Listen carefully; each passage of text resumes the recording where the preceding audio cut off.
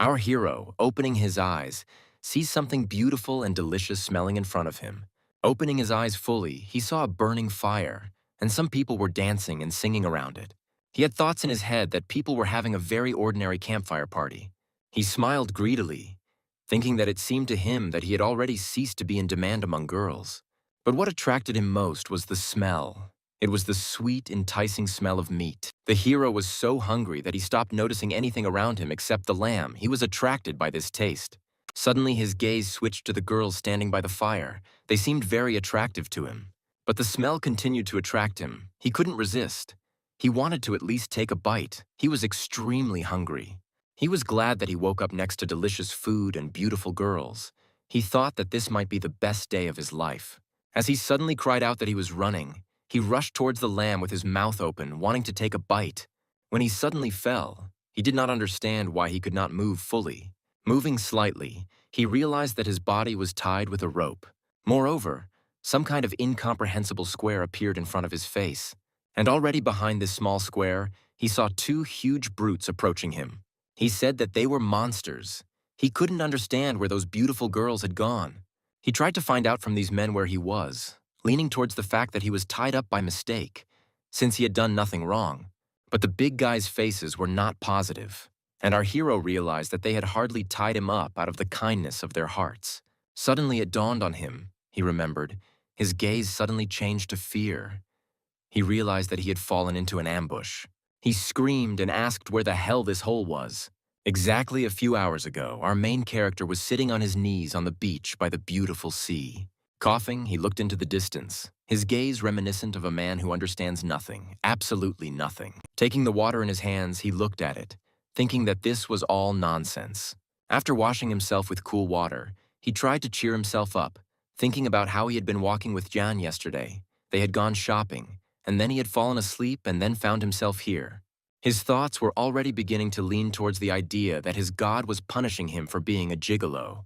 Suddenly he heard some cries, similar to those of a ram, and he listened to where the sound was coming from. Suddenly, 3 bodies emerged from the thicket of the forest, the smallest of them muttering something. Our hero immediately began asking them where they were and how to get out of here. Suddenly, the smallest of them threw something at him.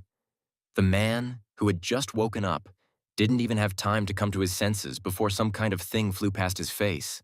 His face started to bleed. He was lucky that it just missed his face and only slightly grazed him.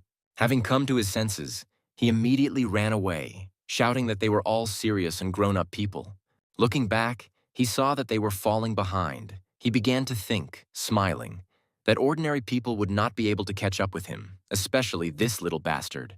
Suddenly his face changed dramatically, because another branch flew past his stomach, also slightly wounding him. His pain was real, he thought. Our hero had already stopped thinking that this was a joke. Suddenly, a red square appeared in front of his face, and it said that the main task was to survive. He screamed that he didn't understand anything. He needed an explanation. His scream was so loud that it seemed to be heard for several kilometers around. He was wondering if this was a system that provided tasks, while the kid was already aiming the next charge. Before our main character had time to think about whether he had really ended up in another world, the kid had already thrown a built-up bone into him. The orange-headed man began to sense the approach of danger. Turning around, wrinkles appeared on his face. He saw that his death was approaching. The hit was direct. The blow passed across the neck. Tears began to appear in the eyes, and our hero only managed to make grunting sounds of pain. Suddenly, he began to lose consciousness, thinking that he was completely screwed. And so he sat tied up by the fire, still thinking that he was finished, that he would be killed, eaten, and given as a sacrifice. In front of his face hung a system that congratulated him on his stay among the primitives for 12 whole hours, for which he received a reward. As a reward, he received a survival gift bag and 1 point. He immediately ordered the system to open the survival gift bag. The system began to congratulate our protagonist. He received basic language skills, a survival guide for beginners, a map of the area, and a battle axe. Some fragments began to be written into his head, when suddenly the system announced that the basic medicine mod was recorded, the survival mod was recorded. After the system died down, he understood what these savages were talking about. They were shouting about children, animals. He began to understand that this was a very ancient world. when culture had not yet appeared and everything was at the stage of development. And before him were the primitives. He thought that his main goal was to survive in this game and create a civilization, leading and developing all these savages. The hero allocated a point to strength, thinking that in this situation this would be the most rational decision. After that, he ordered the system to activate the battle axe, and at that very second the weapon was in the hands of our hero.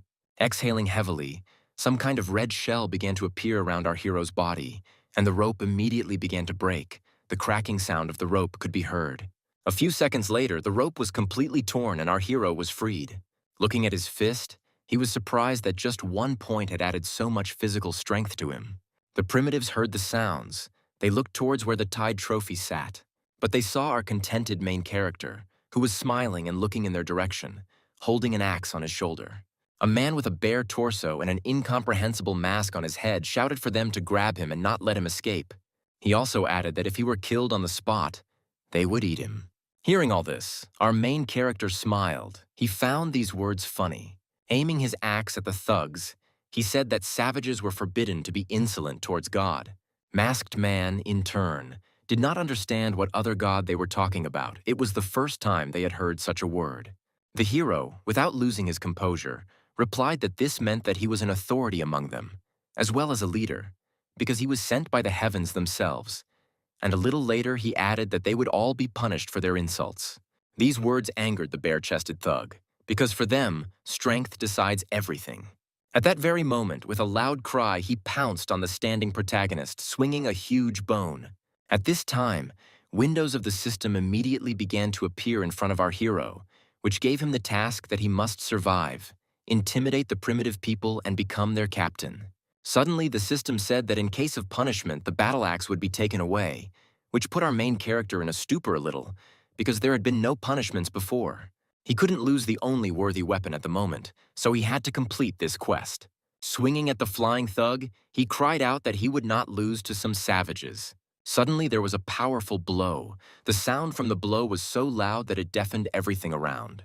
The fragments of earth under the feet of our heroes began to rise upward, and just a moment later the ground began to crack, and a small crater was formed from the impact of the wave. Thinking that it was unexpected to see so much strength in this savage, our hero swung again. But the brute was faster, so the hero had to block the attack. The pumped-up primitive laughed. It seemed to him that this was the end. But our hero was not going to give in. He kept saying to himself that he was much stronger. Both heroes began to scream. They began to put even more force into this confrontation, trying to knock each other's weapons out. Suddenly, the thug's blow went down and our main hero's axe went up. There was a sound of falling. It was a broken piece of bone from a primitive weapon. Looking at this, both heroes were perplexed. Taking a closer look, the big guy saw that his bone had actually broken. It had been cut by their captive's weapon. His entire tribe looked at the broken bone because this had never happened before. Looking around with the most stupid expression on his face, our hero thought only that the greatest trouble was about to happen. At that very second, he started shouting that this was his favorite weapon. It had been with him since childhood. How dare our hero break it? Immediately switching to anger, he screamed at his comrades to attack him, to tear him to shreds. Running away from the angry crowd, he shouted at them asking if it was unfair because the one-on-one fight was not over. He also shouted that it was abnormal for such a crowd to attack a 24-year-old man. Suddenly, a man appeared behind him and quickly caught up with him. A few seconds later, he swung right at our hero's back. But the attack was unsuccessful. With a quick turn, the protagonist dealt him a direct blow with an axe. And just a second later, the primitive man, sitting on the ground, tried to say something, but some incomprehensible sounds came out. Looking at him, our hero told him that they were just a bunch of savages and this had to end. Raising his head and looking at the rest of the runners, he picked up the axe and then said that he had no desire to fight them, and if they let him go, he would leave this man alive. And then he shouted as loudly and rudely as possible for them all to surrender. They immediately stopped. Fear began to appear on their faces, and they also began to pronounce some incomprehensible words and sounds. Looking at them, our hero thought that he did not expect such a banal bluff to work, because if they had attacked him in a crowd, he would have been in trouble. At this time, they became more and more frightened. They began to scream more and more in fear. Suddenly screaming for help, they rushed back into the forest. Looking at all this, The hero wondered what was happening. Did he really scare them that much? He wondered if he was really that scary. He was very tense because of this, and at that time, some huge figure was emerging from behind him. Suddenly, a system appeared in front of him that gave him a side mission. It said that he had to save the primitives from a saber-toothed tiger. Rereading the tasks, he couldn't understand what kind of side task this was, what kind of tiger it was, and even a saber-toothed one. Suddenly, he raised his head. His face changed as quickly as possible. He saw something huge behind his back. And when he came to his senses, he ran away, shouting that it was a real saber-toothed tiger. Looking at the running protagonist, the woolly one saw fun in him. He growled contentedly. Having immediately caught up with our main character, he tried to attack him, but he managed to dodge at the last moment.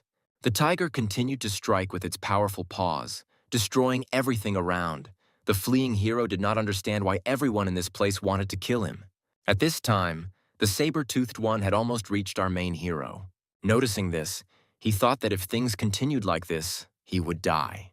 He was scared. He couldn't understand how the system could give him such an idiotic mission, because this tiger cub would swallow him whole in one bite. While he was in thought, the saber-toothed creature attacked him. The blow went straight to the back of our main hero. The force of the blow threw him to the ground. He fell, his whole body shaking with pain.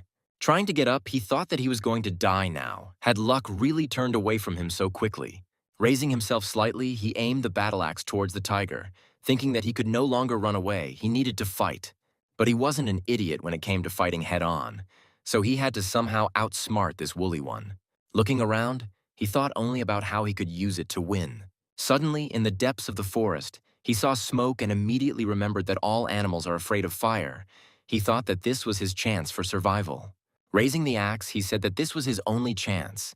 He would not have any others. Suddenly, he rushed towards the tiger, shouting, trying to provoke him.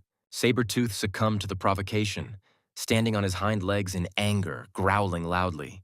Tiger versus man, they both rushed towards each other, but the attack attempt was unsuccessful. The tiger stood on its hind legs and landed right on the body of our main character. He got up and immediately started running into the forest, holding his hands on his stomach. He thought that he would never try the tricks from the movie again, even one fucking time. He also thought that all cats were disgusting because they all loved to play with their prey. As he entered the forest, thoughts began to enter his head that thanks to the plants, he would be able to at least slightly distance himself from the approaching danger. But he was not going to lag behind. He crushed everything left and right with his powerful paws. The attack seemed endless, as if he never got tired. Just a little more and the tiger will reach our main hero. Is this really his end? He thought. But then he noticed something a couple of meters away from him, and his gaze lit up. He saw that right in front of him was that very same fire of the primitives. With the last of his strength, he jumped toward the fire, thereby dodging the cat's attack. The shockwave caused him to flip over. He spun and hit the ground. Looking up, he noticed that he was right next to the roasting meat. With his last breath, he took a piece of wood that lay under the fire, and then with a sharp movement, he stuck it into his head. The tiger immediately began to succumb to pain. His eye was injured. And just a second later, he moved away from our main character. He sensed danger. They both stood in front of each other, our hero holding a burning stick with the last of his strength, trying to scare the saber-toothed one. At this time, he was rubbing his wounded eye with his paw. Waving a burning stick, he told the tiger to come to him, this big cat.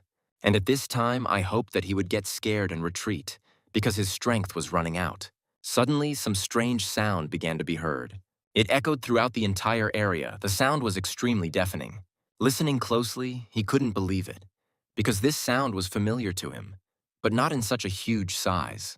It was the sound of trampling, a great trampling. The sound continued to sound, becoming louder and louder. This terrible stomping forced the fight between man and beast to stop. The cat said something in tiger, but it clearly sounded like something like, wow. Suddenly he screamed in horror. His face became extremely frightened. And then he suddenly jerked to the side away from the man. Our main character could not understand what could have scared this strong beast so much. As soon as the tiger disappeared, a system appeared in front of our hero, congratulating him on completing the side mission. He was surprised by the generosity of the system, because it gave him 2 whole points, and he also received the gratitude of the primitive people. But the approaching sound distracted him, because it was already very close. It was becoming louder and louder. Looking around, he thought about where he could run to be in the safest place. As he ran away, he ordered the system to add 1 point to both agility and strength. The system immediately carried out our protagonist's order, increasing his characteristics. He began to feel overwhelmed with strength, and it became much easier to move than before. He overcame obstacles that previously seemed insurmountable. Suddenly he stopped, landing on the outskirts of the cliff. He stopped right in front of the crowd of primitives, looking at their confusion and fear. As soon as our protagonist caught his breath, he screamed loudly to get their attention. Their leader couldn't understand how our main character wasn't eaten by a saber-toothed tiger. He, in turn, immediately smiled after these words. Suddenly, he raised his battle axe above his head and said that as soon as they met the saber-toothed tiger's gaze, it immediately tucked its long tail between its legs and ran away. They stood there in bewilderment, when suddenly he added that they should all kneel before him. But they stood in a stupor. Their faces were perplexed, just like the face of our main character, who could not understand why they were not afraid of him. Suddenly, a young girl appeared in front of him, looking straight into his eyes and clenching her fists. She approached him in the payment room, still clenching her fists. Suddenly, she hugged his leg and screamed that he was the very benefactor who saved them. At that very moment, everyone fell to their knees and shouted that finally they would not have to be afraid of the tiger. They immediately began to ask him to become their leader. He wondered if this was really the reward that the system gave him in addition to points. They continued to bow to him, asking him to lead them. Even their current leader praised our protagonist, saying that he was the most powerful of those he had ever met in his life. At this time, our hero was thinking about whether it was really so easy to become their emperor. Raising his axe again, he ordered them to stand up, after which he added that from that moment on he was their king. The system rewarded him by giving him 1 point and 3 band-aids. He immediately added a point to his physical strength. Our hero thought that the more points he added to his characteristics, the easier it would be to complete tasks. After some time, he ordered the system to open the inventory. It contained that very patch. It was an effective medicine with various herbs that stopped bleeding and promoted healing. Its expiration date was exactly 1 day. The expiration date left our main character stumped, because 1 day is not enough. That is, if he activates it, its expiration date will be 1 day, otherwise it will be spoiled. He took one to see how it would handle the searing wound on his back left by the saber-toothed tiger. After these thoughts, the plaster immediately began to move to his back, covering his wounds. Some small glow began. Some incomprehensible sounds came from the back. And after some time, the wound began to magically disappear. All the primitives were surprised by this phenomenon, because they had never seen anything like it before. And our hero thought that at a critical moment this thing could save his life. Approaching the former leader of the tribe, he extended his hand with this patch, asking him if any one of them was injured. But he immediately shouted out loud to everyone that their king was powerful. He, smiling and with a wise face, said that this was all the pure truth, because if he were not like that, he could not protect them. He immediately added that if he was their king, then he needed to meet everyone. Pointing his finger at the masked brute, he said they would start with him. He needed to introduce himself and talk about his skills. Making a strange face and showing his muscles, he said that his name was Shigu and he was the former leader of them, and he was also the best fighter. After the big guy, there were several more. Suddenly, a girl approached Shigu and told him that she was the strongest, and her name was Huang Shi. Afterwards, she approached our hero, who could not believe his eyes. In front of him stood a simply enormous girl who told him that she could throw stones. He immediately began to think, because in front of him there could be a whole hidden boss of this game. Next, Shosho introduced herself and said that she could climb trees and pick fruit. Suddenly, something kicked our main character quite hard in the back of the head. A beauty appeared before us, who surprised our main character. Her name was Vut Ayu, but she immediately pointed her finger at the 2 babies, saying that they were her sons, but they didn't have names yet, because she hadn't come up with them yet. Our main character found this funny and laughed carefree. With a lewd smile, he thought about how he was different from Thief Cow. Cow was a fan of collecting widows as concubines. Suddenly, a kid appeared in front of him, who scared our main character outrageously. After everyone, our main character introduced himself and said that his name was Chen Li. They could call him whatever they wanted, boss, king, emperor, or just Bro Chen. He also added that he knows everything about civilization and came here to pass on his knowledge to them. Everyone stood and looked at him in surprise, because they had never heard such words before and did not understand their meaning. He told them not to worry because he would teach them something new, and after some time they would change a lot. And besides, they would be able to eat meat every day. The last words about meat left the primitives stunned, because every consumption of meat was a whole holiday for them. Realizing the words of our protagonist, they screamed with joy, praising their new leader. At that very second, a system window appeared before our hero's eyes, indicating that the main quest to settle down had been activated ahead of schedule. The content of the quest stated that it was necessary to help primitive people build dwellings, officially create a tribe, and increase the number of people to 50. The reward would be 3 points, as well as a large treasure chest. There were 15 days to complete this quest, but since it was activated early, the system added 3 days, making a total of 18 days. Our main character was happy with the new task, and it wasn't difficult to complete. I immediately began to think that at the moment there were 15 people in the tribe. That is, in 18 days it was necessary to disperse as many as 32 people, and this only meant that it was worth joining other primitive tribes. Here his mood changed dramatically, because it will be difficult to do this in 18 days, so our main character will have to try very hard to complete this mission. Thinking about the chest, as well as the additional prize, he was interested. He hoped that the system was not deceiving him. A bright night came. A not quite native moon shone in the sky. Its rays covered all the nearby territories. At this time, our main character was sleeping surrounded by primitives. The hero's eyes twitched and he was bothered by extraneous sounds. Rising abruptly, he thought that he was tired of this lawn. It was chafing him, and the sounds were preventing him from falling asleep. Standing up and holding his stomach, he thought about how it was impossible to conquer the world on an empty stomach, because first you need to eat well.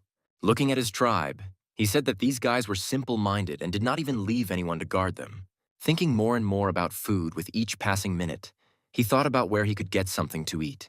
Suddenly it dawned on him and he cried out loudly. Where he fought with the saber-toothed tiger, there was a lot of fried meat. But at that very second, he thought that someone might have already eaten this meat. Two opposites were fighting in the man's head. One was saying that the creature that scared the tiger might still be there, and the other was saying that at this rate he could die of hunger.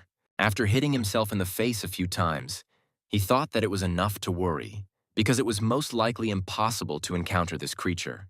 Having called the system, he took a battle axe from there. At that very second, it appeared in his hand, and then he went into the thick of the forest. With dexterous and quick movements, he covered a distance that would have taken much longer before. At this time, the same moon illuminated the forest and a pleasant breeze blew. Having arrived and looking out from the bushes, he was visited by thoughts that everything was too quiet. Looking at the meat, he thought that he needed to be extremely careful, because he didn't even know 90% of the monsters in this forest. Approaching the fire, he saw more pieces of meat, as well as a white creature that resembled a hare. Having tied it tightly with a rope, he looked at the meat, thinking about taking some of the loot to my guys. Having tied everything tightly, he went back, because it was dangerous to stay in that place. Running back, he was surprised by the fact that it seemed to him that this territory had changed. Not noticing the cliff, he stumbled and began to fall straight into it, dropping the weapon from his hands. And he landed hard on his bottom. Hitting hard, he screamed that he hates the one who dug such a big hole. Raising his head, he saw a shadow. He could not understand where such bright moonbeams came from in this jungle. Suddenly, he became thoughtful, remembering events from the recent past. He felt wild from his thoughts, immediately starting to look around. And his thoughts were confirmed. He is now confident. I am sure that these are not holes, but traces of the creature that scared the saber-toothed tiger. He immediately assumed it was an ostrich, but just as quickly dismissed the idea since ostriches that big don't exist. Pictures of different monsters that could have left these huge footprints began to pop into his head. He was stunned, because he should have guessed much earlier when he saw the saber-toothed tiger. After all, it's not just wild animals here. These are the most terrible creatures of antiquity that existed in all the myths and legends known to him.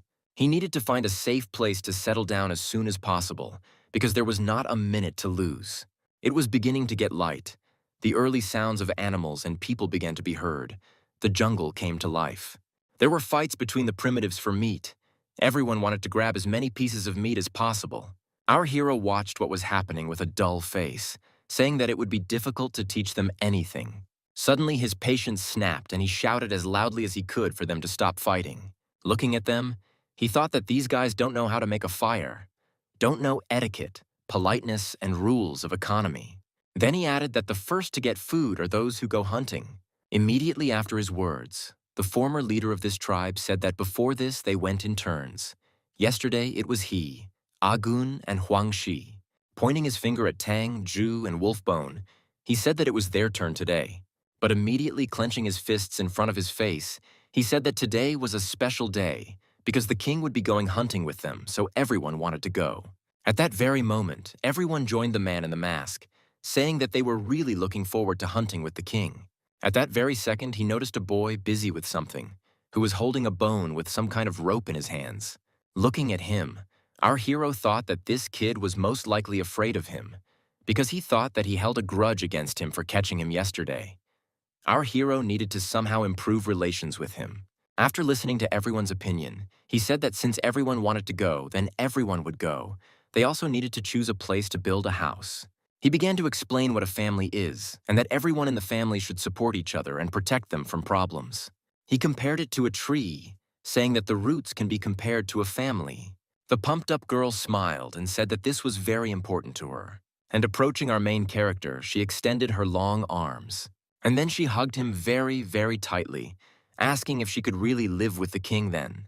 He, wiping the blood from his nose, said that everything was correct. Now they were one family, which of course would all live together. She happily began to leave, shouting that now the king would live with her and she wanted to give birth to his child. Having calmed down and moved away from the hug, he told everyone to come as close to him as possible. And then, sitting down, he added that they should watch and listen to him carefully. He said that first of all they needed a large flat piece of land. The plain would be best in the north with a mountain and a river in the south. This would make it easier for them to get food, build a house, and also get water. His reasoning after a few minutes had already reached the sea, which stunned the rest of the tribe, because they had long since stopped understanding everything, and now they were completely confused. Continuing his reasoning, he spoke about ships and how convenient it is, because it is cooperation with other states. Suddenly the kid said that he knew where such a place was, if he was talking about a big puddle. He immediately grabbed him, telling him to quickly take them there, and also adding that if he really showed where it was, he would make him the first minister. The boy immediately began to tell the story that this place is located in the east, but it is better not to go there, because a herd of bulls lives there. Thinking of ordinary calves, he said that these bulls would become their prey.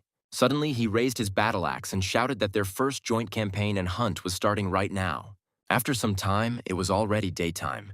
Our heroes were following the boy. Making their way through the thicket of the jungle, some of the primitives already began to doubt this idea, because the foliage did not end.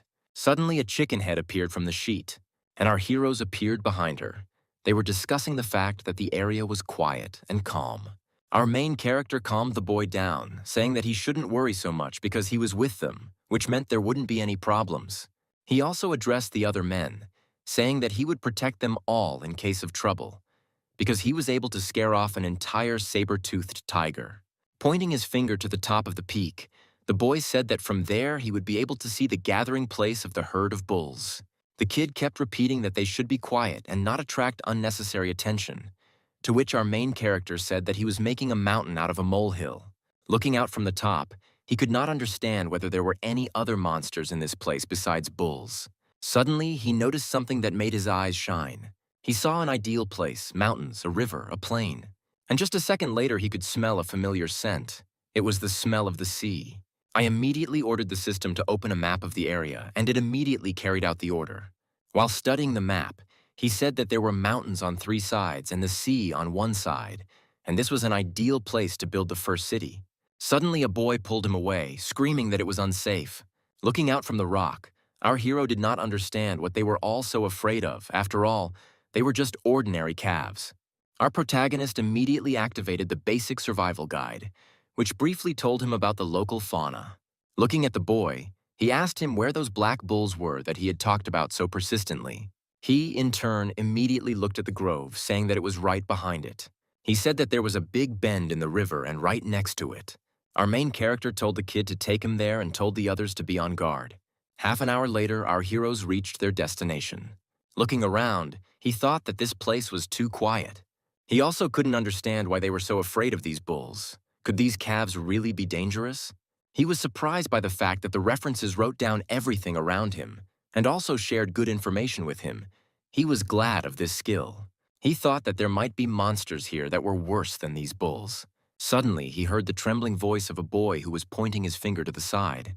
Having looked first at the boy, he began to raise his gaze. Suddenly, he noticed a huge black shadow that was moving.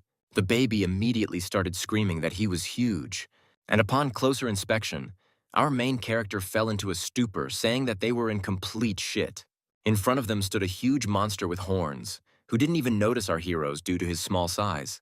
As he passed them, he looked into the distance and moaned. When he screamed, his roar was deafening and ear-splitting. Stuttering, the former boss of the tribe asked our protagonist if they were really going to hunt these calves. He in turn, with the same trembling voice, replied that he had said it correctly. Putting on a brave face, he ordered them to sit in ambush while he went on reconnaissance. Everyone was thinking about how courageous he was, while our hero went behind a tree. As he went behind the tree, tears began to appear on his face. He thought that he didn't want them to die because of him. Looking at the two huge bulls, he had thoughts in his head that he had two good abilities. Suddenly, another huge black bull passed by him. His face was scared because this monster was 3 times bigger than him. He wanted to find a calf to practice on. He was very scary. Our hero was at a loss. Watching him eat the leaves, he realized that disturbing the animals while they were eating was a bad idea. Seeing the smallest one, he wanted to try to negotiate with him because suddenly they have an easygoing nature. Coming out of the tree, he hid the axe and then greeted the bull. He, noticing our hero, fell into a stupor. His face changed dramatically from cute. Suddenly he screamed, yelled towards our main character, his eyes turned red. The bulls standing nearby heard the howl of their comrade and immediately turned their attention in his direction. Just a second later, a whole herd of bulls was running towards our main character. Shouting at them not to come near, he began to run away from them. As he swam across the river, he thought that they were afraid of the water and would stop. But it was not to be. They also ran after him, overcoming the water barrier. At this time, the primitives were watching this, discussing the actions of their king, and everyone agreed that it was not in vain that he was chosen, because he was very courageous. It seemed to them that he had deliberately provoked the entire herd against himself. They had already started betting that he had come running to the wall on purpose to surround them. He immediately started jumping onto the wall. He was so afraid that he himself did not understand how he could move and climb the wall like that. As he climbed higher and higher, he was afraid that they would jump to him. In one of the jumps, he almost fell, but managed to grab onto the edge of the cliff. He hung on her, swinging from side to side. Looking down, he couldn't understand what was happening because the whole mountain was shaking. At this time, the bulls banged their heads against the wall, causing it to shake. Some people fainted from the recoil of the blow. Looking down, he wondered if they were really that stupid. Realizing this, he immediately began to provoke them, trying to provoke them to continue fighting. They looked straight at him, mooing angrily. He thought that most likely this rock would not be able to support their weight, so it would collapse along with them. Thinking about this, he said that when he returned, he would tell all the hunters about this. Looking down, he realized that they were waiting for him to come down. The best and safest way out was to climb to the very top and find a way around. And he also wanted to record the view from above. His strength was already running out. It was hard for him to get up, but because of fear, he moved forward. As he looked up, his gaze changed from fear to incomprehensibility. He saw something beautiful in front of him. It was a beautiful view. He couldn't believe his eyes, because he had never seen such beautiful views before. With a smile on his face, he said that he was choosing this place. He was going to found his empire here. But immediately his thoughts went a little in the wrong direction. He began to imagine the obscene human form of a bull. At this time, our protagonist's comrades watched the returning herd of bulls, not understanding where their king was. The former boss had already started to cry from the fact that they could trample him. Suddenly, his mood changed, and he began to climb the tree, saying that he must definitely take the king's axe for himself. As he was climbing down from the tree, something flew towards him, straight at him. Suddenly, with incredible force, it pierced the tree a few millimeters from his body. It was our main character who asked Shigu if he really wanted him to die faster. Everyone immediately threw their hands joyfully in his direction. Shigu immediately began asking our hero about the bulls and his strength. Pointing to one of the bulls, he said that he was going to eat beef. After a short pause, he asked his boys if they would like to try it.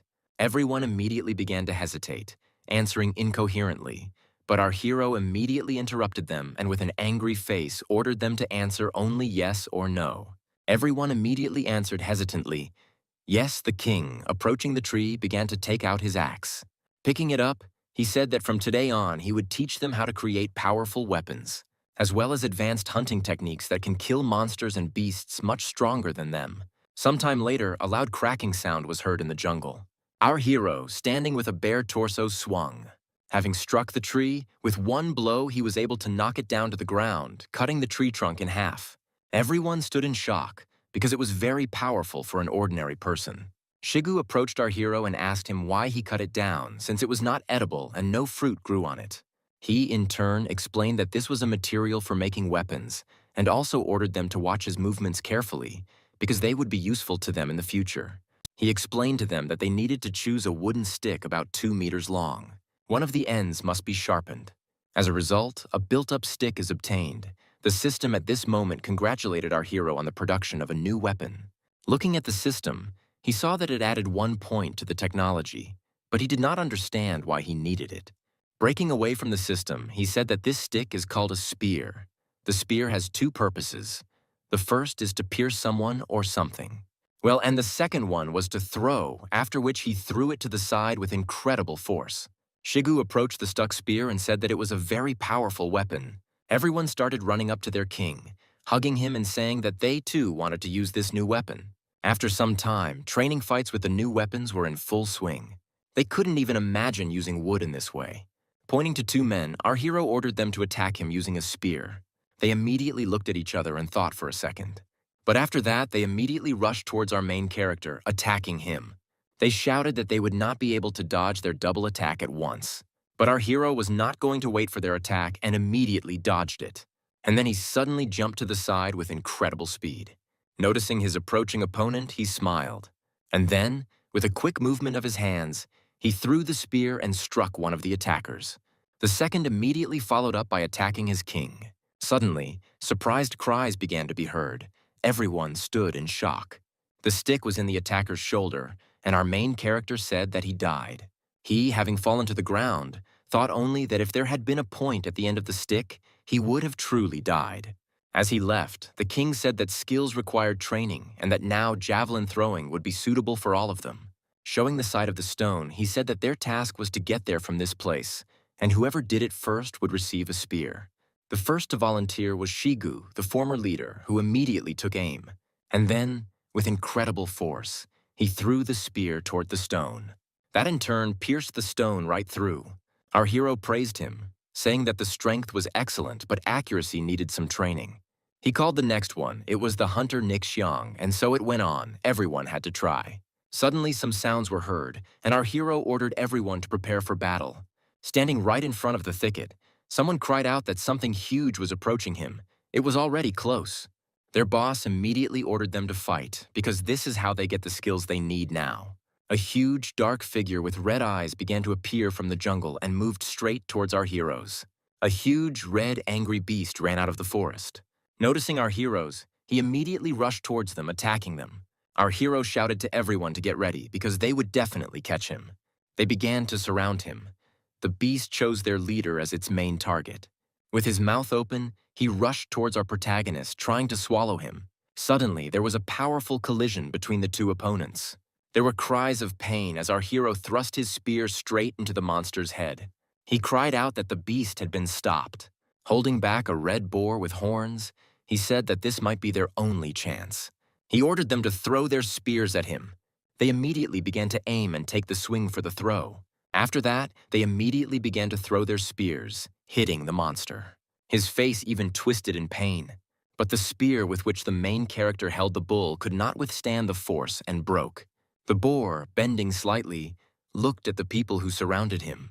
Suddenly, a boy with a skin on his head threw a spear in his direction. He began to go wild with pain because the hit was accurate.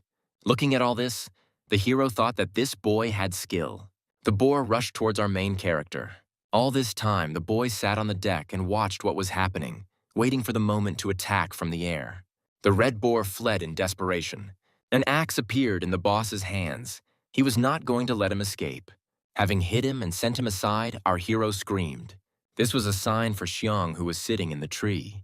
He immediately jumped down from the tree, raising his spear and aiming it straight at the beast's head. Having stuck it in, the boar began to squeal in pain. He began to thrash from side to side, breaking trees with his huge body. The system notified the protagonist that the monster had gone berserk, after which the boss immediately screamed for everyone to dodge. At this time, the boy was shouting for everyone to save themselves, but he was not going to let go of the spear.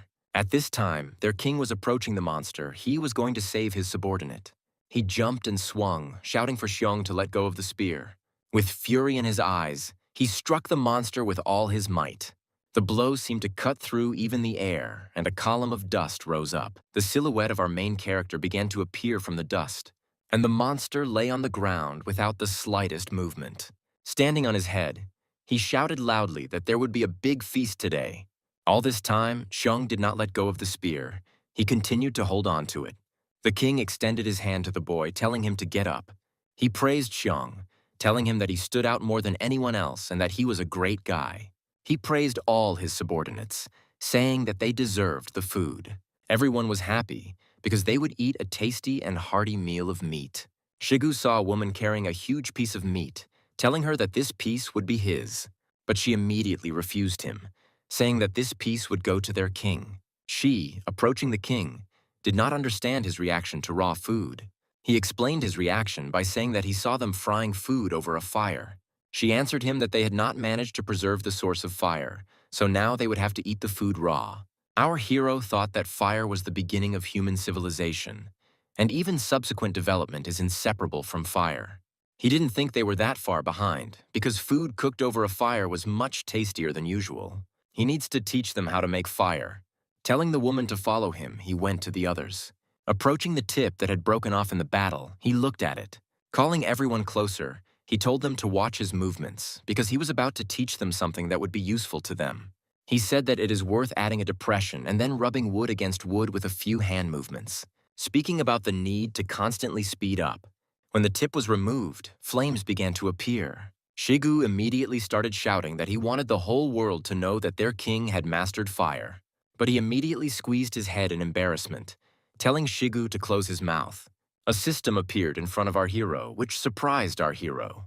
Technology has been increased by plus 10 points. He still didn't understand what this technology would provide, but it clearly wouldn't be superfluous as it seemed to him. When he suddenly remembered that paintings convey information, he was going to spend these glasses in order to learn to understand them. The kid approached the boss, saying that he had discovered something. After all, they had defeated the female, so he assumed that her offspring were nearby. And in the end, I was able to find the little cubs. At that very moment, a system emerged that gave our main character a new task. The task was to subjugate these animals. He had to make them domestic. Dalda and Zionan immediately went to get the pigs. Exhaling heavily, our main character thought that the day had been quite difficult, but he still had to figure out how to make a pigsty. The sun was already hiding, but some strange sounds were still coming from the forest. The men carried branches, each wondering why the king needed so many branches. The rest were collecting something, some were knitting, everyone was at work. Shigu was surprised when he saw this. He didn't understand what they were doing. The boy with the skin on his head explained to him that the king had said that it was called a straw rope. But he didn't understand anything. It was hard for him, because he had never seen anything like it before. The sounds of breaking earth could be heard nearby. The main character made several holes around. He told them to come and listen to him carefully. They needed to choose a branch similar to his and the rope. Each person must make at least 5 of these wooden structures. Insert the assembled structure into the prepared holes, then connect them together. The sticks are connected to form a cage, and everything is ready after that. Then carefully spread the straw outside. "And that's it. The pigsty is ready," said our main character. Everyone started to rejoice. They shouted that it was interesting with the king. But immediately after this, our hero's subordinates began to rush past him. And after just a few seconds, the building was full. And inside, one could hear shouts and arguments about who was the first to occupy it and who would live in it. The boss, hitting him in the face, said that the pigsty was not for them. At this time, someone called out from behind him. It was the guys who had gone after the pigs. The boy ran up to our main character joyfully and showed the pigs, saying that they had completed his task. They were holding 8 piglets in their hands, and they were grunting at the time. The main character pointed at the building, telling them to put these cuties there. One of the men immediately rushed towards the king. Hugging him, he asked him how one could give such a good den to ordinary pigs. The second one also ran up, saying that they could finally get shelter from the wind and sun. Having hit them and sent them to the ground, our hero angrily said that if they wanted to live in a pigsty, let them live. But how he would build a comfortable and spacious house so that they would not come near him. The boy, having placed them in the pig farms, was drooling, thinking that in order to live well, he had to wait until they grew up. At this time, our main character stood in front of the primitives and said that if they do not understand something, they need to study more. At this time, the system rewarded its hero for completing the task. The chest was immediately opened and items began to appear from it. She congratulated him on acquiring the skill of cooking fried eggplant, fried peanuts, fried eggs, fried lamb, fried shellfish. Seeing this, he was happy because tasty food takes a lot of energy. The system also notified the hero that cooking the recipe could unlock special rewards. Night had fallen. The moon was as bright as usual, and even at night the air temperature was warm. Xiong and his boss were sitting near the fire. The rest of the tribe was fast asleep. The king turned to his subordinate. He thanked him for being on duty for everyone, and also for helping him today. Laughing, our hero said that Xiong was not afraid that he would take revenge for that situation. And after some time, I asked him if he knew of any similar tribes, similar to theirs. But the boy's answer surprised our hero, because he said that such tribes exist, but they are far from friendly and they are not like them. He began to talk about 3 different tribes. The closest was the Coconut Grove tribe. They lived in the east. There were about 30 to 40 of them. Their representative was a woman. The second tribe of the Sea Bay, there are also 30, maybe 40 people. They look scary and are constantly killing each other. And finally, the Giant Rock tribe is the most powerful tribe and has the largest number of people. They live in the mountains. They say their leader has gained supernatural powers and can kill a tiger with his bare hands, and it is better not to mess with him. Lost in thought, our hero reasoned that if Xiong's story was to be believed, the most suitable target would be the Coconut Grove. He had already started making a plan in his head on how to make friends with them without any fights. Suddenly he felt cold and began to feel danger approaching. A huge woman came up from behind, grabbed the boss by the back and asked him why he wasn't asleep yet, and then obscenely asked if he wanted to do something interesting with her. But our hero immediately answered no. Parodying a cat, she meowed, hinting at something to the king. Extending a trembling hand towards the boy, he said that she was doing a great job of showing a saber-toothed tiger. At that very second, he grabbed Xiong and rushed towards the forest, screaming that he really wanted to go to the toilet. 2 comrades were sitting in a tree and having a conversation, when suddenly the younger one said that they had arrived. The king immediately began to watch them closely. A blue, human-like creature ran after the bird, screaming that it would kill it. And just a few minutes later, she was right in his arms. A second blue creature immediately appeared. But they had a conflict over who would take this bird, and they began to angrily shout that they would kill each other. At this time, the boss of the primitives was discussing the fact that these guys are very physically developed and have well-developed limbs, but their brain is very simple. He also told Shuno that if they could connect them to the flames, they would be able to capture the dodo birds. The kid immediately responded that their tribe was much smaller in number and they would not be able to capture them. At this time, the situation between the 2 blues was heating up. The king agreed with Xiong, thinking that sophisticated weapons could help them. His plan was to first get rid of the herd of bulls and then use the new resources to create more powerful weapons and equipment for battle. Having thought everything over and seen everything, he told Xiong that they were returning. After some time, our heroes returned to their comrades. At this time, some were resting, some were collecting branches, some were eating. Shigu sat thoughtfully and watched something. At this time, the king and the boy appeared, and everyone began to rejoice at the return of their king. Shigu approached the boss and said that he was starting to get very worried because he had searched everywhere but had not found his king. Our hero immediately sent the guys to training so that they could practice with spears. At this time, someone approached our main character. It was the girl who was talking about how such large leaves are convenient to use when you go to the toilet. He ordered her to gather all the women. He needed their help because he was now going to teach them something interesting. She immediately left, saying that she would gather everyone in a few minutes. After some time, the main character was surrounded by women holding stones in their hands. Showing the stones to the king for evaluation, they expected praise from him. He immediately set to work, explaining that first you need to make a rectangle out of the stone, and then rub it tightly against another stone to create a point. In this way, they will make a stone axe. They began to applaud him, saying that their king was magnificent. The system congratulated our hero, saying that he would receive 1 point for making an axe. But he was not happy about this, because he did not understand how it worked, because he was given 10 for the fire. Upset, he accepted the point. Waving to the girls, he told them to try while he rested, but one had already done it. She showed her creation. Our hero was surprised, because he did not show an axe with 2 sharpened ends. She immediately answered that she saw a similar one at her king. A system appeared before our hero, congratulating him on fulfilling 2 conditions. The reward was the activation of the detection of hidden talent. He began to see the talents of his comrades. This girl's talent was creating instruments. She looked at the king with a lewd face, thinking that he was examining her completely. Approaching the other girls, he showed them a recently made axe with a smile on his face, saying that they should make as many similar weapons as possible today. The sun was already hiding, night was coming. They shouted that the 30th was ready. The king, standing in front of the pumped-up girl, praised him, saying that she had a whole talent. Showing his hands, our hero was surprised, because they were all wounded from the fact that they had been sharpening stones all day. She immediately began to switch to that very scary topic for our hero. The others joined in, showing their hands. They asked to blow on their hands, and the king thanked them shyly.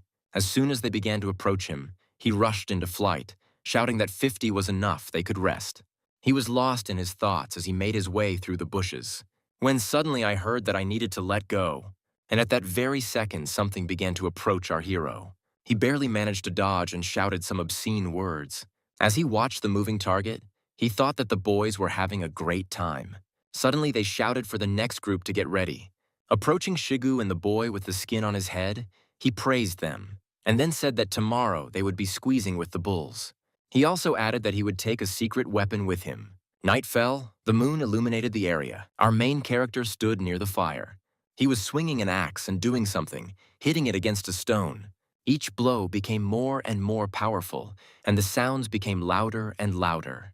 He exhaled heavily and thought about how he hadn't slept all night because he wanted to finish making the secret weapon.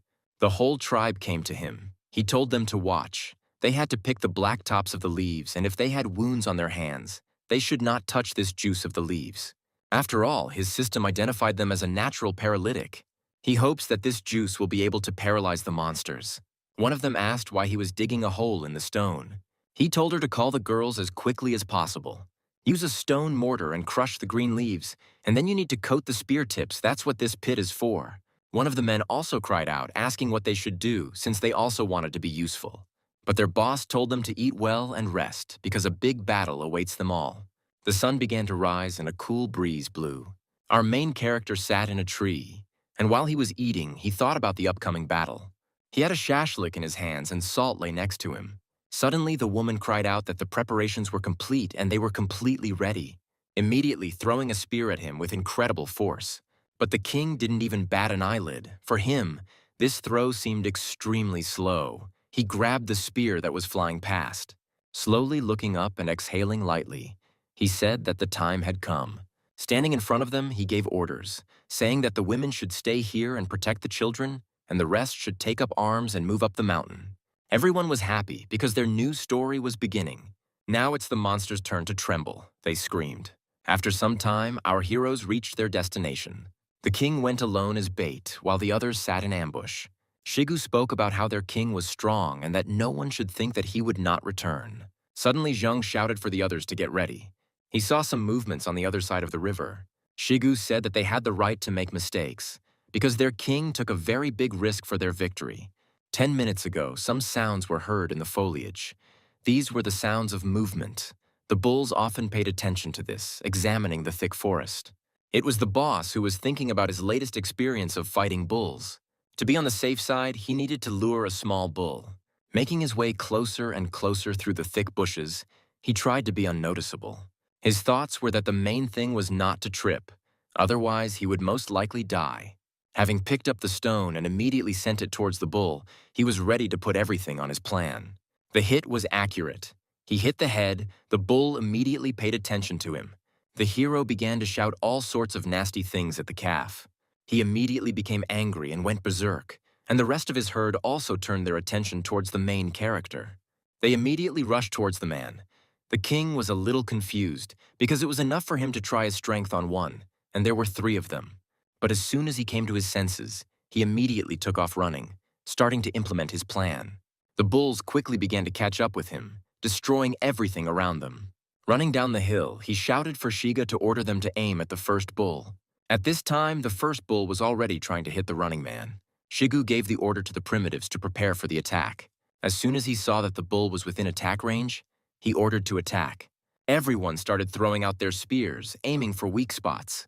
All but one of the spears reached their destination, piercing the bull's body. Our hero at this time was climbing up the stone wall, trying to climb as quickly as possible. The boy with the skin on his head took aim. His goal was to prevent his king from being captured. Suddenly, he shouted that he wouldn't miss, and then launched his spear towards the bull. The hit was accurate in the neck. The bull felt it and began to scream in pain. The bull fell. The poison began to act. It spread throughout the calf's body. Our hero began to sway. It seemed to him that the stone wall was about to collapse. The herd began to beat their heads against the wall, causing it to collapse. Looking at this, the king thought that things were bad, when suddenly the place he was holding onto broke off. But someone grabbed him safely by the hand. That someone was Shigu, but their king was shouting at them not to stop attacking. He could handle it himself. His only thought was that there would be no other chance. Shigu pulled our hero up while everyone continued to attack the bulls. The pumped-up woman asked her king if he was injured, and he immediately replied that he was fine. Suddenly, the talent detection skill worked. An inscription appeared above Shigu stating that his talent was in commanding an army. The former boss of the primitives said that they were doing well because they were weak. One bull was lying on the ground, and the rest were barely moving. The poison had begun to affect them too. Smiling, the boss of the primitives thought that the anesthetic had worked faster than he had planned. Suddenly, Xiong shouted in a trembling voice that several more bulls were approaching them. But it was not just a few, but a whole herd. The hero's eyes were in horror, because they arrived much faster than planned. He continued to give orders, saying that they needed to focus on those three bulls. They couldn't be allowed to escape. The bulls were screaming furiously and the air was filled with tension. It seemed to our heroes that they had been throwing spears at animals forever. Two bulls began to fall, their bodies covered in wounds. But just a couple of minutes later, the king gave the order for them to stop. Three bulls lay on the ground without the slightest movement. With each passing minute, the herd of bulls was getting closer and closer to them. The main character asked Shigu how many mines they had left. The answer came from the woman. She said that there were 28 kopecks left. They discussed their next steps, because at that very moment, about 20 animals were approaching them. Our hero said that this was all part of his plan. At this time, a much larger dark shadow than the bulls themselves appeared behind the bulls. She rushed past them at incredible speed. And our main character at this time was talking about the fact that his main goal was to kill the boss, because his death meant the complete destruction of the herd. After all, when the boss appears, the rest of the bulls will start to run in different directions. Therefore, these three lying bulls must be alive. They will become bait for a larger individual. But he was troubled by the thought that the bait should originally have been one calf, not three, since they had spent far more kopecks on the three of them than he had intended. The boy, pointing towards the forest, shouted to everyone to look. He saw a huge black shadow with furious eyes approaching. It was that same monster, the boss and head of the herd. He stopped and immediately began to take deep breaths of air. And then he began to roar, pushing our heroes away like a wave. His roar even caused the stone wall to collapse. Standing up, Xiong told everyone to get ready because they were here. And at this time, a herd was approaching the wall at incredible speed. The bulls began to crash into the wall one after another. There were terrible loud sounds of the rock collapsing. The heroes began to discuss the fact that they had all gone crazy. The protagonist was furious because the leader of the herd was not going to fight them, he commanded from a distance. Our heroes were confused by a strange sound. It began to engulf the entire territory. It was a sound from below. The mountain was collapsing. The boss gave the order for everyone to return as quickly as possible because now. But before he could finish speaking, the ground right under our hero's feet began to collapse. Turning towards the alarming cry, he saw his girlfriend falling. Her face was horrified because she was falling into the very heat. She began to roll off the cliff in pieces and then landed right on the ground. The hero's eyes were in horror because he understood that if he didn't make a quick decision now, she would die. He immediately shouted that they would save her. They climbed down the cliff straight to Huang Shi. He held her in his arms. The rest of the primitives stood like a mountain in front of them. He told her to rest. They would save her. A whole herd of angry bulls stood in front of them. The primitives did not understand what to do. They were waiting for orders from their king. Right now, a whole herd was approaching them, intending to kill them. Their boss told everyone to disperse. Our protagonist assumed that the leader had seen through his trap. He didn't expect that he had such a high intellect. Shigu from above ordered everyone to take up arms as quickly as possible and defend the king. The main character immediately shouted up for them not to do anything for now. He then added that they should prepare to kill those who approached them first. But the bulls did not wait for our heroes to come to their senses and immediately began to attack them. Suddenly, a man appeared in front of our main character, who also threw his poisonous spear with incredible force towards one of the bulls. A boss appeared from behind him, activating his battle axe and also rushing to attack. With just one movement, he cut off the attacker's head. At this time, another bull came to attack him, but Xing saved his boss. The rest of the primitives were also in the midst of a battle. They made powerful swings with their spears. And then they threw spears, but some did not reach. The bulls defended themselves. The fight did not stop, and the smell of blood began to rise. There were screams everywhere. The smell of tension was there. People's bodies were covered in sweat. Some of the primitives already entered into battle with bare hands. Shigu gave orders from above. They also continued to attack, trying to give time for their comrades to retreat. But the herd was not going to retreat. Their rage was not limited. As a result, after some time, our heroes were able to repel the first wave of attacks by the animals. The next ones came after them, and with their gaze, they seemed to analyze our heroes. Suddenly, there was a roar, and all the monsters looked back as if they were listening. And then they began to move away with slow steps, as if they were going backwards. Did they just receive orders to retreat? Our protagonist thought.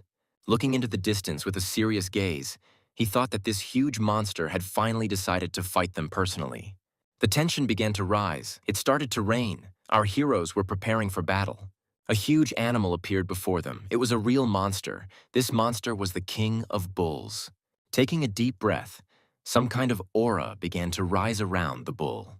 The king of the primevals realized that there was going to be a powerful attack now. He shouted for everyone to run away. At that very moment, a powerful attack came out from the monster's mouth. From her hit, the wall began to collapse even more. He was aiming at the primitives who were standing on the mountain. The blow stopped, and a road appeared in the mountain. Looking at his subordinates, our main character understood that this monster had instilled fear in all of them, and their fighting spirit was lost. He ordered everyone to flee north while he distracted him, and the rest from above had to wait for his signal to attack. Looking at this monster, gritting his teeth, he told him that he was against him. He immediately rushed towards our hero, preparing to strike him. The king was not going to stand and wait for his death. He stood up and also rushed towards the bull. Their blows touched, dust rose, and a shockwave passed from their blows. None of them were going to retreat. Each of them wanted to kill each other. But the monster's strength was greater than that of our main hero, and he threw it aside. And then destroy the earth beneath you. He immediately rushed towards the fleeing man, wanting to deal him the final blow. The future emperor's gaze turned toward the mountain. He saw his chance to save himself. He understood that if he managed to get up, the outcome of the battle could change. He had only a little time left to rise. He was already about to open his mouth to give an order to Shigu. Suddenly, there was a powerful blow from the Bull King, which made the entire wall shake. And then the impact was followed by a powerful explosion. Everyone started screaming because their king was right under attack. The woman began to reproach herself for the fact that it was her fault. Because if it weren't for her, everything would have been different. At this time, the monster switched to the remaining primitives, intending to finish them off. The monster stood right in front of our heroes. Her appearance frightened them, but each of them understood that they could not retreat under any circumstances. Suddenly, one of them cried out that they should prepare for the most difficult battle. The bald man said that they would kill her here and now. They must avenge their king. Suddenly, something flashed past the king of the bulls. His eye was wounded. Blood began to flow. The bull could not understand where he was attacked from and who could have done it. Suddenly, a shadow began to appear, which blessed the bull because thanks to him, the gorge appeared. It was our main character who supplemented his words about the gorge by saying that at the critical moment he was able to hide in it. But even despite this, he was seriously injured. His body was shivering and his body was covered in wounds.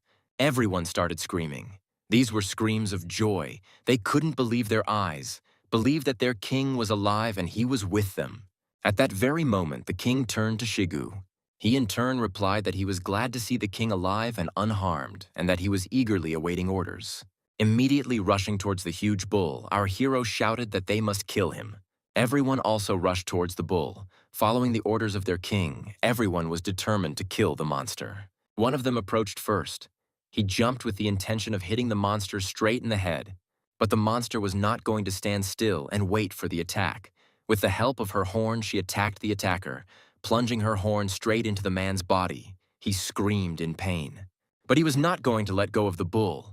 The king of the bulls screamed angrily and tried with all his might to throw the man off. Suddenly, he reached out to one of the people, trying to grab him with his huge hand. Having grabbed him, he was about to crush him, but our main character was not going to let this happen. He immediately struck the animal straight in the face, thereby freeing his comrades. But the bull was not going to let them go so easily. He opened his mouth and began to gather energy. Just a few seconds later, a deadly attack came out of his mouth, which was aimed at our protagonist, but he was able to dodge it.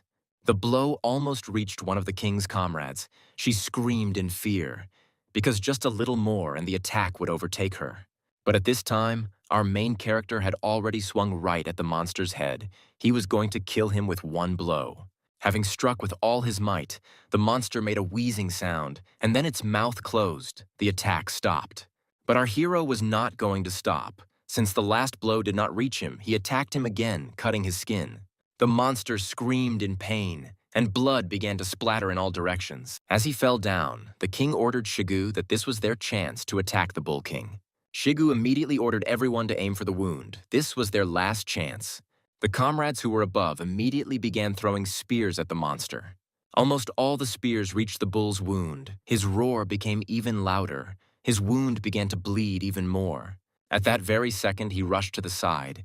It seemed that he was trying to escape from the attackers. Suddenly, he fell to the ground, and his fall raised thick dust around him. Everyone looked in surprise at the fog that seemed to rise. Their bodies trembled from pain and fatigue. The tension continued to hang in the air. They wondered if they had won. They couldn't believe their eyes, because they had just performed a miracle. Suddenly, Shigu shouted about their victory, and everyone started shouting with joy. Our hero stood right at the head of the monster. The bull's eyes were closed, and screams could be heard around that it was all thanks to their king. Bleeding, the hero's face was tense because it seemed to him that everything had not gone according to plan. After all, the bulls standing right in front of him seemed to be waiting for something. He could not understand why they continued to stand and watch. Suddenly, the Bull King began to rise. His breathing became even heavier than before. The tension was felt by everyone around. Looking around, our hero thought that this was just awful. They wouldn't be able to defeat him. And just a second later, a lightning-fast attack caught up with the hero, sending him flying. Afterwards, the monster immediately turned to the rest of the people, attacking them, and a moment later, they were all scattered in different directions. His gaze wandered around, his eyes looking much crazier than before. The bull was not going to stand still. Immediately gathering energy in his mouth, he fired a powerful volley toward the people. Bleeding profusely, the king's breathing was labored, his body at its limit. Sitting on the ground, he thought about how to fix the situation, because now they could all die because of his mistake. Standing on his feet, he thought. He could barely stand on his feet. His body did not obey him, but he did not want to die here. At this time, the monster was getting rid of the spears that were stuck into it. Taking out one of them, he threw it towards our main character. The spear flew at an incredibly high speed. Our hero understood that he would not be able to dodge, he thought. Was this really death? Suddenly, a huge, pumped-up shadow of a woman rushed past him. It was Lee's yellow-haired friend. She took the spear on herself. It pierced her body through and through. Our main character's face darkened. He understood that it was because of him. He couldn't figure out where the plan went wrong. His thoughts were filling his head. A dying comrade lay before him, but he could do nothing. He was filled with anger. He stood up to remember all the wonderful moments associated with his girlfriend. He had fun with her. Anger filled his body more and more. Standing right in front of the enormous monster, He looked straight into its face. Its body began to glow, covered in a light aura. Our main character was filled with hatred. He screamed that he would kill. He wanted to kill this monster. The system began to sound warnings, warnings of the emergence of an unstoppable force. But our hero did not pay attention to the system. His thoughts were only about murder. Gathering all his strength into his axe, he struck, sending it towards the Bull King. The blow passed through, cutting right through even the ground. And the body was cut in half. The bull screamed in pain. The screams seemed to be heard for hundreds of kilometers around. Suddenly, the screams died down. Blood was spilling around, covering the ground and coloring it red.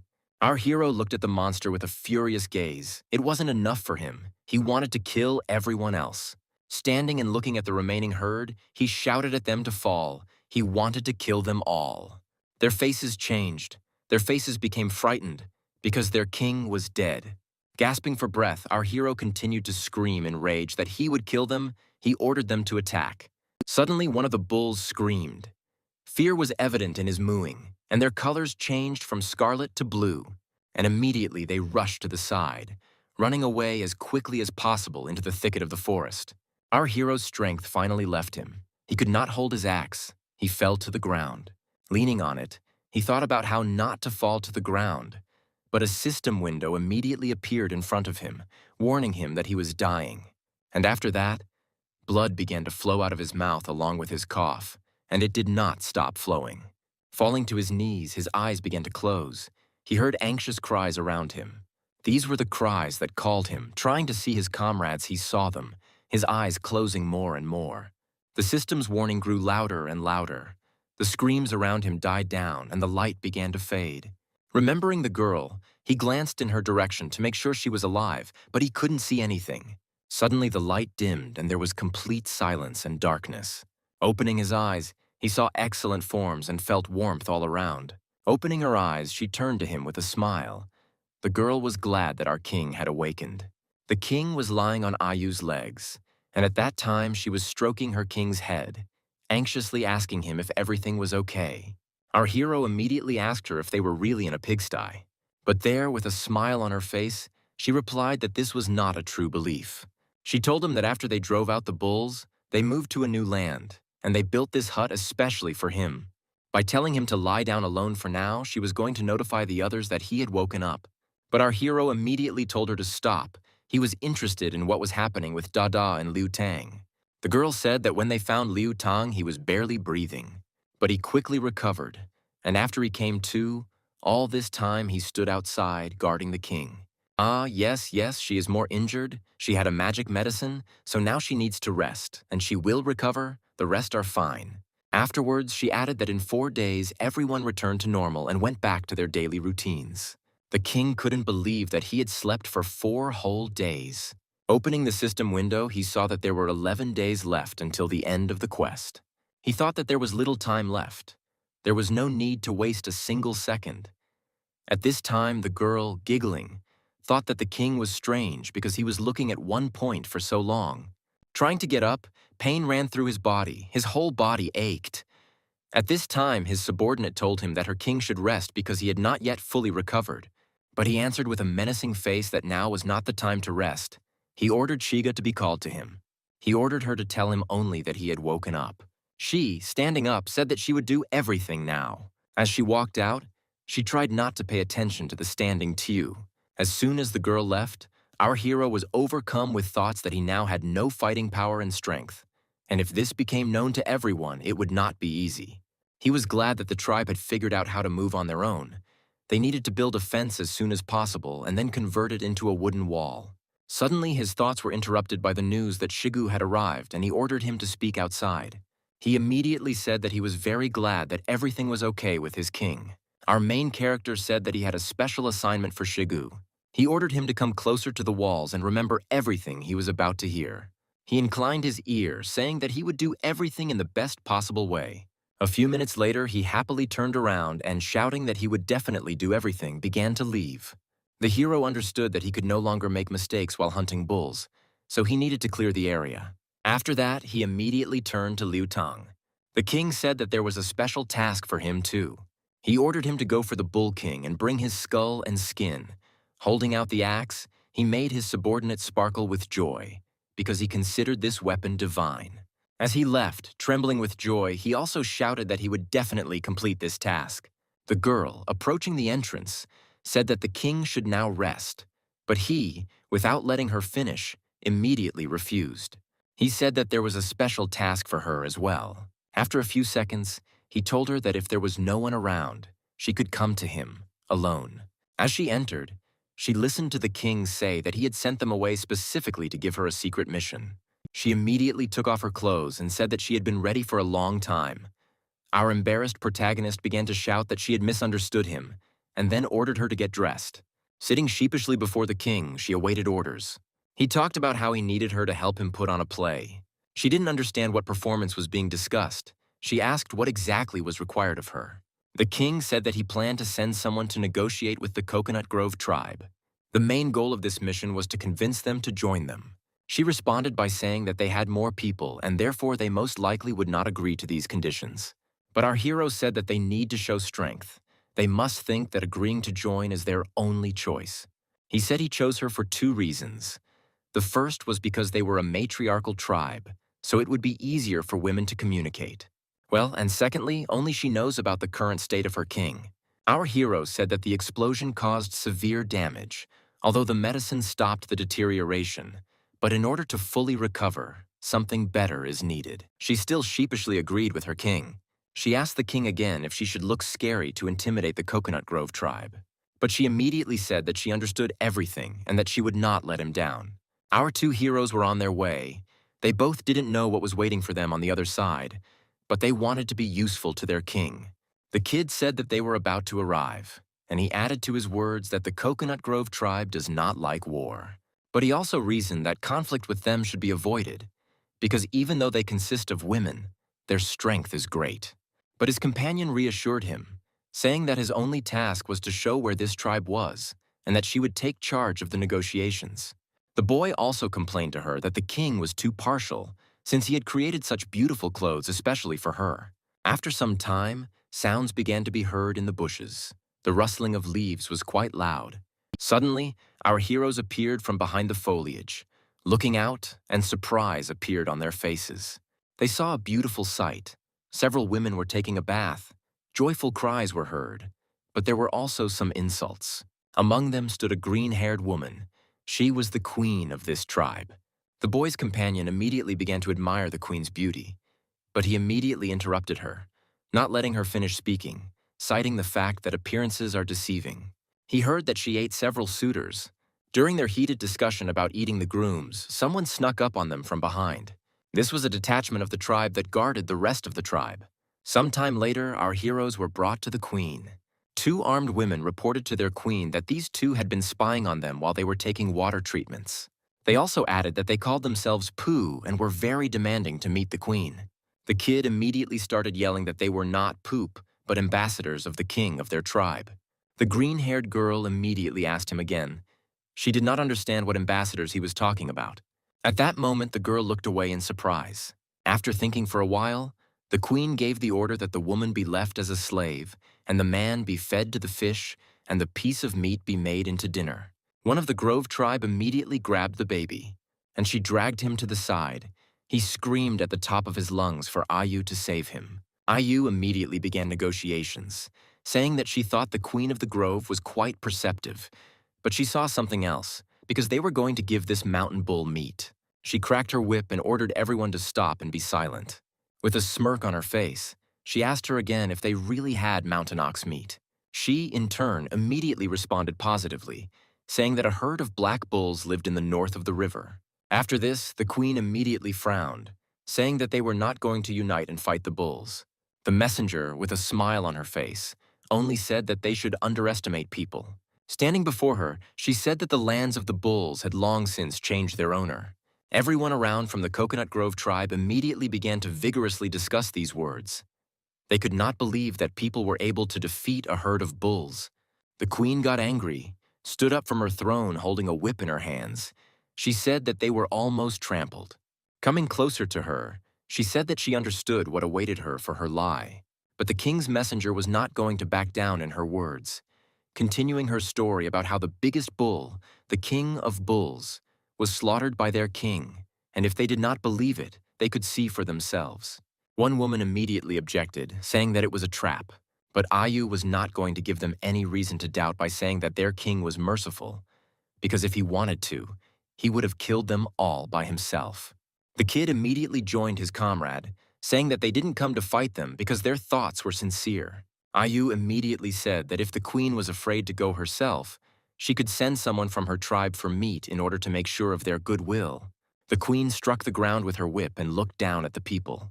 She threatened them so that they wouldn't even think about cheating on her. Some time passed, the sun was already beginning to set. Our heroes, along with the Coconut Grove tribe, were heading to their king. Suddenly, the little boy cried out that they were back. Shigu immediately shouted, telling him not to shout, but rather to help build a house, and then showed him where the king was waiting for them. One of the queen's companions decided to ask her what the phrase "build a house" meant. She had heard it for the first time. But at that very second, Ayu said that they had arrived. Our main character sat in a hut on a throne, looking menacingly towards the guests. He showed his power. The queen immediately felt a murderous aura, which made her wary. After all, the guy sitting in front of her looked like a huge beast that scared her. At this time, with a menacing face, our main character thanked Aya for her work. The queen continued to stand, looking fearfully towards the hut. The queen's comrades looked around, while the rest of the wounded tribe hid in their homes. They discussed how the king had ordered all the wounded to hide so that no one would see them. Turning to the queen, he asked her if she was the queen of the coconut grove. One of the women called out, asking for the bull meat they had been talking about. Pointing his hand to the side, the king of the people said that they could take as much meat as they could. Looking at the huge number of slaughtered bulls, they could not even utter a sound, because they could not even imagine such a picture. As they approached the bodies, they saw people cutting up the meat with their axes. The man pointed to the side and said that their meat was there and they had to cut it up themselves. When they came closer, they still couldn't believe that it was all theirs. One of the girls took out a wooden knife, and then she swung with all her might. But when she hit the bull's skin, her knife cracked and then broke in half. People laughed at them because they couldn't even cut meat, and they were afraid of them. The girls from the Grove tribe immediately started screaming that they were just lucky to get caught in the middle of a fight between bulls. They had nothing to laugh about. Standing up with a frown on their face, the men asked them if they really wanted to fight with them, giggling along the way. Suddenly, with lightning speed, something flew out of the king's hut. With the same incredible speed, it rushed past the swearing people. The girl turned around and couldn't believe her eyes. Not only did she manage to see anything clearly, and then the meat was cut into 2 parts with this axe. Our chief's subordinates were not happy that the king helped them, and the queen's subordinates were afraid of this power. The queen turned to the king in surprise, asking him what kind of weapon this was, since their weapons couldn't even scratch the skin. The main character immediately gave the order that using his axe, they would help cut up the meat. The girls were not entirely happy with these actions, because their girls were taller than the men, and the men had never helped them. Looking at the king, one of the men turned to the king, saying that they were the first to provoke them, and why on earth did they do it? But before he could finish speaking, the king cried out that he was following his orders. With a dissatisfied face, the pumped-up man began cutting up the meat. Sitting on his throne, he repeated that he had given them permission to take as much meat as they could carry. Looking at the queen with the same stern face, he added that their orders were absolute. She asked him in a trembling voice how they were able to overcome the herd of bulls. He, in turn, replied that they would be able to find out all this, but it only depended on the further development of their relationship. And after some time, he added that that was all. He ordered them to take the meat and leave. The woman standing in front of him thought that he was an indifferent pig. At this time, our main character was thinking that if it weren't for the bandage made of bullskin, the slaves would have started bleeding long ago. Red liquid flowed across his throne. It was blood. The wounds began to bleed again due to the strain of the body. At this time, Ayu distracted the queen as best she could, saying that they would give them extra stone axes. She also added that their king's weapon was much more powerful, but for cutting meat, these axes would do. But when leaving, the green-haired one said that they refused. This weapon was not suitable for their grace. Stopping and turning towards the king, she added that they also had powerful weapons, but they did not display them. And having already moved away sufficiently, she said that she hoped that she would not have to use this weapon on his tribe. Approaching her subordinates, she told them to take everything that belonged to them because they were leaving right now. Ayu, seeing them off, said that if the meat ran out, they could come and take more. But the main thing was that they didn't delay with it because they were going to share it with other tribes. She waved to the receding flame, saying that she was waiting for their return. Having moved a sufficient distance, they stopped. The queen asked her women if they had been able to check everything. Suddenly, shadows appeared in front of her. One of the girls reported that they had discovered buildings. They are called houses. Grunting sounds were also heard from these houses. The green-haired girl was in her own thoughts. She couldn't understand how they could give such a good house to pigs. The girl reporting also added that the tribe was able to master the divine power of fire. The queen could not believe these words because it was a divine power. But the girl added that she saw with her own eyes how they got fire out of nowhere and then roasted beef on it. After she said something unintelligible, the queen asked her again, telling her to speak louder. She reported that there were 10 people in the tribe. The rest were several children and one old man. The queen, with a sullen face, asked why they had not carried out a full search. The subordinate explained her actions by the fact that houses in the area had been cut down and they would not have been able to hide. She raised her head and began to walk, breathing heavily. Suddenly she stopped, reaching her hand to her waist.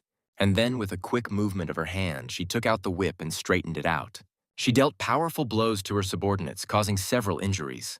She said that if they dared to make excuses again, they would not get off with simple lashes. They bowed and thanked her for not expelling them from the tribe. At this time, heavy sighs were heard in the king's hut. Exhaling heavily, he looked at his body. Ayu was worried about her king's wounds, but he told her that everything was already normal. He thought that this skin had high regeneration. It would surely be able to gradually heal his wounds. The girl was glad that her great king was okay. A system notification appeared above the girl's head, which wrote that the girl had eloquence. The main character thought that this was a rather rare talent.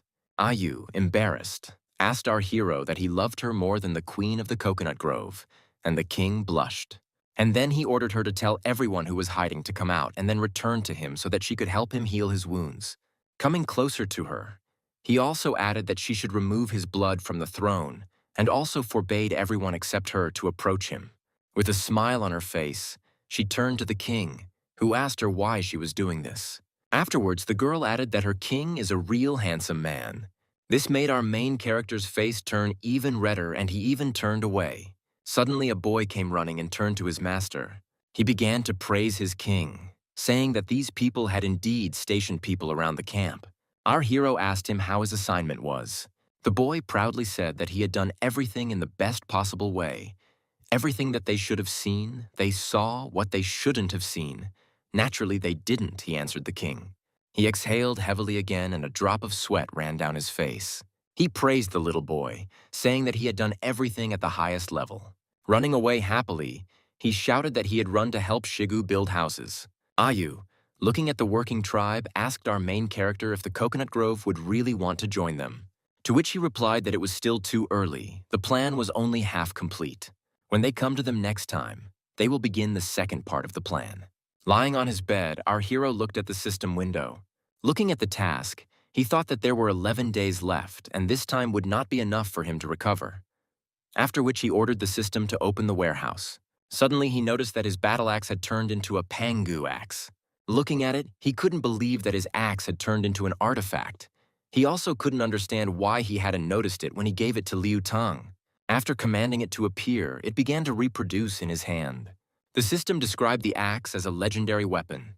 The characteristics stated that the weapon had a bloody sacrifice. The hero thought that the random blood that he spilled on the axe activated that powerful skill. And judging by the description, using this skill is not that easy, which meant that our hero would have more than just a scar on his hand. As he continued to think, he began to go to extremes and then exhaled. As he held the axe up, he said out loud that he never expected his normal weapon to evolve. He also wondered if other weapons could have the same properties and abilities as his axe. Putting the axe down next to him, he also thought that in any case, the activation conditions are not regular, everything depends on fate. Looking further into the system, he wondered what else he had in stock. There was a healing potion there, but unfortunately it only lasted for one use. He thought that he would kill everyone who did not obey him. He also reflected that the meat that the girls had taken for 30 people would be enough for about 2 days. Therefore, within a few days, they must return back to them. Time was limited, so Xiong would have to work hard. The king ordered Liu Tang to call Xiong because he had a secret mission for him. He immediately replied that he had completed everything in the shortest possible time. After some time, both boys approached the king's hut. The boy shouted louder and louder about how wonderful his king was. Approaching the entrance of the hut, he knelt down, saying that he had arrived. The king asked if he remembered the herd of black bulls that they had driven away. He replied that he remembered, after which the king said that he had 2 days to find them and report to him. This was a very important task. While running away, he shouted for the king to rely on him. Our main character, smiling, thought about how during these days everyone had made a great contribution to their development. He also began to think that during these 2 days he could prepare gifts for everyone for the work they had done. At this time, Xiong was looking for bulls, checking every corner of what seemed like the entire world. The king spent these 2 days preparing gifts. Looking at the system, she notified him that there were only 9 days left until the end of the quest. Having placed some objects nearby, he said that that was enough for today. He produced a stone arrowhead, for which he received +1 point to the technology. He also produced a bone whistle and a drinking horn, for which he also received +2 points to the technology. He was going to give the bone whistle to Shigu so that it would be much more convenient for him to command in battle or during a hunt. Stone tips can enhance the power of spears, and the drinking horn will go to Xiong. Suddenly, Ayu cried out that she had good news for the king. She said, out of breath, that their house had been completed. Handing the cloak to her king, she asked him to put it on so that he could hide his wounds. She helped him put it on. She really wanted to help her king. He, in turn, thanked her. They came out of the hut smiling. They were happy with their work. Ayu shouted to everyone to move aside because she had brought the king. Shigu, noticing his king, extended his hand to the side, saying that their king should look at this magnificence. They built what seemed to them to be a huge wooden house with bull horns on the roof. Shigu shouted that it was all his idea, asking our main character how he was doing, to which he turned away and replied that he would go.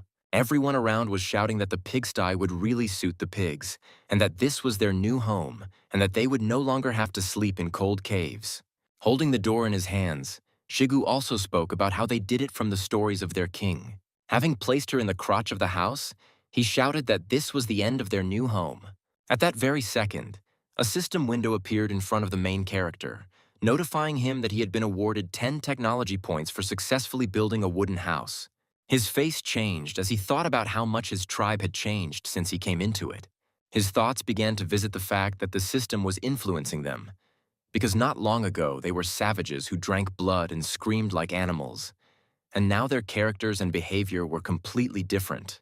Could this really be accelerated evolution? Our main character wondered. Turning to Ai, he ordered her to report immediately when Hunter Xiong arrived.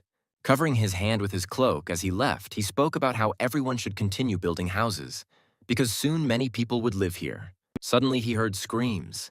These were screams that someone had found something. It was Xiong who stood before his king and told him that he had found a herd of black bulls, to which the king praised him. Placing his hand on his subordinate's shoulder with a smile on his face, he spoke about how he would finally be able to carry out the second part of his plan. Calling Shiga over, he told him that there was a special task for him as well. Sitting in front of his subordinates, he explained the details of his plan, and they, in turn, listened attentively. At the end, turning to them, he asked if they had any questions.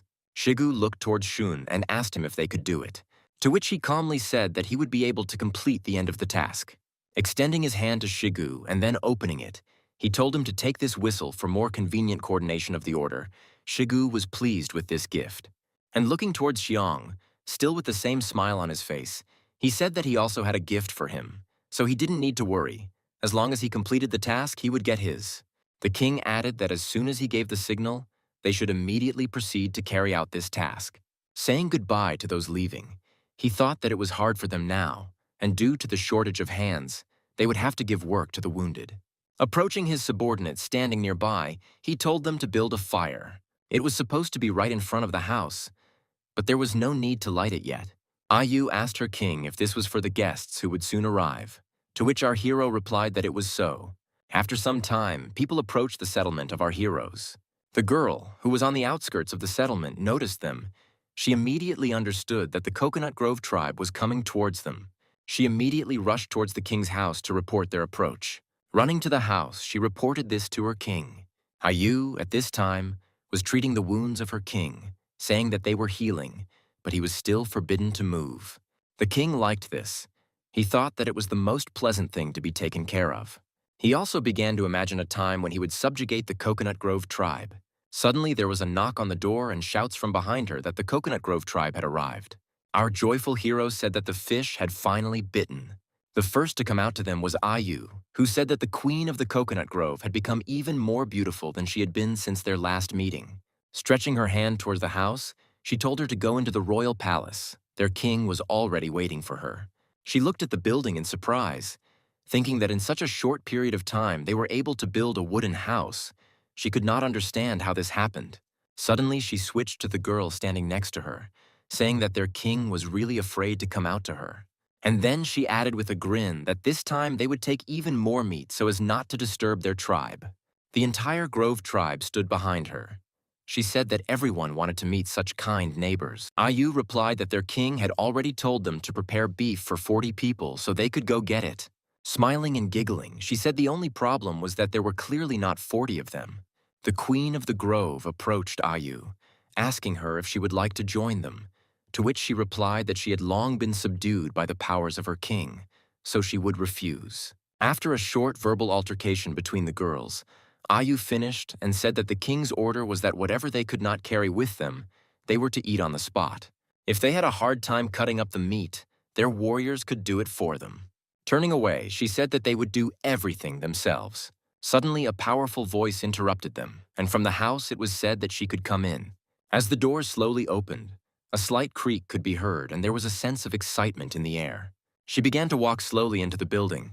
As she entered, she saw the king sitting and greeting the queen of the Coconut Grove. She shook her head in embarrassment, saying that she was very grateful to him. She also added that the royal palace looks normal. At this time, our main character realized that she liked the construction technology. It interested her. With a grin on his face, he answered her that this was just a temporary palace. The real one was still under construction. All the residents would be settled there. She, taking hold of his waist, asked if he would really allow all people to live there. To which the man replied that this was all temporary, and that later everyone would live in stone houses. The girl immediately wrapped her weapon around her, pointing it towards the king. He understood that with such a body he would not have time to react. The queen enveloped him in her weapons. Standing right in front of him, she placed her foot on him. Our king could not believe that she was going to kill him. She ordered him to shut up, arching her back and smiling. Holding the knife to her face, she said that no one knows men better than her. She has ways to make them do it. Our king began to understand what was being said. He began to blush. She, also blushing, asked the king how he could understand that she had grabbed him. He thought about how to remain calm, because it was very exciting. Immediately switching to a serious face, the king asked her if she really thought he had not played it safe. At this time, he was thinking that there was no plan. He was finished. Because with such a body in a one-on-one fight, he had no chance. Suddenly, the door opened, and Ayu said that everything was ready. The banquet could begin. An awkward picture appeared before her, and all participants were shocked by it. The queen of the grove immediately unwrapped the king. Our main character, laughing, said that they had already finished their conversation and that they could all go and eat together. He asked his subordinate if they had made a fire, to which she replied that everything had already been done long ago. The queen was lost in her thoughts, because in her tribe all the guys were weaklings.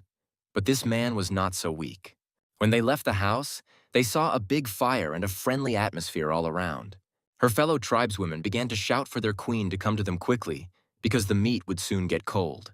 Our main character at this time was handing the salt to Ayu so that she would share a little bit with the Coconut Grove. She immediately told them how to use it and explained what it was for. The queen of the grove began to appear, to which the girl said that if she didn't want to, she didn't have to take it. All around, everyone who sprinkled salt on the meat was screaming. They couldn't believe that the taste had changed so much. Standing and watching all this, our protagonist thought that if only he could buy a little more time for Shigu and Shun. The queen, having tasted the meat, was delighted with the admiration of the taste of this meat. At this time, screams and sounds of trees were heard in the forest. These were our main characters, who were looking for bulls, making their way through dense foliage. Noticing the herd, Comrade Shigu asked him if they really didn't have enough meat, since it seemed to him that there was much more than they could eat.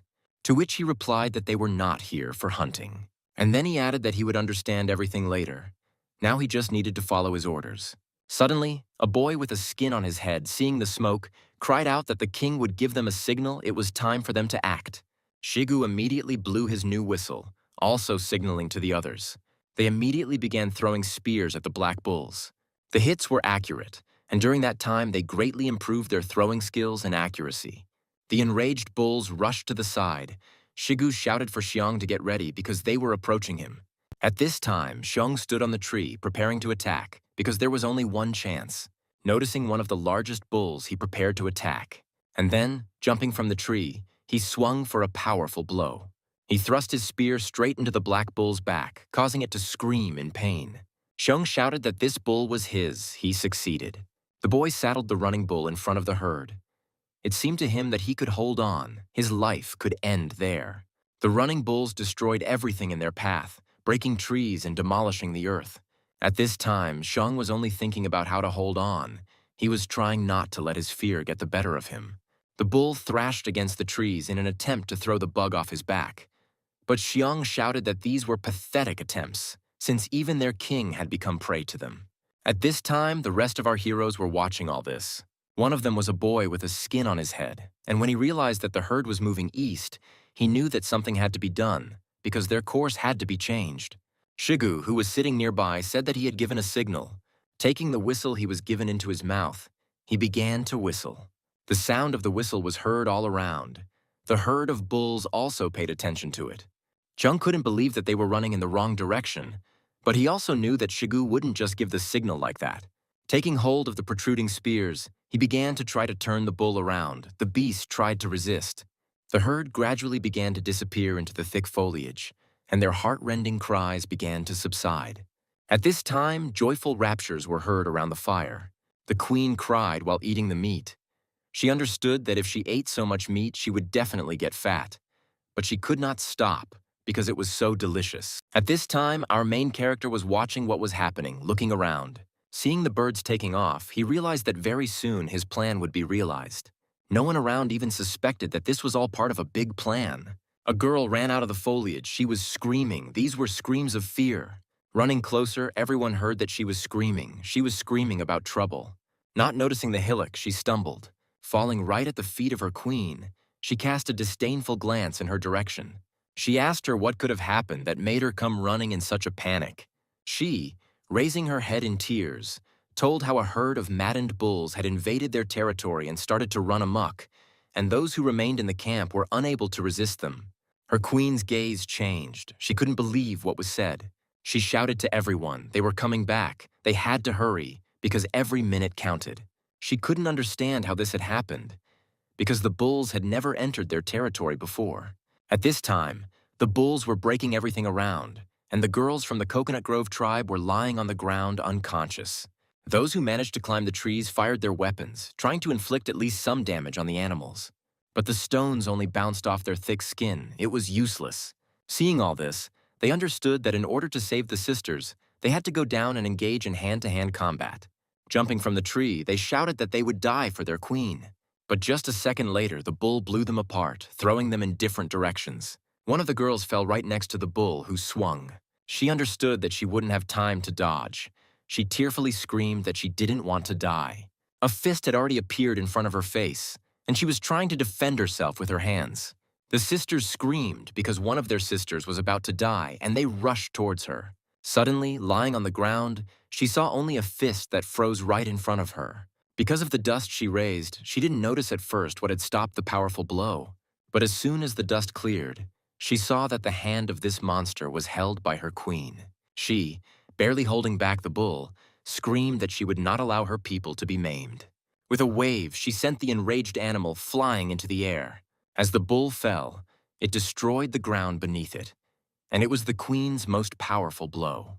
But her opponent only exhaled and began to stand up. He began to accelerate in order to strike back at his attacker. Rushing towards the queen with incredible speed, he intended to deliver a powerful blow to her. Rushing past her, he was able to touch her with his powerful body. The queen began to cough from the pain. She did not have time to completely dodge. When she landed, They managed to catch her in their arms. Her lips were covered in blood, and she squinted in pain as she tried to see what was happening. It was our main character. He was asking the girl if everything was okay with her. Having put her on her feet, he told her tribe to rest. They would take care of the rest themselves. The queen said that she did not understand why the herd went crazy and attacked them. He glanced towards the bulls and began to shout. Standing face to face with one of the bulls who was leading the herd, he asked him if he had forgotten what he had done. He just started growling in his direction. The king couldn't believe that he didn't remember him, because his plan was that they would get scared and run away. Suddenly, the lines on the bull's body gradually began to turn blue instead of red. Exhaling heavily, our hero realized that he was scared. Cold sweat was running down his face. Taking out an axe, he pointed it towards the bull, shouting that he was lucky because they met the remaining herd so quickly. Our king, grinning, thought that it was certainly frightening that they had found a leader for themselves so quickly, but he was still far from his former self. Seeing that very axe, the bull began to tremble, and the hair on his body began to stand on end. Our protagonist continued to shout towards the bulls. He said that he had long wanted to finish off the remaining tribe, and they, in turn, froze in one place and listened to his every word. The rest of our main hero's fellow tribesmen were not going to stand aside. They rushed into battle. They lit torches. They were intent on demonstrating their superiority over the Coconut Grove tribe. Shigu grabbed one of the bulls and shouted to Xiongnu. He let go of him abruptly and folded his arms, while the boy jumped towards Shigu. Stepping on the hands of his big friend, he pushed off. Soaring into the air, he found himself directly above the frightened animal. And landing right on his head, Xiong grabbed him by the horns. The bull squealed. Looking at all this, the king saw that his son's ability was horse riding. The boy mounted the new king of the bulls, causing him to squirm from one side to the other. At this time, the king told the queen to leave, but she refused. After all, the herd had not yet been driven away, so she had to enter the battle. But our hero was not going to let her go. He grabbed her hand and insisted on his proposal. He told her that they couldn't cope with these monsters, because he took few people with you, and entering into battle is the same as going to certain death. The girl, standing, could not object in any way. He also added that it would be better to send people to their territory so that everyone could heal their wounds, after which they could calmly return home. He was willing to provide homes, food, and guarantee safety. The queen looked around. She saw her wounded people. She understood that they could not fight any longer. Ayu joined in her king's speech. She asked the queen if she would rather watch her subordinates die in vain. She just looked menacingly to the side. She understood everything perfectly. Suddenly raising her hand up, she shouted that the victims should stumble to the north. Gritting her teeth, one of the girls screamed even louder that they were retreating. She began to urge everyone on, shouting for the wounded to be sent forward. The king, turning to Ayu, told her to lead everyone to the camp, while he intended to stay behind to gain time for their safe retreat. The queen just walked by silently. Ayu asked her king to be careful. At this time, Shigu and the others entered into a fierce fight with the bulls. Girls appeared from behind, one of them shouting that they should all gather up their courage and finally deal with these damn bulls. Shigu told them to retreat with the others, but they did not listen to them. They ran past him as if they had not heard him. The king, smiling, told Shigu that these women were very brave. They could not lag behind them. All our heroes rushed into battle. Loud cries began to be heard. After some time, the sun began to set and there was a sad silence all around. People started coming out of the forest. One of the girls ran up to those walking. She asked where the king and the others were. Ayu replied that the king and the others remained, and also added that many wounded came with her. They needed a good rest. Stretching her hand towards the houses, she said that there should be enough for that number of people. The girl thought that it was only thanks to Dade that they were able to build all these houses so quickly. She also added that those who are not injured should go and help her bring food and water. Ayu brought the queen to one of the houses, saying that she should rest, and then she added that she would take care of the rest of the people and she wouldn't have to worry about them. She just lowered her head and quietly, very quietly, uttered words of gratitude. Having closed the entrance to the queen's house, our heroine exhaled heavily. She was very happy that everything was going well. Arriving at her king's chambers, she saw him sitting tired on his bed. He explained to the girl that the essence of his plan was to use the least possible cost to achieve the goal, namely, the conquest of the Coconut Grove. In the end, they only ended a hard battle, but not a war. She was happy, She was grateful to all the gods that he was their king, that he appeared in their lives. On the second day, everyone had already settled in, and the girls began to do their own thing. At this time, the men were monitoring what was happening. Yes, I approached one of the night guards and asked him if everything went well, to which he replied that everything was fine. One of the girls stood and guarded the house of her queen. Suddenly, a shadow appeared on her, not paying attention to her surroundings. She thought that it was cloudy today. When suddenly they turned to her, she was scared. She couldn't believe her eyes, because in front of her stood a simply enormous woman. Yes, she told her that their king invited the queen of the coconut grove to his palace. It seemed to her that he wanted to discuss something extremely important. At this time, there was silence in the palace. The king looked at the system window, his attention fully focused on it. In front of him was the number 8. That was how many days remained until the end of the mission. Suddenly, there was a knock on the door, and he ordered the system window to hide. Ayu turned to the king, saying that she had brought the queen. Upon entering, the green-haired girl immediately said yes, and then explained that this was her answer to the merging of their tribes. But after that, her gaze immediately darkened, and she told him not to dream. I never dreamed that I would be able to force her and take advantage of her weakness. Standing up and extending his hand, the king explained that this was not coercion, but merely a profitable deal. He added that he could teach them how to build houses, and also to make weapons and light fire. Well, in return, they will be united with his tribe. Coming up and standing in front of her, he sternly told her to accept his rules and protection. And leaning over, he added that in some things it was useless to rely only on courage, causing the queen to become frightened. He asked her about the cruelty of the sea tribe. He could not believe that she did not know about their strength and cruelty. He continued, comparing her to a wounded deer that would soon die. The queen screamed. She asked him to stop. Turning away, she again asked him to stop. She told him that it was not that simple. She could not force them to accept the power of a stranger, except if there is a fight and it is won, because this is the only way strength is recognized in their tribe. Our main character began to smile. Thoughts began to slip through his head. These were his thoughts about his victory. Once outside, the entire Coconut Grove tribe gathered at our hero's palace. He loudly declared that their queen was wounded, so she could not fight, and therefore, to make things fair, he would not fight either. Therefore, Shigu will go into battle instead of him. He will fight in his place. He, having assumed the pose of a winner, began to chuckle loudly and ask which of them would dare to fight with him. One of the girls came out and said that she would fight him. Shigu recognized her, because this was the same girl with pigtails who fought with him against the bulls. Laughing, he told her to be careful because he didn't want to hurt her, and she in turn told him to shut up because he talked too much. After these words, the man immediately rushed into battle, swinging his huge axe. The girl with pigtails flew into the air, dodging the blow, and then threw her knife at the attacker. Shigu couldn't understand what kind of tiny knife was flying at him. Suddenly he realized that she was cheating, because the king was standing right behind him, and if he dodged, she would hit him right.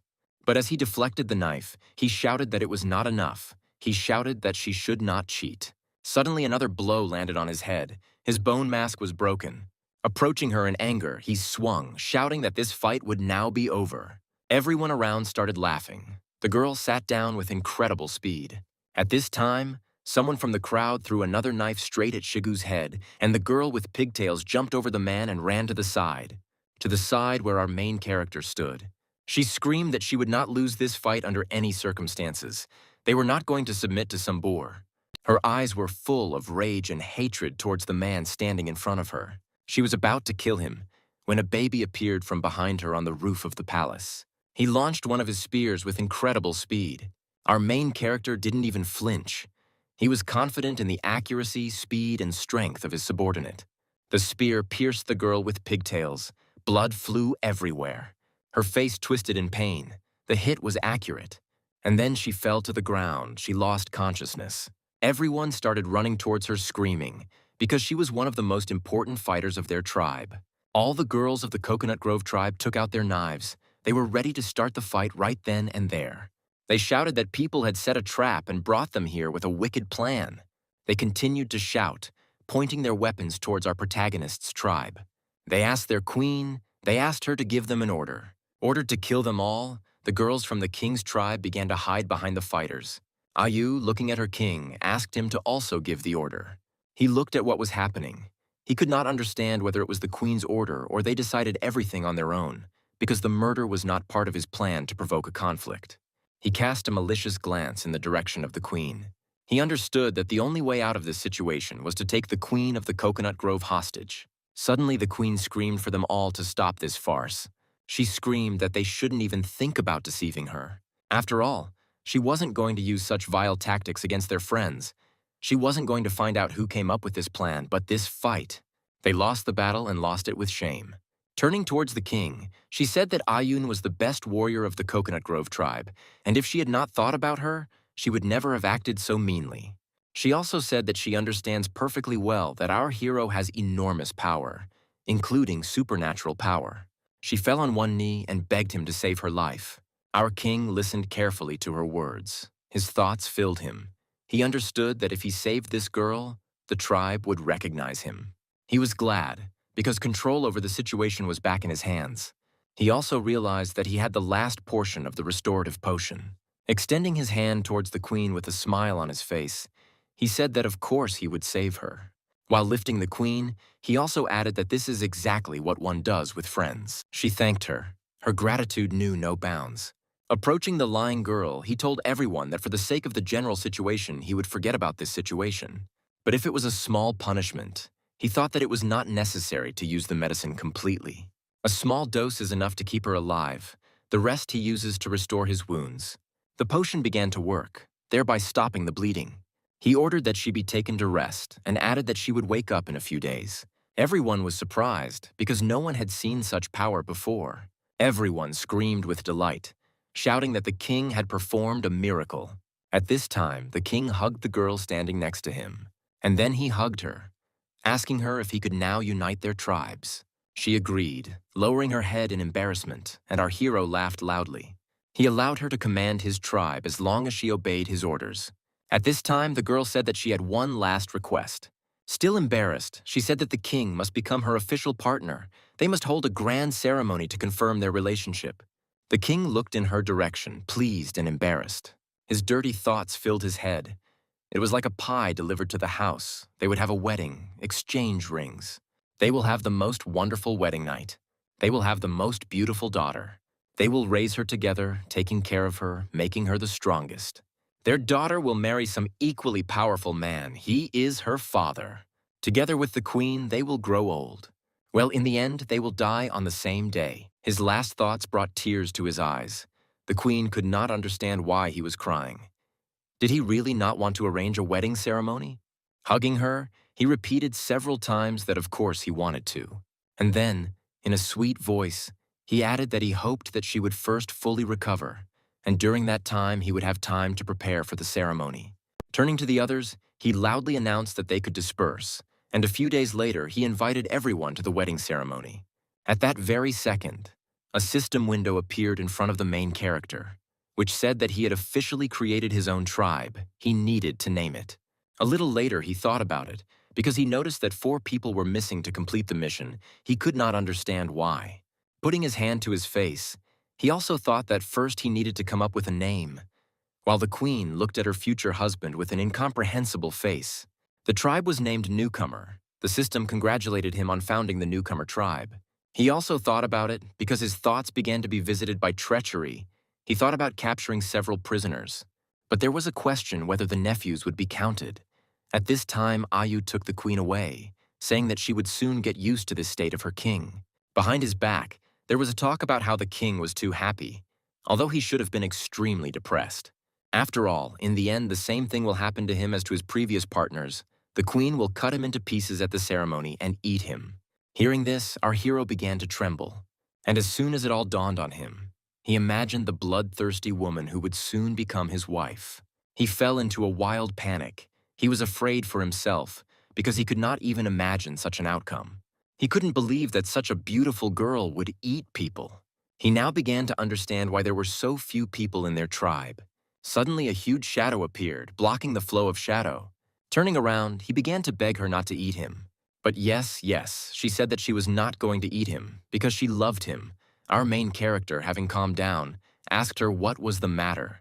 She asked him if he really wanted to become a partner of this rude woman. Exhaling heavily, he said that he would have to think hard about this again. But his interlocutor began to talk earnestly about the fact that she had heard about some ceremony between the king and queen. But our main character answered her that he was hasty with his answer. Yes, yes, grabbing her king, she asked if this was true. At this time, Ayu was watching this. She didn't quite catch the gist of the conversation. Coming up, she asked the girl why she ran away. After all, she was asked to hide the wounded. She began to pull her away from the king, saying that she was going to keep the king company. Our hero at this time asked to let him go. Pulling Dadu aside, she asked her king to rest. As she left, the big girl asked her master to think carefully about all this, and also to think about her. As all the voices around fell silent, our hero said out loud that he urgently needed to talk about breaking off the engagement. The next day, there was silence all around. It seemed that calm days had arrived, when everyone could relax together.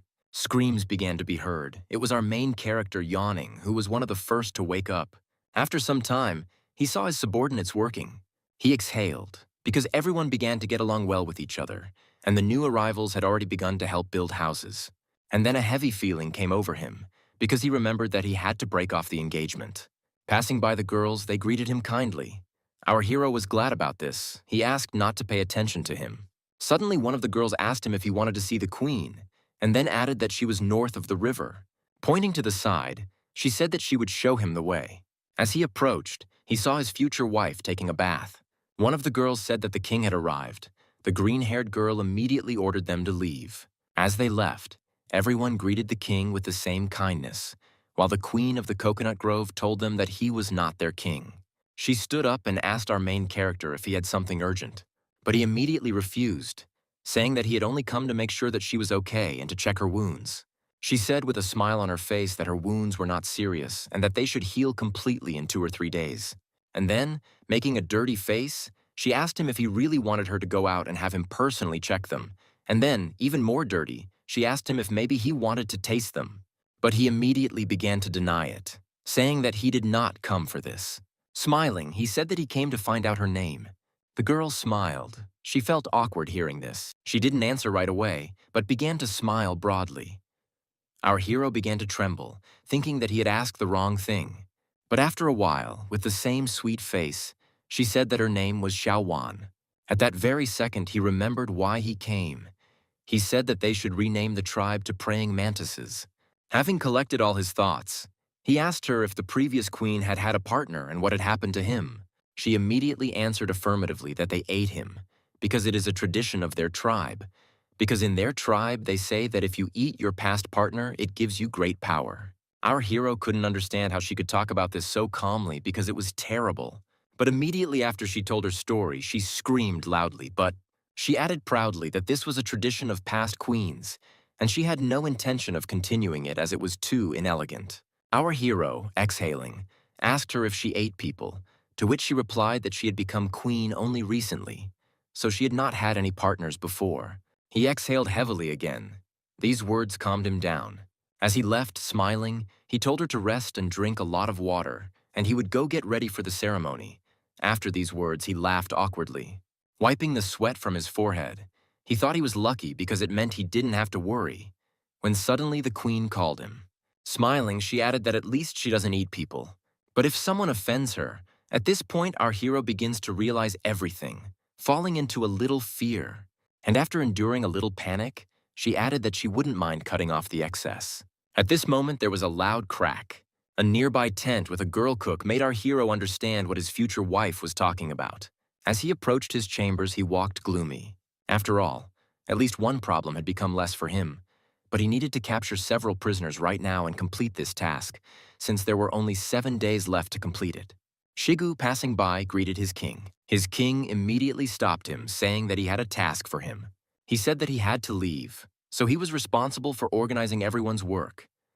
If something urgent happened, the king asked to send someone to the south of the sea to find him. Shigu replied that he could rely on him. After some time, our hero reached the beach, but he saw a terrible picture. He could not understand what had happened here. Sitting on the tree, he did not understand how the Sea Gulf tribe. It was destroyed. The sea inhabitants lay on the beach without moving. A terrible picture appeared before him. Terrible thoughts began to visit him, starting with illness and ending with a war with someone. The bodies of the sea tribe were surrounded by birds making croaking sounds. Walking past the lying bodies, our hero scattered the birds in order to take a closer look at the bodies. Bending down, he saw the wounds. He thought that it looked like a battle and it had ended quite recently because these bodies were still warm and they did not stink. And the shape of the wound was very similar to scratches from their own claws. Could it be that these madmen started a civil war, our hero thought? As he walked further, he wanted to find any survivors to take away. Suddenly, he noticed something. He noticed something that made him surprised. He saw a corpse lying there, but it was not wounded. His face was severely distorted, indicating that his death had been painful. And the limbs were all in the mud. It was drowning. But how the water people could drown in the sea, our hero could not understand. He began to go through all possible options based on his past experience in this world. Suddenly, he heard someone screaming. It was Zhang who was screaming about trouble. Running closer, he shouted that they were being attacked. It was a bunch of crazy people from the Sibei tribe. The king could not believe the boy's words. He shouted to him that they were coming back immediately. With incredible speed, he rushed towards his settlement.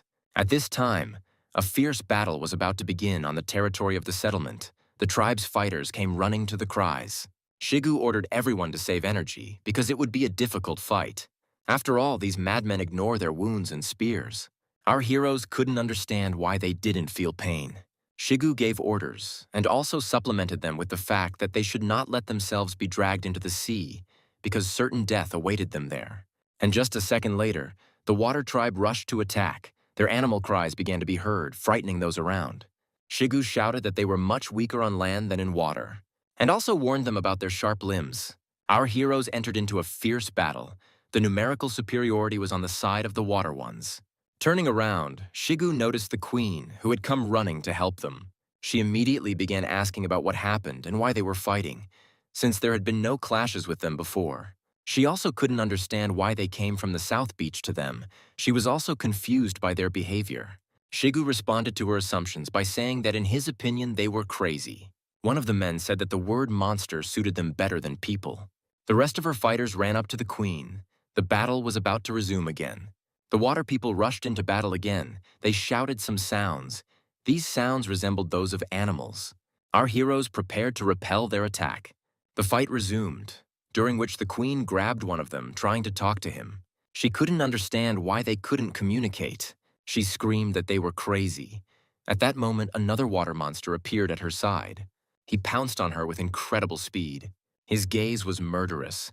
He was intent on killing her. The queen noticed him at the last moment. She understood that she did not have time to dodge. Suddenly, our main character appeared and blocked the attack. The powerful collision raised dust around. The aura of both of them terrified everyone around. The king was angry because this monster had attacked his woman. While holding back this monster, he ordered Xiaowan to leave. And then he pushed the attacker aside. It was hard for him. Although he can move freely, the wounds remind him of themselves.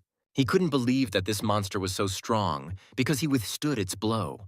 At this time, 2 more people attacked our main hero from behind. The queen only managed to make a sound. Turning around, our hero realized that one of them would still hit him. He noticed them too late. But 2 loyal subordinates of our protagonist repelled this attack, forcing them to eat dirt. Turning towards them, the king shouted that as he expected from them, they were providing excellent cover. He shouted that he would leave the small ones with them and he would deal with the rowdy little fish himself. Turning to the queen, he asked her to help the others with the little ones. After all, he had to concentrate completely on this uncooperative guy. He ordered that no one should interfere with their fight until a winner was determined. He addressed the bully, saying that he was sorry for what had happened to their tribe, and also adding that it had nothing to do with them, so they were not taking revenge on those. He asked the little fish to think about it and weigh the pros and cons. But he immediately rushed into battle. Our hero could not believe that they had lost the ability to communicate. This monster had excellent muscle strength and reaction, in addition to which were sharp teeth and claws. Although our hero was several times stronger than ordinary people, he was clearly losing to such a monster. He couldn't use the destructive power of the axe because his people were nearby. And besides, this power couldn't be used whenever he wanted.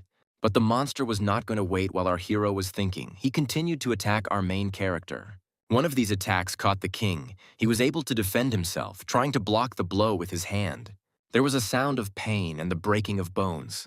Our main character's face was distorted with pain. By swinging his axe straight at the monster, he was able to force it to retreat. He jumped back a few meters, tearing off our hero's cape. Our hero thought that there was a madman standing in front of him, and that he was very lucky to have protection in the form of a cloak made from the king of bulls. Otherwise, this little fish would have torn off his arm. The monster was preparing to attack our hero again. He began to growl even louder, making animal sounds. Our hero felt a strong impulse of power. It seemed that he became stronger. Immediately after that, he rushed with incredible speed towards our main character. He understood that he would not have time to dodge. The enraged monster was fast, but at the last moment, our hero was able to dodge the powerful attack by throwing off his cloak. The fish growled as it gnawed at our main hero's cloak. And he, in turn, could not understand how it had happened that not only had he become faster, but he had also suddenly become stronger. The monster started walking in the opposite direction, leaving our main character stumped, wondering why he was walking to the side. As suddenly all the fish began to move away, going towards the water, everyone stood there perplexed. And then this big guy took part of the torn-off cloak. Our hero began to look around, trying to understand what was going on here. Looking around, he could not understand why one person attacked some, while several attacked others more violently. As it suddenly dawned on him, his face changed in surprise. Looking at his wounded subordinate, it dawned on him. After all, these little fish reacted to blood in such a way that the thirst for blood forced them to attack the wounded. They use the scent of blood to capture the target. In addition, this scent makes them become even more cruel, especially in this strange state. They are simply following an animal instinct. Our hero compared them to huge sharks when they smell blood. He forced himself to think about how to use it. At this time, Xiong was shouting from behind him, shouting that he had returned and was also waiting for orders. Our hero stood up and walked up to him. Putting his hand on his shoulder, he told him that he was just in time. He needed to take 2 people and bring 3 piglets. He scratched his head and didn't understand, because they left them in order to eat them in the future. Our hero turned his back to Xiong, telling him in a raised voice to do as he said. He was angry, thinking that they would pay for the fact that he had to sacrifice the 3 little pigs. Turning to his future wife, he told her that the wounded should leave as soon as possible, and her head nodded in response. Xiong and 2 girls ran up to our hero. They had piglets in their hands. They screamed to get our hero's attention. Pointing towards the river, he told them to let them go towards the water. Having released them, the piglets immediately began to run in fear, making loud grunts. Our main character turned towards the tree on which Agun was sitting, shouting to him. The boy immediately understood that he was needed. With incredible speed and force, he launched the spears downwards. All 3 spears hit their target, piercing the piglets' bodies. Blood began to ooze from their bodies. The fish tribe immediately took notice of this, as they began to sense blood, fresh blood, which began to beckon to them. The fish that were already in the water also felt this wonderful, as it seemed to them, groove. And just a few seconds later, they began to scream like animals, making incomprehensible sounds. And at that very second, they rushed towards the meat, which was covered in blood. The whole tribe, the whole fish tribe, pounced on the pigs lying on the ground. They tore their bodies apart. The bodies of the little fish began to be covered in blood. Even our heroes began to smell the blood. They stood in amazement at their cruelty. But their amazement was interrupted by the king, shouting at them not to stand like a pillar. He told them to coat the tips with anesthetic as quickly as possible and then start shooting at vital points. The boy from the tree began to shout for the king to look, because something was wrong. One by one, the fish began to seem to choke, some clutching their throats, others holding their chests. Stretching their hands towards our hero, they seemed to be asking for his help. The king, standing in front of them, did not understand what was going on. Turning towards Xiong, he asked him if they had sent the piglets, to which he replied affirmatively and quickly denied. A few minutes later, the last of the fish tribe fell to the ground, his mouth full of foam. Our hero ordered his tribe not to come near, and also to beware of deception. Looking at this picture, his face began to break out in sweat, and it was clear from his face. He couldn't understand what he had just seen and what it even meant. After some time, in the agricultural area of our tribe, there were wooden cages in which an unconscious sea tribe lay. One of the guards told the others to be vigilant and when they woke up, not to come close. Looking at them, She thought that a herd of freaks had gathered in front of her face. Suddenly, she began to hear coughing sounds. She did not immediately understand where this cough was coming from. Looking around, she couldn't understand if they were starting to wake up. Suddenly, one of the fish began to stretch out his paw towards her, asking her to help him. Turning to one of the girls, she told her to report to the king that they had woken up. A few minutes later, our hero was informed. He immediately put aside his business and headed towards his nephews. As he walked, he thought about how he should look, because he had never had any nephews before and he didn't know how to behave. Approaching, he immediately ordered that they report the situation to him, the girl. Turning around, said that they were not saying anything except that they were given water. Coming closer, our hero heard plaintive requests for something to drink, but he was interested in the big guy who was fighting with him. He asked the girl what was wrong with him, to which she replied that he also woke up, but he was locked separately from everyone else. As he approached, he heard requests for water, but his voice was much rougher than that of the rest of the tribe. Approaching him, our main character took out a flask of water. Opening it, he grinned. He started pouring water directly on his head, showing his superiority. The big guy immediately raised his face, trying to swallow as much water as possible. His thirst was surprising. But our hero was not going to let him be satisfied. He picked up the flask and stunned the thug. Turning to him with a serious face, the king asked him if he understood him, to which he grimaced and answered positively, nodding his head, drops of water running down his face. Handing the water to Ayu, he told her to look after him, as he was the leader. As soon as the king left, she handed the water to the chief of the sea tribe, smiling sweetly, but at the same time watching his actions closely. After giving him something to drink, she asked him not to hurry, because if he didn't have enough, she would go and bring him more water. And then she smiled greedily and added that the river was quite far away, so he would have to wait. At this time, the king had already returned. He was giving orders to the rest of the tribe. The big man, kneeling, asked his tribe to also give them some water to drink, because he was sure that they had the same thirst. Ayu said that this was the least she could do to help, but he was required to answer a few questions. As he changed his expression, he menacingly asked her if it wasn't enough for them, that they had attacked them, and now they wanted to ask a couple of questions. This statement made Aya think, and then be surprised, because everything was not like that at all.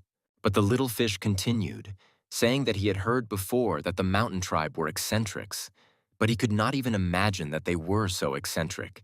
Ayu turned to the chief, asking him if it was really a mountain tribe that attacked them, silencing the brute. He, clutching the wooden parts of the cage, asked her if they were really a mountain tribe.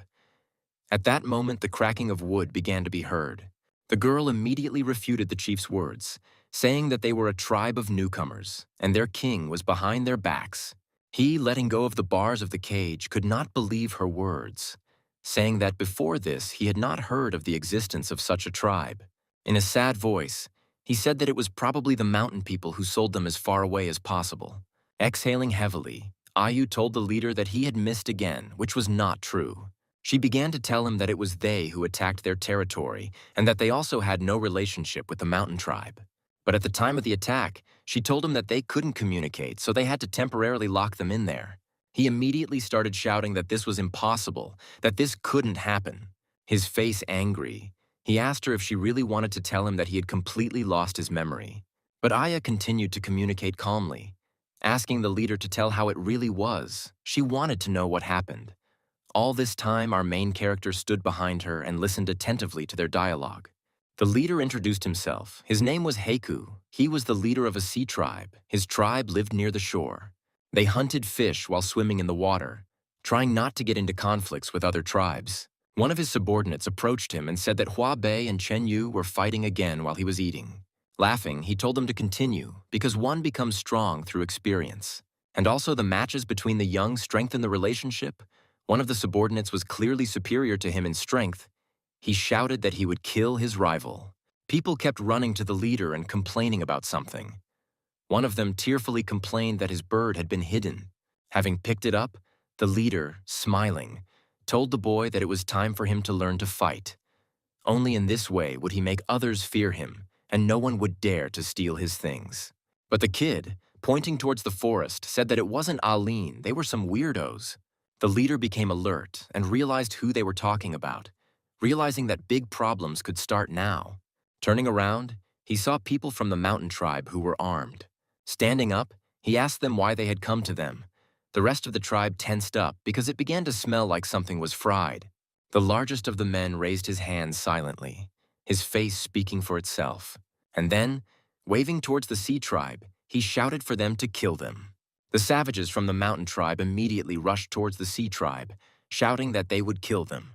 The leader of the fish did not understand what was happening because they attacked them. He ended his story by saying that he was knocked out and then he woke up captured and put in a cage, but he didn't remember how it happened. The king stood there lost in thought, thinking about what he didn't know about the rest of the tribe. But without finishing his thought, he exhaled heavily. Coming closer to the chief, he told him that he had recently been in their territory and there was not a single living creature there. He immediately began to shout that it was impossible. Our main character added that if he had not left them alive, their tribe would have disappeared from the face of the earth. After these words, the leader fell silent, and his mouth continued to be open. And then, shaking, he began to scream about how he couldn't protect his tribe. Curling up, he made whining sounds. Ayu was very surprised by these actions, because before that she considered this tribe to be savages. And then she noticed that something fell from the thug's body. She reached for it, and then picked it up. Turning to her king, she asked him to look at it, because she had never seen this plant before. Our hero took it, thinking that he would learn something with the help of the system. The king called the system, telling it to identify the plant. It was hemp, a herbaceous plant that tasted bitter, had pain-relieving properties, and its smoke caused hallucinations. The system's response surprised our main character. He couldn't believe that this was it. The sea tribe was happy. They were given water to drink. The girls took turns going and collecting water. The girl standing not far from our main character was shouting that they shouldn't rush to drink because there was enough for everyone. She asked them to pass flasks of water to each other. At this time, our main character was looking at the very plant that had fallen from the tribal leader. He had several pieces of paper in his hands, and walking through the fish, he collected one from each. He understood that this drug was given to them specifically to make them lose their minds. Xiong said that the leader of the mountain people had divine power. Our hero began to compare this god with a demon. He made the sea people of pity kill each other and cause them to hallucinate. Our hero continued to reason. And now he understood why there were people suffocating on the beach back then, because they were trying to hide from the smell. Looking at the tribe, he thought that this mountain tribe was frightening, because these mad amphibians had not invaded here by mistake. If this was the mountain tribe's plan to force the amphibians to fight us until both sides were hurt or dead, this means that the tribe of newcomers was not only noticed, but also considered an eyesore and wanted to be removed, the king reasoned. Looking at the chief, he thought that even this powerful brute had turned into a doll, so the power of the mountain tribe could not be underestimated. Our main character called the system, and it appeared in front of his face at that very second. Looking at his skills, he thought that 3 strength points were not enough, so before real danger came, he needed to strengthen his strength. Turning to the leader, our hero began the dialogue with the words that his tribe was still too weak. Ayu said that the amphibian was about to have a nervous breakdown, so she couldn't ask him anything. With a sad face, our hero answered her that they did not have time to wait for him to calm down. Most likely, a catastrophe would happen now. Ayu couldn't understand the words. She had a million questions for our main character. Showing the collected leaves, our hero said that it was difficult to explain. But the mountain tribe had leaves that controlled these poor fellows in cages. He doesn't know when the next attack will come, and he's not sure if they'll fight in person. After all, there was too little information now. They needed to hurry and force the leader to remember something else. Our hero walked right up to the cage, loudly calling out the name Hey Hu. He bent down and held out his hand with the leaves, telling him not to blame himself too much, since it was the poisonous fumes of the thing that had caused them to do all this. He asked to look closely at these leaves. The leader took one of them and began to examine it carefully. His body began to tremble. At this time, our hero asked if he remembered something connected with these leaves. Suddenly clutching his head, Hay said that he remembered this smell because he faintly felt it when he fought with these bastards. After all, among all the smells, he felt only sharp and unpleasant ones. The king leaned over and told him that they might have used several poison scents at once. The leader listened attentively to every word of our main character, his face showing only the rage that overwhelmed him. Extending his hand, he addressed our hero with the words, "Your Majesty," and then asked him if he was going to fight these bastards. If so, he asked to be allowed to join. After all, if he doesn't take revenge on them for this, he will regret it for the rest of his life. At that very second, hands began to reach out from the cages one by one, each amphibian asking King Chen-li to give them a chance to take revenge on these bastards personally. In one voice, they began to shout about revenge, adding that they were ready to do anything for it. Our hero at this time thought that he only needed 4 people to complete the mission. The leader of the amphibians said that their sense of smell was very good, which could help the king identify and track down poisonous herbs. To which our hero loudly said that this is exactly what he is afraid of. He explained this by saying that they are too sensitive to the smell of blood, and if everything gets out of control, the consequences could be dire. To which Hay began to shout loudly. He shouted that if they had not breathed in these poisonous fumes, they would have been able to easily control themselves. Our hero responded by asking him if they could be sure that they would not release the poisonous smoke again, since their direct opponent was using it at the highest level. To which the leader immediately closed his mouth. His face changed. With sadness on his face, he only said no. He couldn't be sure of it. Our main character calmed down. He said that he understood everything. He understood perfectly well their desire for revenge. But they would not solve anything with anger and hatred alone. Suddenly he laughed and then said that he had one way. The leader, in turn, said that these people were all that remained of his tribe, and if there was a way to help them take revenge, then their lives were in his hands. Our hero agreed. His face changed to a smile, because this meant the mission was completed. He spoke loudly about how if they wanted to take revenge and become stronger, they had to follow his plans and also carry out his various tasks. And in turn, he guarantees that they will take revenge, of course. Not everyone will personally have such an opportunity, but still they agree, he asked the amphibians. A smile appeared on Hay's face, which spoke for itself. He agreed with the king of the newbie tribe. Following the leader, each of the prisoners began to utter words of agreement, and they began to shout about it louder and louder. Our hero turned towards the girls standing nearby, and then he turned around. The leader of the Sea tribe could not understand why Chen-li was leaving. Our hero turned to Ayu and Afen, telling them so that they would release them all because now they are their new comrades. At that very second, the system began to congratulate our main character on the successful completion of the mission. He began to receive a reward from the system. At the end, the system added that for completing the task 8 days earlier, it gives him a big gift in addition.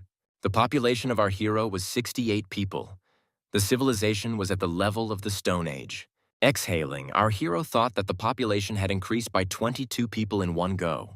The system asked to distribute points between skills. With a smile on his face, our hero ordered her to have the system increase his strength. He ran his hand over the strength characteristics and was glad, because now he would become much stronger. At that very second, some kind of force began to form around his body. The aura was overwhelming. Our hero's entire body began to burn, pierced by pain, and strength began to boil within him. He fell to his knees. He felt himself getting stronger, but his body was still pierced by pain. The aura around our hero began to fade. Gasping for breath, our hero was glad, because the system notified him that the increase in strength was complete. Looking at his characteristics, he thought that he was now not inferior to any person in strength. Noticing his hair, he thought it had grown a lot. He attributed it to a side effect of the system. Opening the vault, he was curious about what the system had provided him with, and began to look closely at it. Opening a large treasure chest, he obtained a metal raw material. It was 1 ton of hematin. Looking at her, he was glad, because iron ore is a very good thing. His thoughts immediately began to focus on how to create an environment where the temperature was above 1,700 degrees, because this meant that it would be possible to skip the Bronze Age. He was happy with his knowledge and the fact that he didn't miss classes. Looking at the side bag, he hoped that it contained more valuable things. Opening it, he received 3 healing potions, which made our main character even happier. He thought that the things the system received this time were much better than seasonings. He ordered to obtain the rock painting. It immediately began to appear before him. Rock painting was of the first level. It was passed down through generations. Our hero wondered if this was really a product of culture. He paid 10 technology points to determine the inheritance stereotype. At that very second, the stone began to emit a bright light, forcing the hero to close his eyes. The system congratulated the king on receiving a sense of shame, which put the protagonist into a stupor. He thought about it, because this is truly a decisive step in the development of culture. But he was glad about it, because he wouldn't have to worry about men and women bathing together, because he didn't want others to see his future wife in the bath. He was happy with this catch because it was much bigger than the previous one. Now it's time to think hard about how to deal with the threat from the tribe. At that very second, Ayu ran up to him. With a smile on his face, he asked her what happened, and she, seeing the face of our main character, was a little stupefied. She told him that he had become taller and stronger, and that his hair had grown, to which our hero replied that it was just puberty. He asked her why she was looking for him. At that time, Ayu stood on her toes because she couldn't reach the king's head. Confused, she asked the king if she should go and negotiate with the mountain tribe and resolve the misunderstanding. But he angrily asked her if this was a misunderstanding, since they were determined to destroy them. Besides, they are definitely strong opponents at the moment, because they were able to set them on the sea tribe in order to gain benefit for themselves. The king continued his story. She, hugging our main character's hand, asked him what they should do then because she was very scared. He, looking at his new comrades, answered her that the only thing they could do now was to build high walls and stock up on provisions, because there was no point in provoking the mountaineers until they had time to prepare. With a satisfied face, he told her that she needed to stay in the shadows and wait for her time, to which the girl replied that she did not understand anything. Ayu asked what they should do with those who had recently joined their tribe, to which the king replied that they needed to divide them into 3 groups. Some would build houses, others would collect food, and others would make traps. The girl was again stunned. She did not understand what traps were and why they were made. Our hero explained to her that traps could be used to protect territory. He gave an example that they could use pits to protect themselves from attacks by the sea tribe. Setting up different types of traps depending on the terrain allows not only to avoid repeating mistakes, but also, with good luck, you can catch a living enemy or beast. The king continued to tell with a satisfied smile on his face. He was going to explain the manufacturing method later, but now he had urgent matters to attend to. After all, the population has increased dramatically, and they have to think about long-term food supply. The uneaten beef shouldn't go to waste. Our main character was going to teach them how to make jerky. It was getting dark outside, and a cool breeze was rising. The tribe cut up the meat by hanging it on tree branches. Looking at this picture, our hero thought that it was not bad, because the newcomers quickly adapted and mastered the technique of drying meat well. Suddenly, Shigu appeared from behind, shouting that he was back. He immediately noticed that his king had grown taller and his hair had grown a lot, to which the protagonist replied that it was a miracle. The king said that he had a special task for him. He bent down, saying that he would explain everything by drawing. He needed him to set traps in the surrounding mountains, and then added that the more inconspicuous the traps were, the better they were. He also said that he had already personally selected a partner for him, and he would teach them everything personally. And then, looking at Shiga with a smile on his face, he added that the most important thing was to remember the location of these traps. These words made the jock fall into a stupor. He said that this task was not very interesting. Hitting him on the head with a stick, our hero told Shigu that if he entrusted him with such a serious task, it meant complete trust in him. And then he quietly whispered that this was a very secret mission and no one else should know about it. When Shigu distributes the work, let everyone take turns setting traps in different places. It is impossible for someone to know all the locations of the traps in one area. Otherwise, if there is a traitor among them, the consequences will be catastrophic, the king said. And then he added that as soon as the task was completed, he should give him information about the location of the traps. After finishing the explanation, the hero erased all the drawings on the ground with his foot. Hitting his chest with his fist, the hero added that he should not draw the location, but rather remember it. Shigu straightened his back and raised his head, proudly saying that he would justify the trust of his great king. The answer pleased the king, making him smile. Placing his hand on his shoulder, he ordered Shigu to rest, and that they would continue working at night. Both of our heroes stood in front of the entrance to the royal palace. Having erected the cultural monument, our main character smiled. He said that he would leave it here so that they could all see for themselves how many things they would still learn, he thought. Turning to one of his subordinates, he said that he needed to rest now and that Shigu would visit him at night. When leaving, he asked to wake him up if there was anything urgent. "Come into your palace," he shouted loudly. He was too tired. Falling onto his huge bed, he felt much better, as if the bed was taking away all the accumulated fatigue. Lying there, he reflected that time was running out and there was simply a huge amount of work that had not been done. Training soldiers and building fortifications. It was also necessary to somehow distribute patrols and expand the territories. And also one of the main aspects was the development of technology. There was still a lot of unfinished work, so he treasured this time to rest and recuperate. His eyes began to close gradually, and eventually they closed completely. Suddenly he began to hear some screams, laughter. These were women's eyes. They made him open his eyes. Standing up, he saw huge forms that he did not immediately even take into account. And as soon as his awareness fully came to him, he saw before him an entire party, at which there were only women. His face turned red with embarrassment. One of the girls touched him, asking if everything was okay with him. Pointing to a bottle of some kind of booze, she asked him if it would suit him. He asked them who they were and laughingly said that drinking would be just the thing. The girl leaned over to him and said that he had drunk too much. Her name was Xiaoya. The other two girls also introduced themselves as Lily and Tiadan. He laughed. He screamed about how he was finally able to return from time travel and finally he didn't have to live in fear.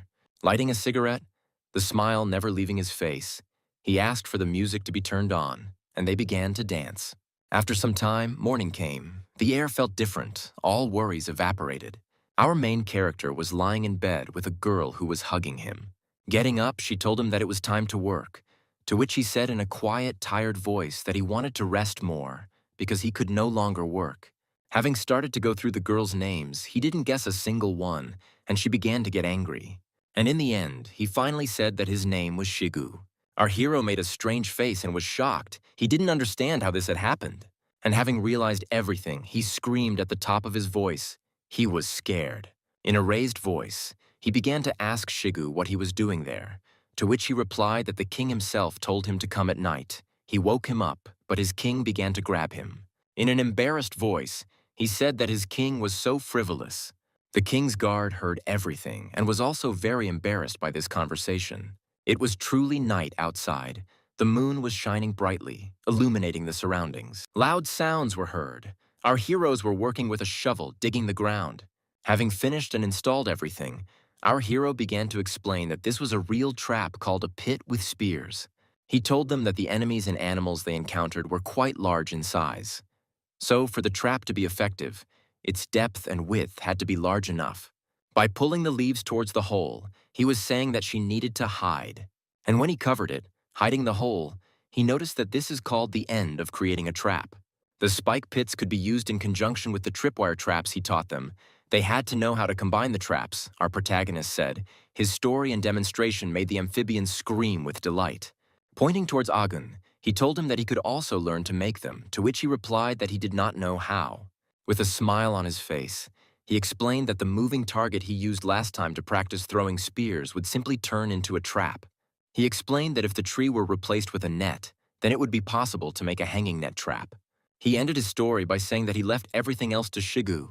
He needed to do other work. He ordered them to return after dawn. As he passed by Shigu, he told him not to forget what was required of him. Shigu began to give orders to those who remained, while the departing hero strongly hoped that he would finish his sweet dream. As he approached his palace, dawn was already breaking, and he stopped thoughtfully. He thought that usually at this time some people go to work, so why today there wasn't even a guard? As he passed the tribe's houses, he began to think that they might be sick. Approaching one of the houses, he began to slowly open the doors. As soon as he opened the door, a loud scream was heard, which almost knocked down our main character. Looking out, he asked them what they were doing. They breathed a sigh of relief that this was their king. One of the girls, sitting on the floor, said that her clothes were too revealing, which is why they were all embarrassed to go outside. Our hero couldn't even imagine that the feeling of shame would work exactly like this. As he closed the doors, he said he had given them half a day to create new clothes. As he left, he shouted that he had given them enough time. As he approached the stone, he reasoned, our hero was completely immersed in his thoughts. After all, he didn't expect that this little thing had such enormous power. Suddenly, a familiar voice called out to him, repeating several times what a wonderful king he had. Running into the dense forest, our hero saw Shiga, who was shouting to him that something bad had happened. He showed the day of the stone, saying that while they were digging the hole, they found stones that were burning. He said that we need to rub them against each other. Our main character became wary. At the moment of friction between two stones, sparks appeared and scattered in different directions. Seeing this, our hero's face changed, because this is Saltpeter. Smiling, he praised Shiga, telling him that they were great guys because with her, their possibilities were limitless. Shigu took the king to show him the very hole where they had obtained these two stones. In a hurry, Shigu told him how surprised they were when they saw almost fire beneath them.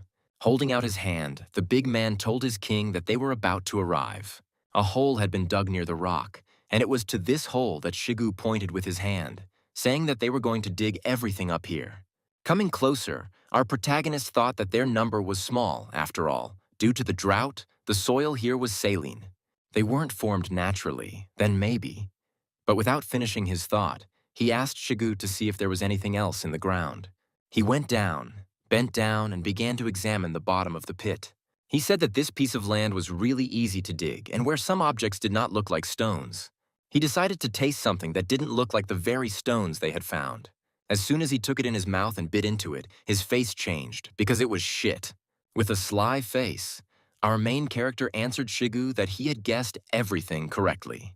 He was deep in thought because it was quite possible that there was a rather large manure pit there. He couldn't believe that another group of primitive people had lived here before, and that they had even managed to come up with the concept of a toilet. He also suggested that it might have been an old nest of a mountain tribe. Looking at the dying Shiga, our hero told him to collect the saltpeter and bury everything here, leaving as few traces as possible. He also added that they had set up more traps nearby, also built signal towers and sent people to the garrison one by one. Shigu went wild. He started shouting that he didn't understand anything, because what kind of signal towers, and also fire, so what are signal towers? 4 whole days passed, and all this time our heroes continued to work hard, tirelessly. Passing by his settlement, our hero rejoiced, because now everyone has their own home. Just as our hero was about to explain the second part of his plan, he was interrupted by Dada, who, with her hands raised, rushed towards him, rejoicing that her king had returned. While running away from her, he asked Lu Tang to hold this madwoman. But she caught up with him faster. Our king screamed for someone to save him. With incredible speed, she approached and grabbed our hero, but she did not stop. And after some time, there was a sound like an explosion, and they flew into one of the houses. The collision seemed to be heard even in space. As soon as the dust settled, Tang ran up to our protagonist, anxiously asking him if he was okay. Before him appeared a picture of the king, barely conscious, lying in an embrace with Dada. She lifted her king and began to squeeze him with all her might, shouting that they had only just built all these houses. Their king could not die so easily. Wiping the blood from his face, he asked her to be quiet, asking her about the construction of houses. She immediately replied that the houses were arranged in 2 rows. There were 10 of them in total, and about 50 people could be accommodated there. Progress has met expectations, and in just 2 days, everyone will be able to move into their homes. Patting Dadu on the head, our protagonist praised her, telling her to keep up the good work. As he stood up, he told her that the next time she saw him, she shouldn't be so reckless. The girl waved at the man as he left. Tang asked his king if everything was okay with him, because his body did not straighten back up, to which our king replied that everything would be fine now. Approaching the river, our hero heard screams, laughter. He could see several amphibians in the water. One of them boasted that he was able to catch a big fish. At this time, the girls looked after the children and also hung out the fish. Looking at this picture, the king smiled and said that fishing was more suitable for them than digging traps or building houses. After all, thanks to them, the tribe's food supplies increased significantly. But the man standing next to them said that everything that happened to them was thanks to their king. And then he added that it was he who was leading them to a life of abundance, and he should not worry about them being destroyed. To which he replied that he would probably be blamed for how he treated the Sea Tribe and the coconut grove. Smiling, Tang said the phrase that their king's order is their will, which made our protagonist surprised. He explained these words by the fact that in this world the strongest survives. Large and small tribes destroy each other every day. These words made our hero smile. Our satisfied hero said that he already had all the most valuable qualities. Now our heroes are heading off to check the borders. He believed that the people from the Sea Tribe would give them many more surprises, adding at the end about some kind of detachment of divers. The sun was already setting, evening was approaching. Shigu and the other amphibians climbed up the rocky ground. But from behind his back, our hero called out, telling him not to hurry because he wanted to ask him something. He was interested in how things were going with setting up traps and signal towers. He reported that they were erected in 3 directions, namely south, west, and north. He also added that after they appointed 6 people, they guarded the bathhouse in shifts, so there was too little manpower left. So in order to finish all the work earlier, they had to start everything much earlier. Shigu's interlocutor, breathing heavily, said that there was this problem of a shortage of labor again. Suddenly, he said that he and Liu Tang would go to the mountains to help them, to which the big guy began to refuse, saying that this was not the king's job. Our hero explained to him that now is a special period, when every second counts and there is no time for thinking. After all, if a mountain tribe ever lived nearby, then they are much more familiar with this area than they are. After these words, he thought, because in case they take advantage of their unpreparedness and launch another sudden large-scale attack, then everything will be too dire. Some time passed, and our heroes were working during this time. There were shouts. Everyone was busy with work. They understood that the sooner they finished, the sooner they would go on vacation. Looking towards the signal tower on the northern mountain, our protagonist exhaled from fatigue. He was worried because he felt something was wrong. As he tightened the rope, he reduced it all to the fact that his imagination had begun to play with him due to fatigue. Suddenly, a loud cry was heard, which made everyone around pay attention. Our protagonist instantly glanced back. After all, a signal was given on the tower, a signal of attack. Our hero shouted loudly that the southern signal tower was under attack. He ordered everyone to be gathered, his face covered in cold sweat. The moon illuminated everything around, and against its background stood out small dots. These were stars. They already seemed familiar to our main character. He moved at incredible speed, looking at the sky and thinking about everything that was happening. Our hero was serious. He didn't know what was waiting for him there, but he was sure that there was nothing good in this signal. It was an attack. Even knowing the location of all the traps and having 2 points of agility, from the current location of our hero to the southern mountain, it is 5 minutes. He prayed that nothing serious would happen in those 5 minutes. At this time, a boy with a wolf skin was watching everything warily near the signal tower. He peered into the forest carefully, trying to notice any movement. He was going to attack first. He couldn't believe that the trap had worked so close to their tribe. The enemies had penetrated so deeply. As he jumped off the cliff, he thought that other enemies who noticed the fire might come and kill him. Against the background of the moon, the shadow of a bird appeared and cried out, "Better safe than sorry." That shadow was Agun, who landed on the ground with 2 spears in his hands. Suddenly he noticed something in the bushes, moving. He did not show it. He thought that the enemies had already managed to set up an ambush. Laughing, he threw his spear, shouting for those sitting in the bushes not to make so much noise if they were making a surprise attack. But no sounds followed this. Our hero became stuporous, waiting for at least some sound. Suddenly, a spear began to approach him in response with incredible speed. With a quick movement of his hands, he knocked it away, getting ready to throw another. But as soon as he had time to lift it, he was already attacked. He could not believe that the attacker was so fast. He bent down and raised his spear, realizing that his life was over. But the weapon stopped, and he heard a familiar voice. It was his king who stood and looked at him suspiciously. Agun asked his king what he was doing there, to which he said that there was no time to explain anything. He asked him where the trap had gone off, to which he pointed to the side. Rushing in that direction, he told his subordinate that he would go there first, and then he added that he should wait for the others and take them to him. In response, Agun shouted to our main character that the enemy was most likely not alone, since he had made it so far. But our hero no longer listened to him. He tried to reach the trap as early as possible so that the enemies would not reach the tribe. After some time, our hero approached the place where the trap was triggered. Someone's body was hanging on it cheerfully, but because of the differences in height, the person hanging on it couldn't be seen. Our hero watched the nearby tree, trying to see if there was anyone else in the area.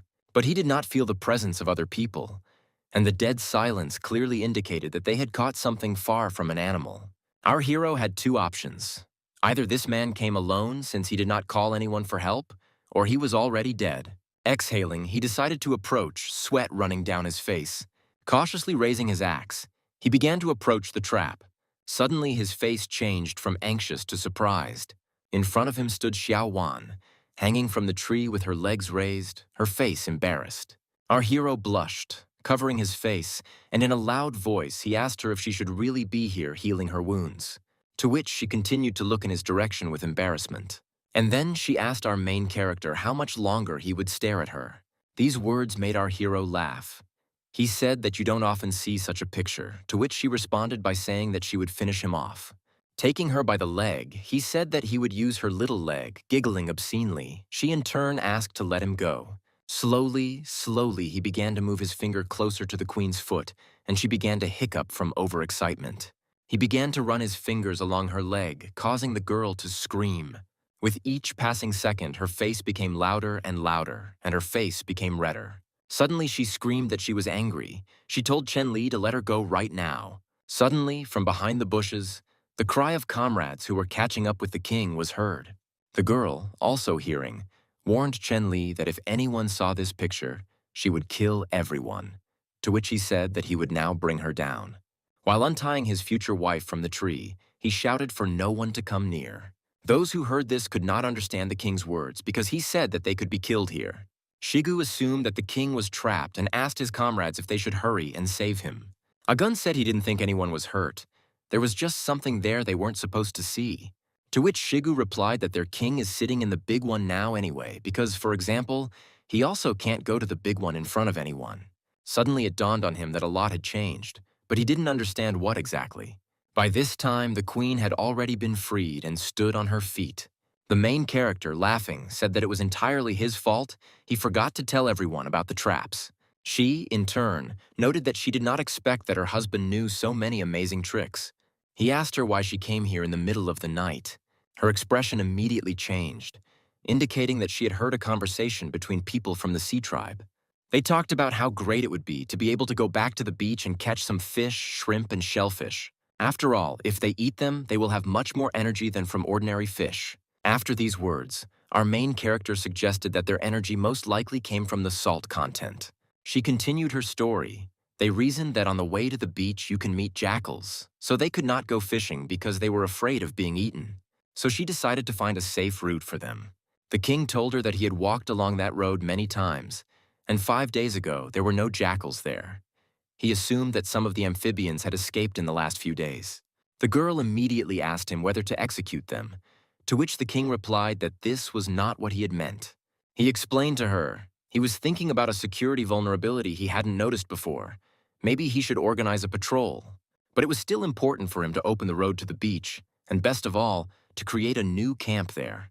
He explained this by the fact that fishing was still in the background. They needed dodo birds and their eggs. Plus, in addition to all this, it was possible to establish salt production. Suddenly, he shouted loudly that it was decided. He was going to go at dawn and deal with all the impudent jackals. The queen said she could help with patrols and secret missions. And regarding getting rid of the jackals and expanding the territory, she asked her king to think again.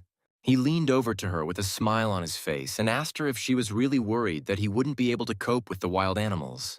She shyly pulled his face away from her, shouting at him not to flatter himself. She was worried that she was being too reckless in separating people to protect two territories. To this, she added that the beach had already been attacked by mountain people. Our protagonist hugged her, saying, "They were there a few days ago, so he thinks it's still safe there." The location of the mountain tribe, our camp, and the beach form a triangle. As long as the tribes and the strongholds on the beach can exchange information, they will be able to support each other. After all, the enemies know how to use poisonous smoke. If they don't all live together, it will be easy to poison them all at once. He began to massage her back. The girl embarrassedly said that she did not understand what he was talking about, but since everything had already been decided, then so be it. At this time, Agun and Shigu were sitting behind the bushes nearby, and Shigu was saying something in his sleep about the king being a bottomless barrel. Some time passed, and our heroes set off on their journey. 4 were sent to clear the area of jackals. Everyone walked cautiously, except for our main character, Chen Li, who was confident in himself. The leader of the amphibians asked his subordinate if he had definitely met jackals here, since he couldn't smell blood here, to which he answered uncertainly, "Here." Rustling the leaves, he assumed that they were somewhere nearby. He had seen several jackals on this road 2 days ago. Suddenly, not far from them, the leaves began to rustle loudly. Suddenly, one of the jackals rushed towards them, intending to kill the amphibian. But the leader was already prepared to protect his fellow tribesmen. He swung a powerful blow, and then he sent the jackal flying. It flew into the tree with incredible speed, breaking its powerful trunk in half. Exhaling, the leader said something incomprehensible. His younger comrade continued to sit on the ground in surprise. Suddenly, one after another, the remaining jackals began to emerge until the entire tribe appeared. The king's guard asked His Majesty to be careful because the situation was getting tense. To which his king, with a smile on his face, replied that the Sea Tribe were not their enemies, and there was nothing to worry about because of these wild dogs. The tribe leader turned to King Chen Li, telling him that if he wanted, he could deal with the cuties on the left. While scattering the jackals in different directions, he shouted that everything on the right was his. One by one, the jackals fell to the ground, stopping moving. Some of them moved closer. Feeling the powerful aura emanating from the king, they tried to attack him first. But they didn't have a chance. Right in front of the king stood his comrades, who wouldn't let them near. He thought that he would not engage in battle, because this was a good chance for them to learn. Suddenly, a wild dog appeared behind him, aiming to bite our main character's neck. But he sensed her thirst for blood and immediately turned around. And then he grabbed her by the throat without using any force. He squeezed her tighter and tighter until the dog began to whine. With a smile on his face, Chen Li told him that he was too unlucky to attack him. For a few more minutes, the sounds of whining and fighting continued. After some time, everything stopped. The jackals, realizing that they could not win here, fled. The leader of the amphibians shouted that this was the most boring fight. Behind him came the order that they were moving forward. When they reached the beach, a beautiful night scene appeared before them. The light sound of the water seemed wonderful to our heroes. The king asked the leader if he saw that rock in the distance, and then he added that it was on this that they would build a fortress. It had to be built close to the cliff, and 20 people would need to be accommodated there, and the signal tower itself would be on the cliff. To all this, he added that it would be necessary to build a small place for drying salt next to the fortress. He would teach them all this. The leader agreed with everything his king said. They had only 4 days. The king was going to send people to help them. After all that was said, he exhaled heavily. He felt like he was a contractor inspecting a construction site and pushing back deadlines, when in his past life he was the one hauling bricks. The leader told his king not to worry, who looked at him contentedly, asking him to light a fire if an emergency occurred. 3 days passed. Everyone was busy with work. Our main character didn't rest either. During this time, he developed a bow, and they prepared for a long campaign. Looking at his bow, he was pleased that it turned out so well. The elastic band is made of bullskin, but because of this, it takes a lot of effort to use. The system rewarded the invention of the wooden bow with 5 technology points. Suddenly, there was a knock on the door, and then a shout that Xiong had returned. He was demanding a meeting to tell him something. He gave the order for Ayu to bring him. After some time, the door slowly opened, the tension in the air increasing with every second. Upon seeing the boy, the king immediately asked him if there were other tribes of people in the north with whom they could unite. But Xiong said that there was no one there. He walked north for more than a day, but there were no traces there. And then he added that he found only one lake, as well as a snow-capped mountain nearby, and there was some strange big creature in the lake. But before he could see it, it descended upon one of the lakes and finally disappeared completely. Because there was a scary snow-covered mountain ahead, he did not dare to go there, so he turned back. The king smiled back as he knocked him down, adding that he had not expected to be more afraid of the snowy mountain than the monster. But he, trembling and covered in sweat, asked the king if he hadn't heard about the mountains. Our main character didn't understand what they were talking about. At that very moment, Ayu pressed herself against him and said that she was scared. Chen Li asked her why she was so scared. She explained to him that she was not afraid of the mountain itself, but of those behind it, and our protagonist had even more questions.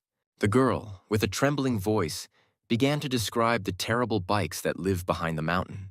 Xiong screamed that just the thought of it was making him throw up, while our main character calmed Aya down. A system window popped up, which activated a side quest. The task was to see the giant with your own eyes. This made our main character very wary. After all, the system gave 1 characteristic point just for him simply seeing the giant. He compared the danger of the mission to the mission of exercising a saber-toothed tiger, for which he received only 2 points. He began to assume that the giants might also be a tribe with their own civilization. Maybe he can subjugate them, making some of them powerful assistants. Looking at his frightened subordinates, he understood that he had to be careful, since there was a high percentage that they would be able to easily destroy them. With a smile on his face, the king told Xiang to take a rest because the banquet was in how many days. He told him to have a good time. With a trembling voice, he said goodbye to his king. Ayu said that it was cute because Xiang could be such a coward sometimes, to which the king said that he wasn't sure about that. He speculated that his danger perception was much higher than that of normal humans, which made him so sensitive to certain things, so Xiang was able to calmly explore the outside world. He asked Ayu how the preparations for the wedding ceremony were going, to which she replied with a smile on her face that the preparations were almost complete. The king told them to prepare equipment for 4 people. He was going to take someone with him on a long trip. Ayu immediately asked her king how dangerous the trip was, to which he, still smiling, replied that he was simply exploring the surroundings and that his clothes were excellent. As he left, he said that he would leave immediately the next day after the wedding ceremony. 2 days later, our heroes had a solemn wedding ceremony with their king. At this time, our hero was training hard with his new invention. The hardwood leather was combined with a cowhide interior, and the weight of the shield was just right for him. He struggled to create it for 2 whole days. For inventing a wooden shield, our hero received technology points, the total number of which was already 62. There was a knock at the door, and the king ordered them to enter. It was Ayu who said that everything was ready outside. It was time for our main character to change clothes. After some time, cries of joy and congratulations began to be heard. Our main character left his palace. The whole tribe was celebrating. The radiant day improved the mood. The king stands with a smile on his face. Looking at all this, he was happy because everything that is now in front of his face is his merit. Suddenly his gaze was directed straight ahead. He could not take his eyes away. His wife, who was also wearing a wedding dress, appeared in front of him, and people around him started shouting that the wedding ceremony was about to begin. As he walked, he thought that in his past life he should have been working hard now. And now he has his own tribe, as well as wonderful people who love him, and also a beautiful, delightful wife of his own. He couldn't even imagine such a thing in his past life. It seemed to him that everything in front of him was a hallucination, our hero thought, stretching out his hand towards the girl. They took each other by the hand. Our hero continued to think that he was very glad that he got here, because here he had a feeling of belonging to something big. Turning to his wife, he told her that from now on, while he was away, the tribe of newcomers would be handed over to her. Shigu, who was standing nearby, shouted, "From today on, Xiaowan is the new queen of the tribe." Everyone started shouting congratulations. They welcomed their new queen. They started shouting that it was time to kiss, and our heroes began to move their lips closer to each other. Da was watching all this. There were tears on her face. She was thinking that she should have been in the wife's place. And then she said that no matter how much she wanted to be the king's wife, it was very touching. It made her cry even more. Night fell. Everyone began to disperse. They wished good night to their king. He stood there tired and thought that everything had gone well without any surprises. Ayu approached him, telling him with a sly face that his queen was waiting in the palace and that everyone was ordered not to disturb them. Our hero's face changed, and obscene thoughts began to visit him. He began to imagine how Xiao would show his boundless love. With every thought about this, our main character became more and more excited. As he walked to his palace, he looked forward to it, hoping that it might be even more exciting. As he opened the doors, he laughed, telling his little wife, "He has arrived." Suddenly, a terrible picture appeared before him, which made him afraid. The queen sat on the throne. Her face was frightening. Looking at this, he thought that this atmosphere was like someone was about to be killed. The girl immediately said that she was giving him a chance to say everything himself. But our hero didn't understand anything. He didn't understand what words she expected from him. Taking out her weapon, she turned it around, thus causing the king to become frightened. He asked his queen to be more gentle after all.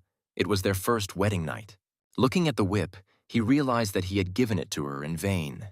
The girl said that she knew everything. Because Chen Li was going to leave immediately after the ceremony was over, she asked him if he was really in such a hurry to get out of here so quickly.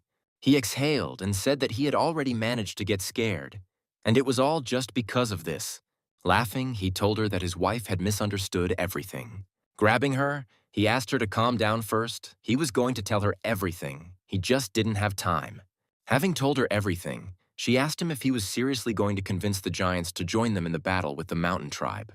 The girl needed her husband's legs, and he replied that he wasn't really sure, so just in case he would take 3 more people with him. With a serious look, he told his queen that the real purpose of the trip must be kept a complete secret. He told her how Ayu and Xiang reacted to the giants, which made him wary. Xiao asked Chen why she didn't go with him, to which he replied that one of them should stay in the tribe. Besides, she has more important things to do. He took out something and began to twirl it around for her, showing it to his wife. The queen began to ask her king what it was. He told her it was a sling. Now he would show her how to use it correctly. A sling is a hunting weapon. He needed a team of people who knew how to use it, and she had to train them. The next day, our hero set off on a long journey. As he walked, the king told how important this mission was. All this time, the girl behind the king seemed to be piercing our main character with her gaze. Sweat began to appear on his face because he noticed it too. He thought that she was deliberately walking slowly in order to stay behind him. He hoped that she was not looking for an opportunity to kill him. But he couldn't do anything because it was Xiao's idea. During their time together, our protagonist asked her why her feet were so soft, although she always walked barefoot. But she did not answer, saying her own.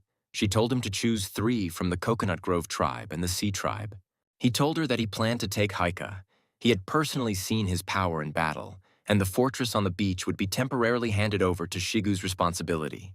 He also argued this to her by saying that if he took it with him, the new arrivals from his tribe would not be able to create problems in his absence. With a very serious expression, she said that the other 2 were at his discretion, but Ayun had to go with him. With an angry look, she said that this was far from a request. She argued that Ayun was the strongest and bravest fighter, and if she went with him, she would be calm. Grabbing her husband's face, she said that she had taught her a lesson for what happened then, so she asked her husband not to worry about that situation. He exhaled heavily as he recalled all of Xiao's words, thinking that he wasn't worried at all. Trying to watch his back, he hoped that, in a pinch, Agun would be able to protect him. Suddenly, the boy in the wolfskin turned to our hero, saying that he thought someone was watching them. But then, laughing, he said that it seemed to him that he was simply very nervous. But the king said something in reply that made him tense up, because it didn't seem to him that the order was for him to look behind their backs. The leader of the amphibians asked Chen if he knew that there was a large lake ahead, to which the king replied that he had already been told about it. Laughing, Haiku said that he already knew that there was a giant living in that lake.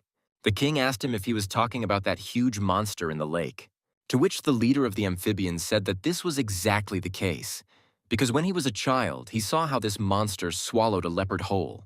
Opening the flask, he said that he was a child then, but now he would definitely fight him if he managed to see him again. Looking at how he greedily drank water, Chenli wondered if it was really luck for this weirdo to meet a huge monster. Our hero also said that no matter if it was a water monster or something else, he would be interested in facing someone stronger than him. As soon as he gave the example of the giants, Agun's face changed and his face became covered in sweat. And then he screamed, asking his king not to hope for this, because it was much more dangerous than water monsters. Leaning towards Agun, the king said that he had just casually mentioned it. Did the boy really think that they really exist? He began to tell what happened before meeting the new king. They were a large tribe, consisting of more than 30 people. But one day they met a huge giant, but they were too weak to fight back, so they just ran away. Unfortunately, most of the people were eaten, Agun continued. Even though he was a child then, none of the survivors will ever be able to forget that terrible picture. Our hero thought that this was the case. No wonder Xiang and the others tremble every time the giant is mentioned. At this time, Heiku pointed to the plant in his hand, telling no one to eat them because he ate one of them as a child, and the consequences were not the best.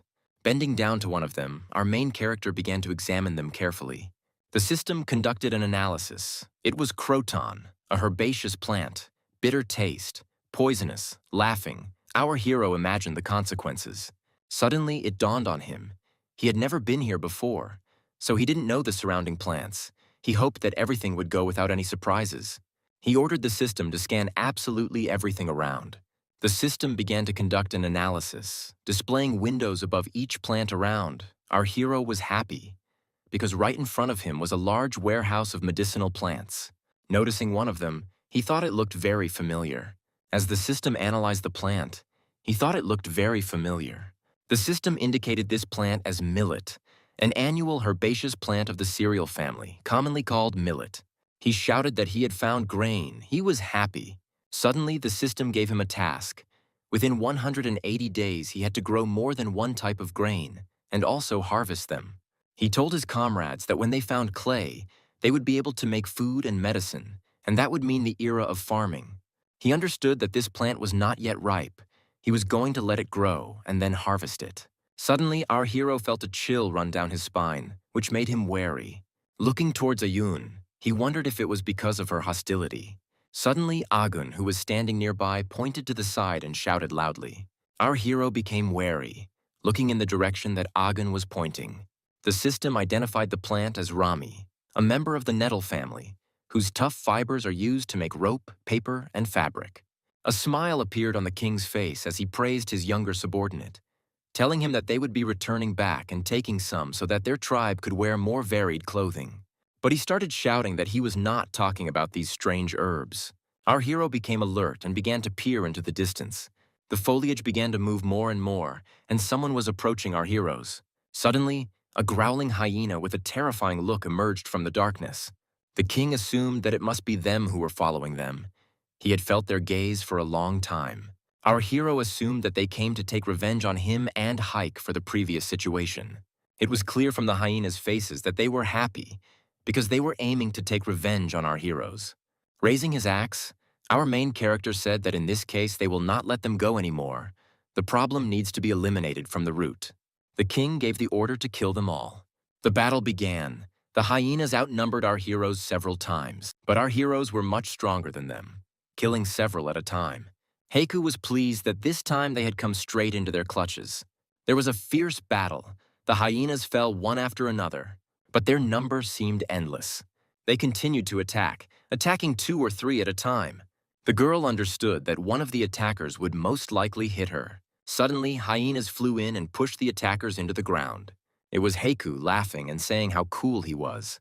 Smiling, he told the girl not to thank him because he was a man. The hyenas began to flee again. The king gave orders for them to catch up with them, because this time they had to deal with them for good. He ordered that they should spare no one. No one should escape. The hyenas were scared, even though there were many more of them. They were several times weaker in strength. Our heroes rushed after them, Chen shouting that these dogs would not be able to escape. But they moved much more quickly than our heroes. The hero thought that with 2 points of agility, it would be difficult to catch up with them. It would be unwise to continue the chase. Suddenly he felt something. He felt danger. The vines around him began to move, when suddenly a loud female scream was heard. It was Ayun who was captured. The girl could not do anything. Having seen this picture, our main character could not understand what was happening here, because he saw such a monster for the first time. The system recognized this creature as a red royal flower. It was a refulgia. And the things around him, humoral fluid, saber-toothed tigers, huge bulls, and refulgia, all this is different from our main character's knowledge of the primitive world. The girl asked to let herself go. The tentacles of this monster squeezed her body more and more. At that very second, she dropped her knife, which fell straight into the center of this terrifying plant. And as soon as it fell into the liquid, it began to melt and boiling sounds began to be emitted. What she saw shocked the girl. Her face showed fear. Our hero was also surprised. He couldn't even imagine that such a thing even existed. The men standing there thought it would be better for them not to go near it. Our hero, seeing them, shouted to them, asking why they stood rooted to the spot they had to save Ayun. Agun started shouting after them that it wasn't at all that they didn't want to save her. And the fact is that they are also captured by this thing. Suddenly, our hero noticed that this monster was trying to grab him too. With a quick movement and powerful blows, he cut through the tentacles. Rushing towards Ayun, he shouted for them not to be afraid. He was going to save them. The girl screamed at him to leave her and save those two. Suddenly, the plant relaxed its grip, thereby letting go of the girl. She closed her eyes. Realizing that she was about to die, she asked her king to run away. Hit right in the center, the plant seemed to close its mouth. Our main character rushed to help the girl. He tried to pull her out of the nasty plant, but the tentacles attacked him one after another, not allowing him to get closer to the main body. At this time, hyenas appeared from behind him, also aiming to kill Chen Li. Our hero thought that at least Heiku and Agun should have been saved. Suddenly, he heard the whining of hyenas behind him. Our heroes were attacking them, saving their king from an unexpected attack. Heiku shouted at the king not to pay attention to them. He asked him not to go near them. saying that it was all a setup by those nasty dogs. Agun asked his king to escape. They were determined to give their lives to save their king. But he, cutting the vines, was going to save everyone. He thought that these vines weren't very fast, so the hyenas took advantage of their speed to lure our heroes here. Gradually but surely, he made his way to the main body of this plant. He continued to chop while screaming, thinking that he should have noticed something was wrong because everything around was dry. As a smile suddenly appeared on his face, he realized something that he should try. As he continued to cut the vines, he thought that there was nothing he could do in this situation. But he had the stones, those very ones. With incredible force, he threw them to the side. He thought that it didn't matter whether it was a dog or a flower. There is nothing that cannot be devoured. Fire began to appear. With a confident smile, he told the plant to burn to the ground. And then he rushed towards the main body, intending to save the girl. And as soon as he approached the attack distance, he immediately launched an attack, trying to cut the plant. The plant spat out the girl, and liquid began to ooze from its center. The girl fell to the ground. Her clothes were destroyed, and she herself lay on the ground without moving. Our hero grabbed her and immediately began asking her if she was okay.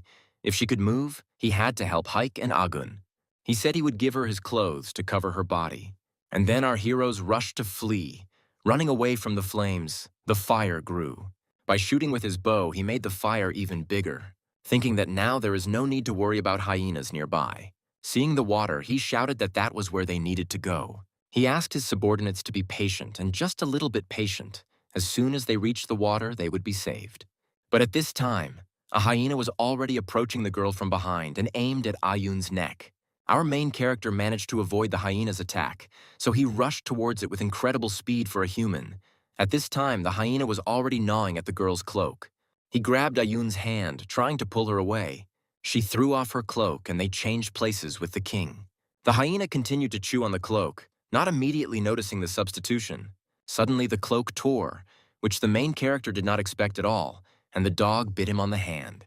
Having fallen to the ground, the dog found itself on top. She wanted to finish everything right here and now. Our hero couldn't cope. He spent too much energy. The men standing nearby said our hero's name with concern. The king butted the animal. Now the strongest will win. He shouted at his subordinates to leave before the fire reached them. He said that he could handle everything himself. He thought that he had to wear the dog down to the current before the fire came to them here. Suddenly an arrow flew at the dog and pierced his throat. The hyena fell lifelessly to the ground. Glancing towards the girl sitting on the ground, he saw a system notification appear above the girl's head. It said that the girl's talent was archery. He asked her where she learned to use a bow. She responded by saying that she had watched him use it and that was how she learned it. The girl also added that she had twisted her ankle and that she had no strength left, so she would not be able to continue on with them. She asked her king to run away, to which he said that the girl was talking complete nonsense. He ordered her to hold on as tightly as she could. Taking her on his shoulders, he said that they would leave here together. The fire had already caught up with them, and the fire was spreading faster than they could run. Fire had already begun to appear in front of them, and our heroes were unable to keep up. Agun said that he also wanted to be carried on the king's back. He asked Heiku if he could switch with Ayun.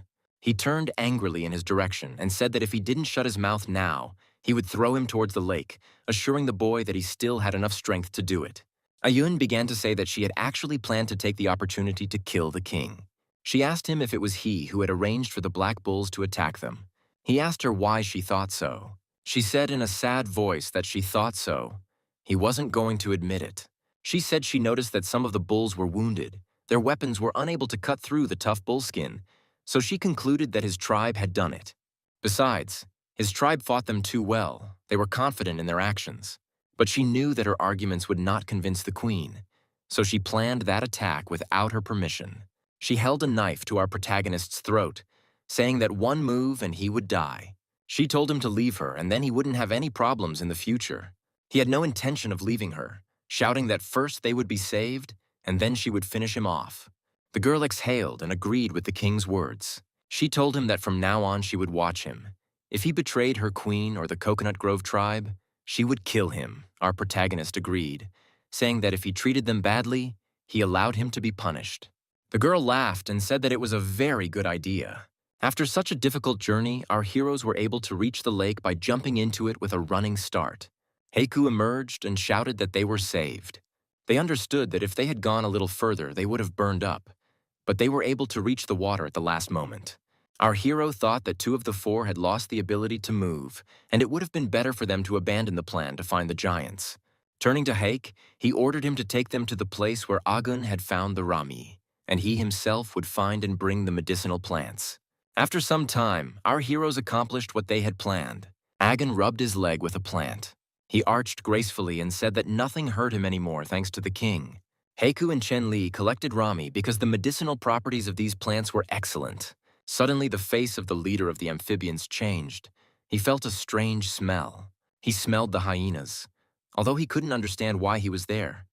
Since they had dealt with everyone, our hero began to comb through the leaves, examining everything around. Suddenly, he noticed something that made him surprised. He saw several sleeping puppies lying in the leaves.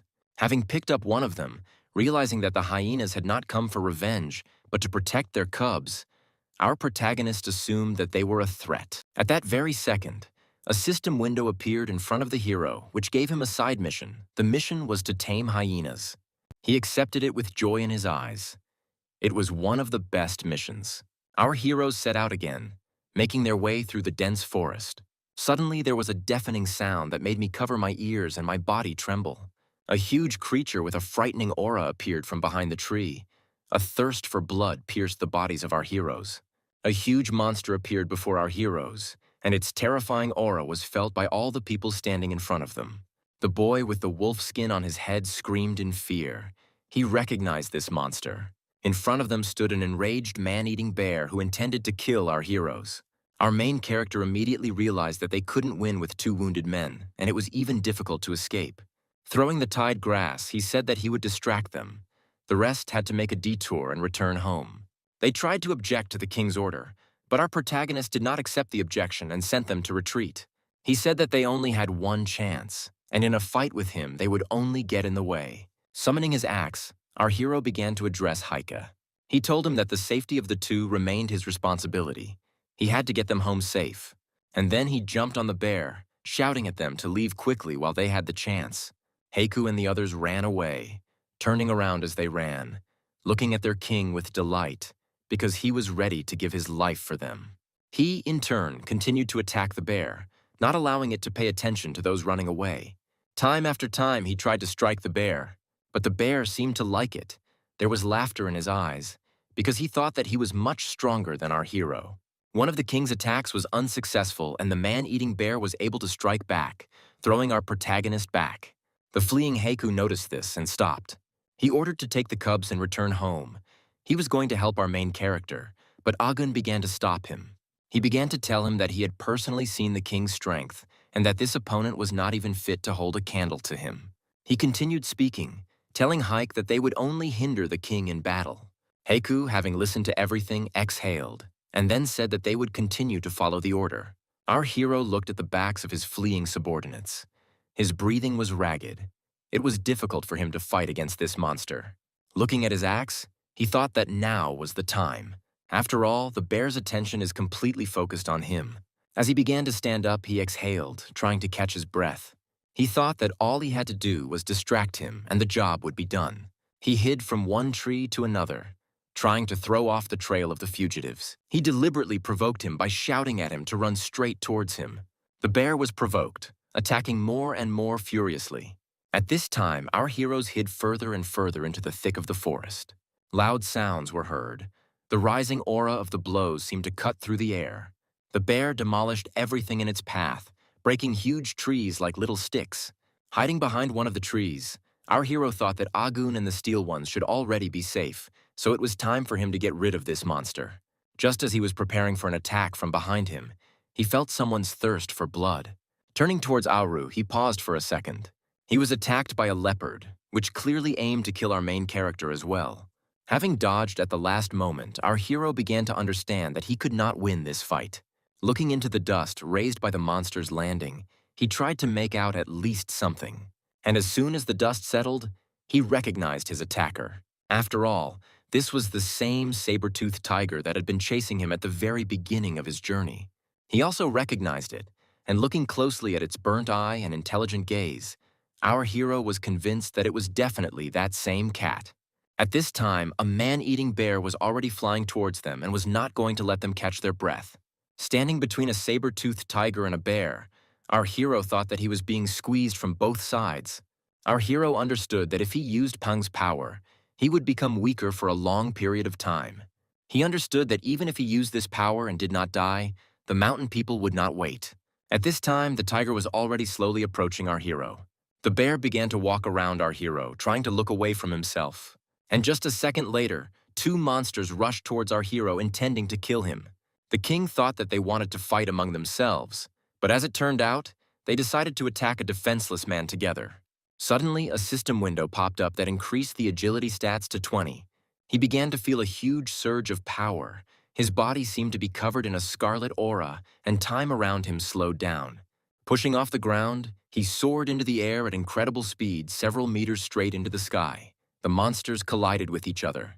When he landed, he couldn't believe that he could achieve such incredible strength if he pumped up his agility. As he walked away from them, he thought he felt light and explosive, his face covered in sweat. But the monsters were not going to run away. They wanted to continue attacking. They were interested in this man. They rushed again with the intention of attacking our hero, who was gathering an aura around himself. And then he took off running, shouting that we do not advise them to pursue him, asking them to adhere to at least some boundaries. Running away at incredible speed, he moved further and further in the opposite direction, trying to divert attention from his subordinates. The system began a countdown, giving him only 600 seconds to use his advanced skills. Stopping after a while, he looked around, thinking that he had finally managed to break away from them. This extreme escape mode was simply amazing. And then he noticed where they were going, because while they were running away, he was able to reach the snowy mountains. He understood that he couldn't waste the remaining time. He wanted to go to the snowy mountain and find the giant. After some time, he reached the mountains, making his way through huge layers of snow. Thanks to this regime, he was able to run to it in one breath. But the snow made his way difficult. He understood that if it weren't for the system, he would most likely just get stuck in this snow. When he saw the summit, he was happy, because he was about to disprove the giant theory. Suddenly, his gaze focused on something he couldn't believe his eyes. Having reached the very top, he saw something he did not expect at all. After all, right in front of him sat a huge giant, with a huge dinosaur walking around on a leash. Seeing the giant in front of him, our main character could not believe his eyes. He screamed in surprise. The system congratulated its hero on finding the giant, and also automatically issued a second test. It said that he should attack the ice one, for which it would give him 9 points. He, in turn, could not believe how he could attack such a brute, because he had absolutely zero chance. Rereading the assignments, he could not believe that the system had given him such a difficult assignment. He asked it if it had gone crazy. The tied dinosaur began to pay attention to the cries of our main character. Noticing this, our hero immediately hid. Covering his mouth and nose with both hands, sweat began to flow down his face, while the green-skinned beast growled towards our hero. Looking out, he smiled. Because the reward of 9 attribute points really warmed his heart, he decided to try to complete this mission. Looking out, he thought about what he could try now while he was running fast, while the giant was still sitting without any movements. Looking out, his face changed. He was a little scared, but there was no turning back. He swung. And then he threw a stone towards the giant, thinking that the main thing was that he didn't wake up. The stone fell, which immediately caught the attention of the tied dinosaurs, and a large echo was heard from the fall. One of them began to growl loudly towards our hero, showing his anger with all his appearance, which made our main hero hide. At that very second, a system window popped up in front of our main character, congratulating him on the successful completion of the second mission, giving him a reward, and automatically accepting the third mission. This made our main character wary, because missions come one after another, and their difficulty increases. Around our main character, dinosaurs roared, while he read the description of the third mission, which said that he had to kill a giant alone, for which she gave him 100 points of characteristics, and the time was unlimited. Thinking about such a huge reward, he began to look again at this huge monster. Looking at him, he thought about what he could try, when suddenly the giant began to raise his hand. And then, touching the ground, he caused a huge whirlwind to appear, which was covered with huge balls of snow. Standing completely in the snow, He did not move so as not to attract attention to himself. And after he started to lie about the snow, he thought that this big guy had woken up. With horror on his face, he thought that even if they gave him 10,000 points, he would not agree, because his life was much more important to him. The sun was already setting, and there was noise in the place where our other heroes were staying. One of the Queen's squads returned, and they reported to her. During the night patrol, they found nothing. These words began to anger their queen. She ordered them to expand the range and continue searching for her husband. They agreed with a trembling voice. They were also worried about their king. A girl standing nearby, also the queen's right hand, told her that it would be best to prepare for the worst outcome, to which the queen ordered her to shut up. She reminded her that the king had risked himself to save her. She didn't want to hear such words from her. These words made the girl in torn clothes bow her head in shame. Suddenly screams began to be heard. The amphibian with tears in its eyes screamed that their king had returned.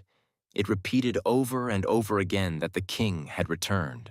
At this time, his tribe ran up to the king, each asking him about his condition, how they could help him. They were worried about their king. Everyone was happy. They were glad that their majesty had returned. Some of them even cried with joy. Yes, yes, I asked the patrolman who found him why he didn't light a signal fire, to which he replied that the king forbade him to do so as not to gather a lot of people in a dangerous area. Suddenly, an order was given for everyone to disperse and allow the king to go to his palace so that he could rest. The girl who gave the order was the green-haired queen. Taking her husband by the hand, she ordered everyone to return to their posts. She said that she would personally take care of the king. And then she added that if she found out that someone didn't keep their mouth shut and let it slip, they would be finished. Her face proved the seriousness of her words. This made the others afraid. They understood that the queen was not joking. After some time, our two heroes were already in the king's chambers. Our main character said that he was glad because he had not risked in vain and the others returned alive. Lying on the bed, he continued to speak. He was very surprised that those who returned also took the hyena cubs with them. Standing up with a smile on his face, he told his wife to let Xiongnu raise them, because in the future, he would have many helpers on his long journeys. At that very second, she raised her leg and placed it on our hero's shoulder, saying that he should first take care of himself. She continued to speak, because no matter how hardy the king was, he still needed to rest. He answered her that he was not seriously injured, he just exhausted a lot of energy. After sleep, he would fully recover. She agreed. She would pass everything on to Xiong, but she continued to insist on rest. Sliding her leg lower, she said that she understood that he was the king and the main protector, but he didn't have to carry everything on his own. Starting to press with all her strength, she angrily said that she did not want to lose her man ahead of time, while our main character in a trembling voice asked her not to press so hard. As she left, she wished him sweet dreams, while our main character massaged that very spot. All he told her afterwards was that she was a sadist. When she went outside, she exhaled, and our main character's security guard noticed this. He wanted to ask her if everything was all right with the king, but she did not let him finish, as she answered that everything was fine with her husband. She ordered him not to let anyone into the chambers until the king was fully recovered. At this time, lying on the bed, our main character looked at the system window. Physical fitness, agility, and intelligence were 1, strength 4, technology 62, authority 0, population 68, and civilization was at the Stone Age level. He said out loud that even though he had lost 4 attribute points, he had gained 10 more, so there had been no losses. Previously, he recklessly relied only on strength in critical moments, forgetting about self-preservation. Exhaling, he recalled all his past adventures, trying to draw conclusions about what would be best for him to upgrade. And then he said with confidence that first you need to increase your agility. At that very second, the system notified our hero that the agility characteristic had reached its maximum value, namely 5. The next time the agility increased, the main character would need twice as many characteristic points. He thought that if he got twice as many points to increase his agility to 10, it would again reach a new maximum value, increase by 4 times, and then by 8 times. He made a face, realizing that in order to get 22 points of agility, he would have to work oh so hard and for a long time, because it was far from easy. Remembering that before this, the strength had increased to 6 points, and there was no critical value, he assumed that the characteristics had different critical values.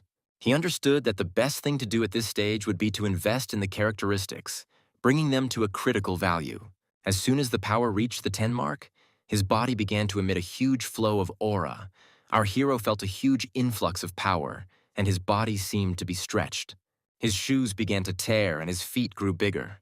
Looking at his torn pants and shoes, he was angry, because these were his favorite clothes.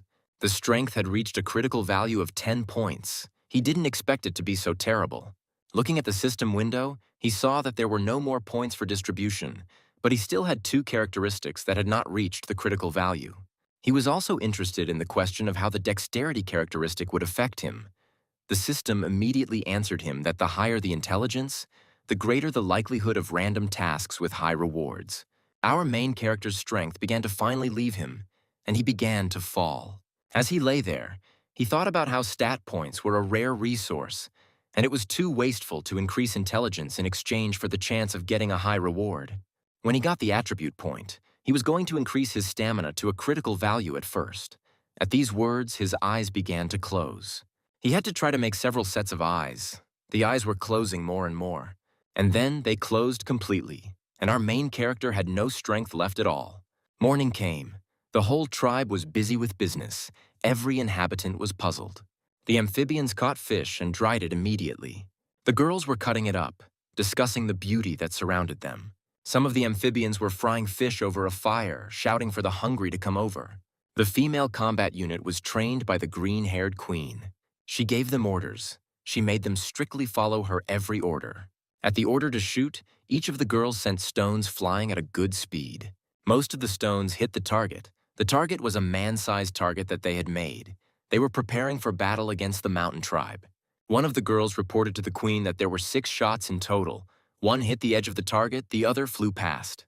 At that very moment, the king appeared from behind and began to praise them. Smiling, he said that he had managed to watch them from the side and it looked decent. The green-haired girl angrily hit her husband on the chest, asking him why he wasn't resting, but jumping around here, she asked him what he was doing here. To which he replied that he was the king of the tribe and should know what his people were doing. Putting his hand on his wife's shoulder, he made her notice that her husband had new pants. Grabbing him by that very spot and then squeezing, she asked him who he spent the night with. To which he, begging for mercy, said that she had thought about something else. He told her how it really was, to which the girl replied that she believed in it for the last time. She reported to the king that a squad of throwers had been formed, but that it would take some time to build up its combat capability.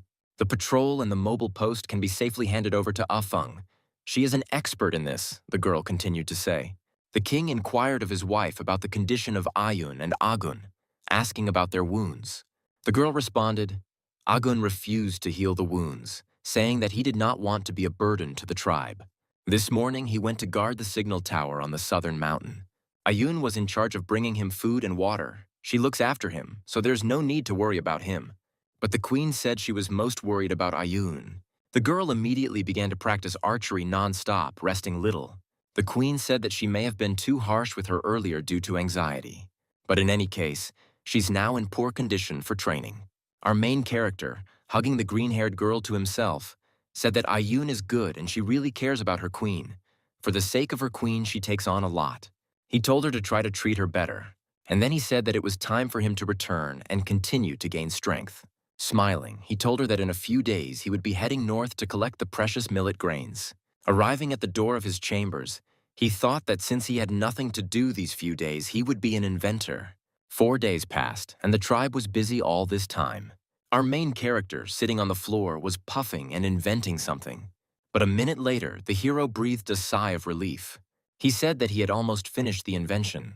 There were some words written on the stone that resembled a book.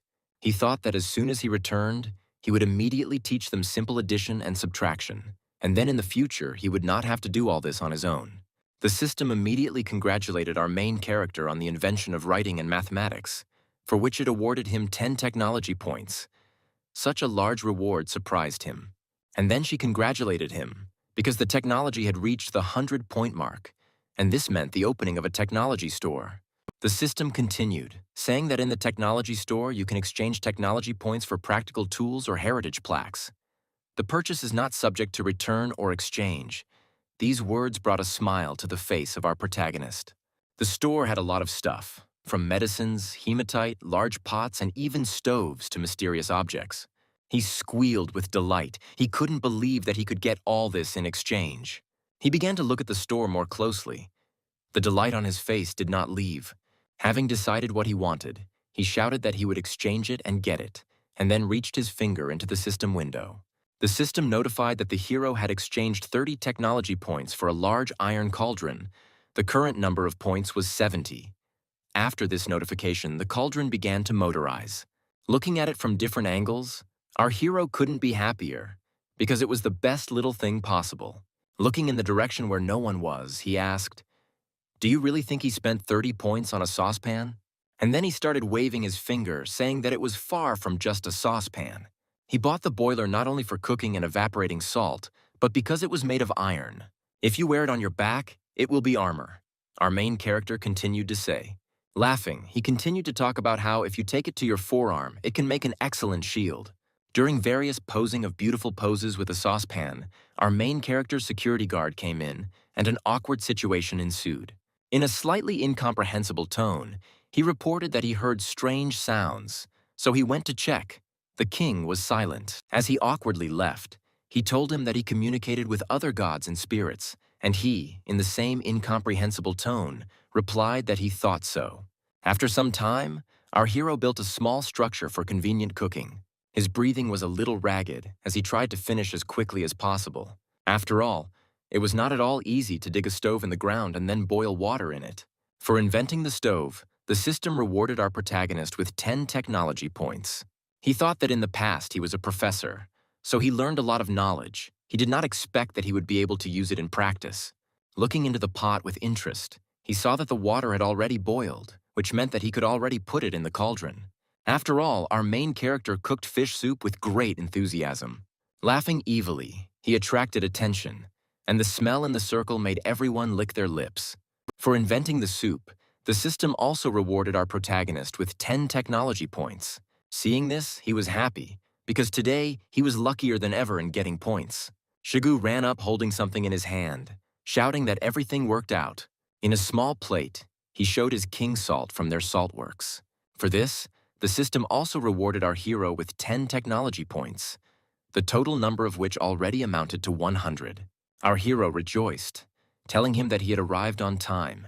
He told his subordinate not to rush back because he wanted Shigu to try the soup with everyone else. While stirring with an evil smile, he thought about how he managed to return 100 technology points so quickly. It was not for nothing that he chose the cauldron. Turning toward his guard, he told him that he was the first to call because the fish soup was almost ready. After some time, the tribe gathered and shouts began to be heard. Each person was given a bowl of soup. They had never seen anything like it before. No one could contain their emotions when trying it, screaming after each bite about how delicious it was. "Ayu, I asked you not to rush and not to worry, because there is enough soup for everyone." "Yes, yes," lifting a huge bowl, she shouted that she wanted more, which made Aya surprised. Approaching her, she angrily began to tell her that she had already eaten 2 bowls of soup, and if she was going to eat it, there would be no left for others. But the king came up to them and said that there was nothing to worry about. Because there was enough for everyone, he was going to cook it again anyway for those who were currently on patrol. Looking at Shigu, he said that the guys at the stronghold would also get it. In 2 days, he would personally bring them a pot of soup. Shigu immediately began tearfully praising his king. Looking at the happy Dadu, he thought that as soon as he had time, he would teach them how to use chopsticks. Turning away, he commanded the system to open a store with the technology. Looking at the store, he thought about the fact that he had 100 technology points again. He thought maybe he should exchange it for something. As he looked at each point, he drew attention to a few. He knew he could teach them just math and farming himself, so there was no point in wasting points on it. Suddenly, he remembered those precious seeds. But he was interrupted. The girl screamed that something had happened. She reported that the trap in the north had worked, and no human activity had been detected nearby. Our hero thought that this was prey, and it should still be alive. He wondered what to do with it. But right in front of them, the queen suddenly appeared, saying that there was no need to bother the king with such trifles. She ordered to simply kill the prey. With a trembling voice, the green-haired girl turned to the king, saying that he didn't need to do everything himself, anxiously asking him when they would spend time together.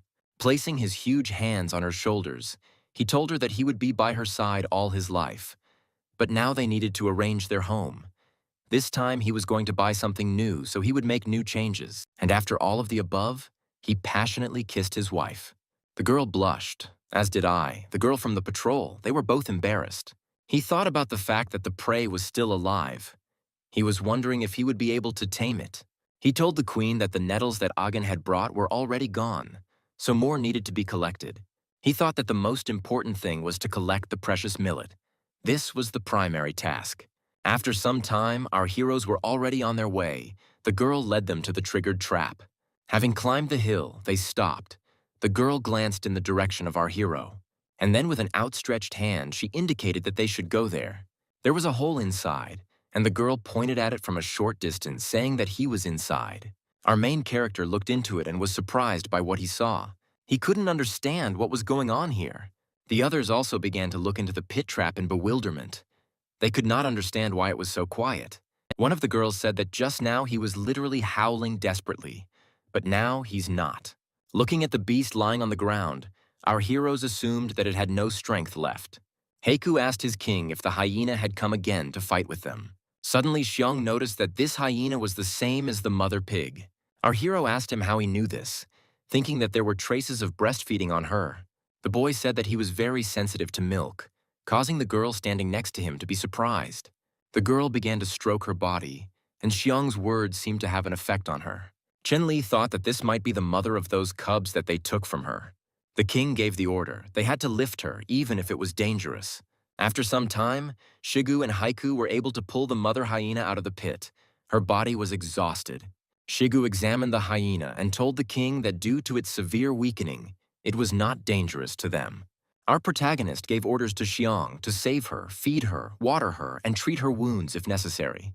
To which Xiong, with a curious face, asked his king why they needed it, since they had raised those little jackals. The king asked him what was wrong with them, how they were. To which he replied that it seemed to him that they did not like the meat he fed them. They were getting weaker and weaker. He tries to understand what they prefer and what to feed them in the future. Our protagonist thought that, as he had assumed, they almost killed them. After all, it is very difficult to raise young animals, and wild ones are even more difficult. Turning to the heroes, he told them to tie her up when they returned, feed her meat, and give her something to feed the babies.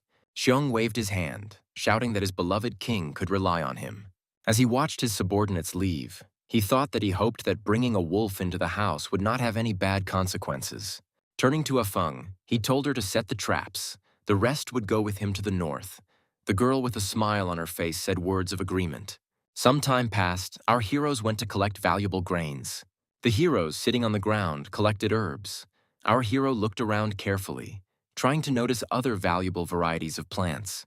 Looking at the millet, he thought that they had come at an excellent time, because if they had come a few days later, they would not have survived.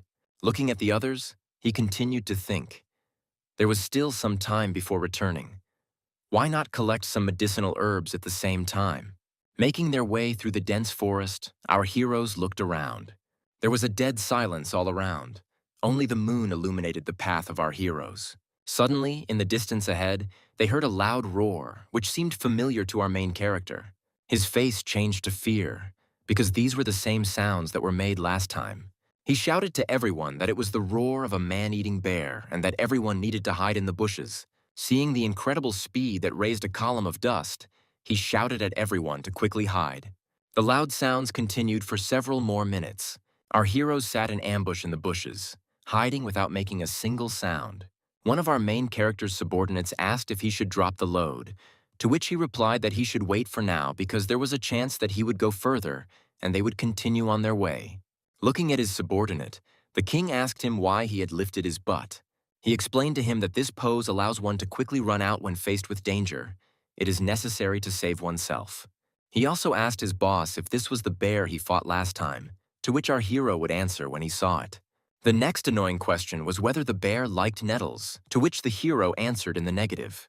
Wanting to ask another question, the king interrupted him, raising his voice and telling him to be quiet, because if the bear heard them because of him, he would be the first to be thrown out. He immediately became frightened, telling his king that he had deliberately attracted the bear to eat him. Suddenly, Shigu interrupted them, saying that he would appear soon, that he was already nearby. There was another loud roar that made the whole body tremble. A huge carcass appeared, running on two hind legs, destroying everything in its path. Suddenly, having hit this tree, he froze in one place, and then he fell to the ground. Our main character could not believe his eyes. Was he really wounded? One of our hero's subordinates asked him if this was really a gift from above and if they should take the loot. Suddenly, cries began to be heard in the distance that he was in front, and at times one could also hear shouts that they should not let him escape. The bear rose and ran away again, his body all wounded, blood splattering in all directions. Our hero told everyone to duck because someone was hunting this bear. Turning to the side, our protagonist's face became covered in sweat. Several people were running after him. They were people. They didn't want to let the bear escape. A subordinate sitting nearby asked our main character why there were people from the mountain tribe here. Just as he wanted to tell Hike to shut up, he saw something that made him angry. Heiku rushed towards the mountain tribe, saying it was time to take revenge on them, an eye for an eye. This angered our main character, because he had not yet thought about what to do in this situation. Heiku rushed forward with an angry face, and the rest of the amphibians were preparing to follow him. Our main character, angrily shouting his name, reached out after him with incredible speed. Having grabbed it, he sent it back. Our main character was very angry. The mountain tribesmen continued to pursue the wounded man-eating bear. One of them shouted for them to catch up with him as quickly as possible. Heiku, sitting next to his king, addressed him. He told his king that they couldn't just watch when such a great chance to take revenge had come their way, to which our protagonist, putting his hand on his shoulder, told him not to let hatred cloud his mind. He told him that the enemy's forces were superior to theirs. It was necessary to think through every action. Our heroes had only one advantage, and that was that the mountains were open and they were in ambush. He ordered them to follow them quietly. Even if there was a desire to engage in battle, one must wait for the most opportune moment. At this moment, something happened to the fleeing bear. His face instantly changed. He eventually fell, sliding forward several meters. The men standing nearby laughed, shouting that the animal could no longer run. One of them approached him and shouted at him to get up and run away. They hadn't played enough yet. Suddenly, someone placed a huge hand on his head. A huge man stood there and told him that he had eaten venison mixed with white flowers and had been wounded in the stomach. It was amazing that he had managed to run so far. He told him that the bear should die with dignity, unlike him. Having shouted loudly that no one had given permission to mock him, he threw his comrade into a tree with incredible force. He even started coughing up blood from the pain. It seemed to him that his entire body was broken from one blow. He ordered everyone to move aside, and then slowly began to approach the bear. Raising and pointing his weapon towards the beast, he addressed it, saying that he promised a quick but painful end. In his hands was a blade made of obsidian. Obsidian is a natural volcanic glass. The fracture point is very sharp. Our hero heard all this and was surprised because the mountain tribe had thought of mixing venison with poison. He praised them. Suddenly, a system window popped up in front of our hero, giving him a side mission that involved saving a bear. Our hero was surprised because he didn't quite understand why he needed to save this little animal. He wondered if the system wanted to kill him by forcing him to risk starting a war with the mountain tribe in a situation of numerical superiority and saving the bear that had recently almost killed him. He was angry at her because the reward was only 2 stat points and some sympathy. In response to our main character's indignation, a system window popped up, which said that if such a one-time rare task was refused, it would never be launched again, which made our hero surprised. At this time, the leader of the mountain tribe had already taken aim. Our hero, seeing that time was extremely limited. He rushed towards the bear. He was going to save the bear. The man had already begun to attack with the intention of killing the animal. But our main character managed to do it in time. Summoning his axe, he blocked the attack of the mountain tribe leader. The onslaught was one of the strongest that our main character experienced. When they touched, it seemed for a second as if the air had been cut in half. Immediately, angry comrades ran up to their leader, furiously trying to find out who had just interfered with their king. The rest of our main hero's subordinates also pulled themselves up, surrounding him. They were preparing for an intense battle. Chen Li thought that as long as he trusted this broken system, he really hoped that the bear's sympathy would be worth the risk. The system reminded our protagonist that the bear was poisoned, so his time was severely limited, namely 10 minutes. Our hero understood that the main task was to save the bear and not to engage in a fierce battle with the mountain tribe. But these 10 minutes embarrassed him very much. He had no time to talk to them. One of the mountain men standing next to the leader began to shout about how they dared to take their prey. Suddenly, the leader's face changed because he was already familiar with this face. He asked this huge guy next to him, is he from the Sea Tribe? And then he added that he apologized because he doesn't remember weaklings. Heiku's face changed, and with anger, he clenched his teeth and asked his king how much longer they would have to endure all this. At this time, our main character looked in surprise at the system window, which said that he would be fined for failing to complete the task.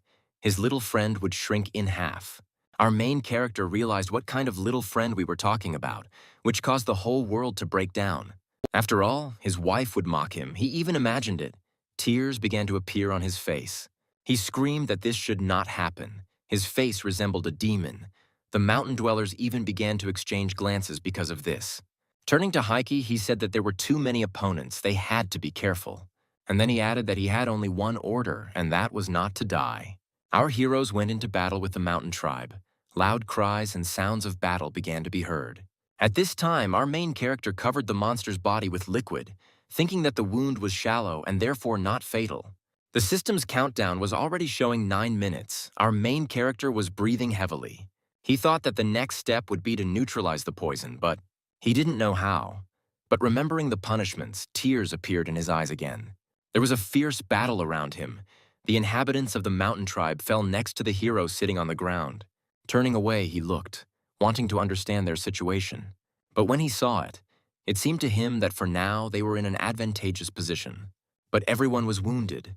There was little time and truth left. Our main character continued to think.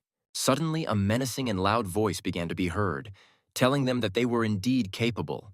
But that was enough. "Time's up!" shouted the king of the mountain tribe with an angry look looking towards our heroes. The chief of the mountain tribe, with a smile on his face, said that in front of him stood a bunch of vagabonds who had just gathered together, and he praised them. Looking at them with angry eyes, he told them to leave while he allowed them to. They would not have another chance. Heiku, in response, also angrily told him not to gurgle, because he had a personal score to settle with him. One of Heiku's comrades shouted that they had just warmed up and they already wanted to leave. They were still full of energy and ready to continue the fight. Our hero continued to try to cure the bear. Shigu, in turn, asked to leave everything to them, because they still had the situation under control. The timer was already showing 6 minutes. Our main character was not making it, and time was running out. He didn't know how to neutralize the poison because he had never encountered them before. He understood that Shigu was bluffing because he was barely holding on. And if everything continued like this, he would not only fail the mission, but also hear the evil giggling of the system. The king of the mountain tribe raised his huge leg, and then he stamped with great force, causing the earth to seem to split into 2 parts. The power from this attack began to run towards our heroes, who were barely standing on their feet. Suddenly, his face became embarrassed. He couldn't believe his eyes. Our main character was able to repel this powerful attack without any difficulty. The standing king thought that most likely a showdown between their tribes could not be avoided. The mountain king said the word name angrily and affirmatively. Our hero standing in front of him asked the name of what he was not going to back down. He asked with a smile what their tribe was called because he had previously thought of them as a bunch of vagabonds. But he was wrong. He introduced himself by saying that he was the king of the mountain tribe. Asking our protagonist who he was, he immediately introduced himself by saying that he was the king of newbies, and then gave his name. The mountain king lowered his weapon, saying that it was not his style to attack a few people in a crowd, so he would settle the score with him another time. With a terrifying smile, he said that he enjoyed today's fight. He was glad that he met them today. Turning around, he ordered his subordinates to take the one who passed out because they were returning now. At this time, the man who was thrown into the tree continued to cough up blood. The mountain king approached him and told him to stop vomiting because they were leaving, and he agreed with a trembling voice. Our main character continued to look carefully in the direction of the departing tribe so that they would not set up an ambush. Shigu approached our main character and said that they were very lucky because they had just come out of the water practically dry. At this time, the system timer continued to decrease. It already showed 4 minutes. This was stressing our king. After some time, the mountain tribe had moved far enough away from the battle with the newcomer tribe. The king, walking ahead, thought about what had happened with a smile on his face. One of his subordinates turned to him, asking if they were just going to leave, since everything had turned out too easy for that tribe of newcomers. To which he replied that today he had taken only a white flower with him on the hunt, but had not taken ginseng. In addition to this, the supernatural power granted to him by the sorcerer was soon to run out. He said that the kid who fought him was not so simple because he was able to quickly block his blow, into which he put 70%. And looking at his relaxed posture, he was sure that he was hiding a lot of things. He also noticed his unusual weapon. He was curious about where it came from. Looking into the distance with the same terrifying smile, he said that next time he would not let them go so easily. At this time, our main character continued to try to cure the bear. He asked his subordinates if anyone knew how to neutralize the poison. They looked at him with a dull expression on their faces, shaking their heads in denial. One of the subordinates asked the king why they needed to neutralize the poison, since it was their prey lying in front of them. The king, in turn, with a little fear on his face, replied that he did not have time to explain. All they need to know is that it is a huge life and death issue if this bear dies. The king's expression made his subordinate afraid. Having taken out honeysuckle and burdock, our main character said that these two herbs have a poison-neutralizing effector, but he does not know whether it will be able to neutralize the poison of white datura. He could only try to make a desperate attempt. He said to open the bear's mouth, because he was going to feed these herbs to him. They opened his mouth in fear. The king in turn asked not to use so much force, because even drops of tears began to appear in the bear's eyes. Time was running out, only 2 minutes left. Our hero watched with trepidation. Everyone was waiting. The bear still did not move. At the last second, the system notified that the poison in the bear's body was no longer lethal. The danger was eliminated. With tears in his eyes, he began to hug the bear, shouting that he could finally catch his breath. Shigu asked our hero if they saved the bear, to which he replied that for now his life was not in danger. Heiku grabbed Shiga and loudly began to ask the king to catch up with the mountain tribe and take revenge on them, because they could not have gone far. To which the king replied that they did not yet know all the details, and if they acted rashly, they could suffer great losses. He said that if they win, it will be a Pyrrhic victory, and if they lose people because of it, it will be tantamount to defeat. Our protagonist said that since they would come to them themselves, they would think through a plan of action and accumulate strength for victory.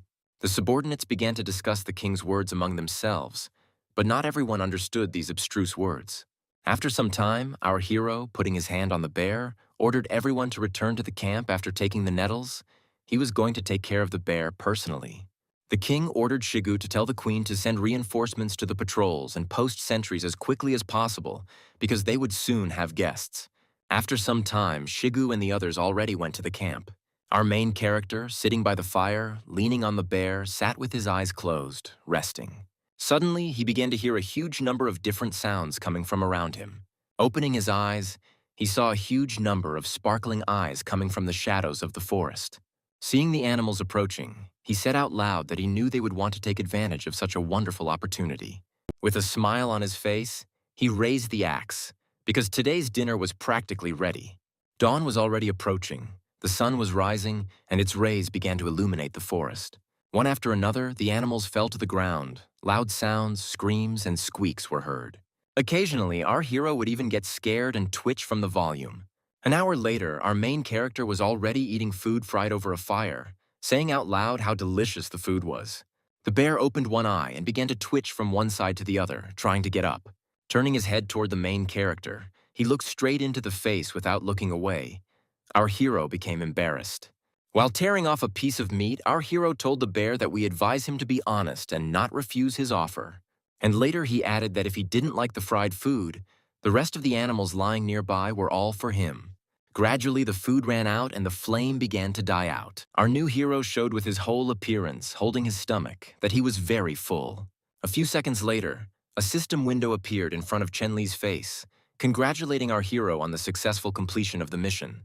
He began to rejoice, because as he had planned, the first thing he would do would be to increase his physical fitness to a critical level. While he was thinking, a bear with a baby animal in its teeth came close to him, and after putting it next to him, he began to push it to the feet of our king, who was surprised by such actions. He asked the bear if he had really left this for him, and to himself he wondered if this was really the sympathy of bears. He laughed, because he couldn't even imagine this before. He liked it. He began to imagine dirty thoughts, thinking about the bear's gratitude. Standing up and shaking off the sand, he told the bear that he was already okay and his life was not in danger, so it was time for him to return home. As he was leaving, something confused him and made him stop. After all, the bear grabbed him by the clothes and did not let him go further, making sounds similar to howling. Our hero asked him if he really wanted him to take him with him. He immediately began to smile, opening his mouth, showing with his whole appearance that he was looking forward to this. With a stupid face, holding out his finger, our king began to shout that the bear should turn into a beauty, while the bear, in turn, looked at him incomprehensibly. And then, changing his face to one of contempt, our hero said that he couldn't even turn into a bear, so what benefit could he be of? He began to howl pitifully. And then he thought that a bear as a riding animal even lives very cool, but at the same time, in order to ride it, you will have to hunt several times more. After thinking it over, he waved his hand, saying that he was taking him with him, and also that from today on his name would be Xiongda. He began to raise his hands in delight. Jump, run, he liked the name. And then, hugging him like a beast, he began to lick the face of our main hero. The king smiled. Walking and stroking his new subordinate, he thought that now he had a strong assistant. And then he climbed on top of him, because they could go where the mountain dwellers went to scout the road. Continuing to move forward, enough time passed that our hero was already thinking that he had taken a wrong turn. Suddenly, he noticed tracks that were gradually becoming deeper and deeper, which meant that the ground was becoming softer. Suddenly, something confused his gaze, and he noticed something that was already familiar to him. Right in front of him, a huge bamboo forest appeared. He thought that bamboo could be used not only as a building material, but also for making firecrackers. You need to mix saltpeter, sulfur, and charcoal in a ratio of 75 to 15 to 10, and then immerse the mixture in a bamboo tube. He knew that if they could make firecrackers, it would likely catch the enemy off guard in the decisive battle. Even if the explosion is not powerful enough, its sound will remain very loud, and this should scare people. He remembered how they had found some saltpeter before, and with charcoal everything is just as easy. Use the method of firing in a kiln. But with sulfur everything was different, because it could only be found near volcanoes. Continue making your way through the bamboo forest. He ordered the system to open the system window. On the map, he tried to find at least something resembling a volcano. Suddenly it dawned on him that the giant who was sleeping was near a volcano, and apparently it was the closest volcano. He understood that if he didn't get too close to it, then he could most likely take a risk and take a look. After all, last time he was preoccupied with how to escape as quickly as possible and did not consider any nearby resources. He ordered the bear to turn around, because now they would go north. They would try to take a risk. He was going to help his new friend, who was many times bigger than him. Laughing, he told the bear not to shit himself from what he saw. After some time, our heroes saw a standing snowy mountain. The bear ran across the wastelands at incredible speed, raising a huge column of dust behind him. Suddenly, our hero ordered the bear to stop. He was a little tired. Looking towards the lake, our hero thought that this was most likely the same lake where Huiku and Xiong were. He remembered how he had already walked along that road, but then he was not in the mood to look at the area. But this time he would take advantage of this opportunity. As he approached the lake, he told the bear to move as quietly as possible and not to hurry, taking slow steps. Stopping, he began to talk about how he should be as careful as possible and keep his eyes open. But after some time, the king relaxed, because nothing unusual was happening. He had already managed to think that the sea monster could only be seen by chance. Suddenly, the bear began to growl, which made Chen Li tense up. He asked the bear what he noticed, because he himself saw absolutely nothing. Suddenly, a huge wave rose up, causing the lake to spill beyond its boundaries. This made our heroes tense, because now they would see that very monster. A huge growling head appeared, emitting a growl that could be heard for several meters around, causing the body to tremble. Our hero ordered the bear not to move without attracting attention. A huge green Tyrannosaurus appeared right in front of our heroes. The huge Tyrannosaurus roared. Its size was several dozen times larger than the bear's, and compared to it, a man seemed like a tiny speck of fluff. With a slightly trembling voice, our hero told Xiongda to duck quickly. They hid in the thick grass, and the green-skinned monster rushed forward. Our hero noticed a collar on his neck. He assumed that this animal was the giant's pet, which had escaped while he was sleeping. And he also suggested that perhaps the monster that scared off the saber-toothed tiger was precisely this Tyrannosaurus. And besides, those huge tracks looked like its feet. After thinking it over for a moment, he thought that if he took all these factors into account, then the giant on the mountain had fallen asleep at least more than 15 days ago. Bending down to his pet's ear, he told him to quietly walk around him. But the main thing was not to disturb him under any circumstances.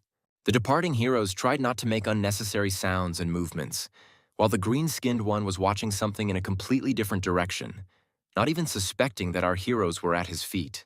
Making their way through the huge thickets of grass, the bear and the king approached the snow. A few minutes later, they were moving through huge snowdrifts. Our hero told his pet not to hurry, and at that time he examined the surrounding areas. When suddenly he told him to stop, because they would not go any further, because the snow was getting thicker. And if something happened, they won't be able to escape from here quickly, so that's all. Having climbed down from the bear, he sank waist-deep. The amount of snow was frightening. Following the bear, they made their way through huge snowdrifts.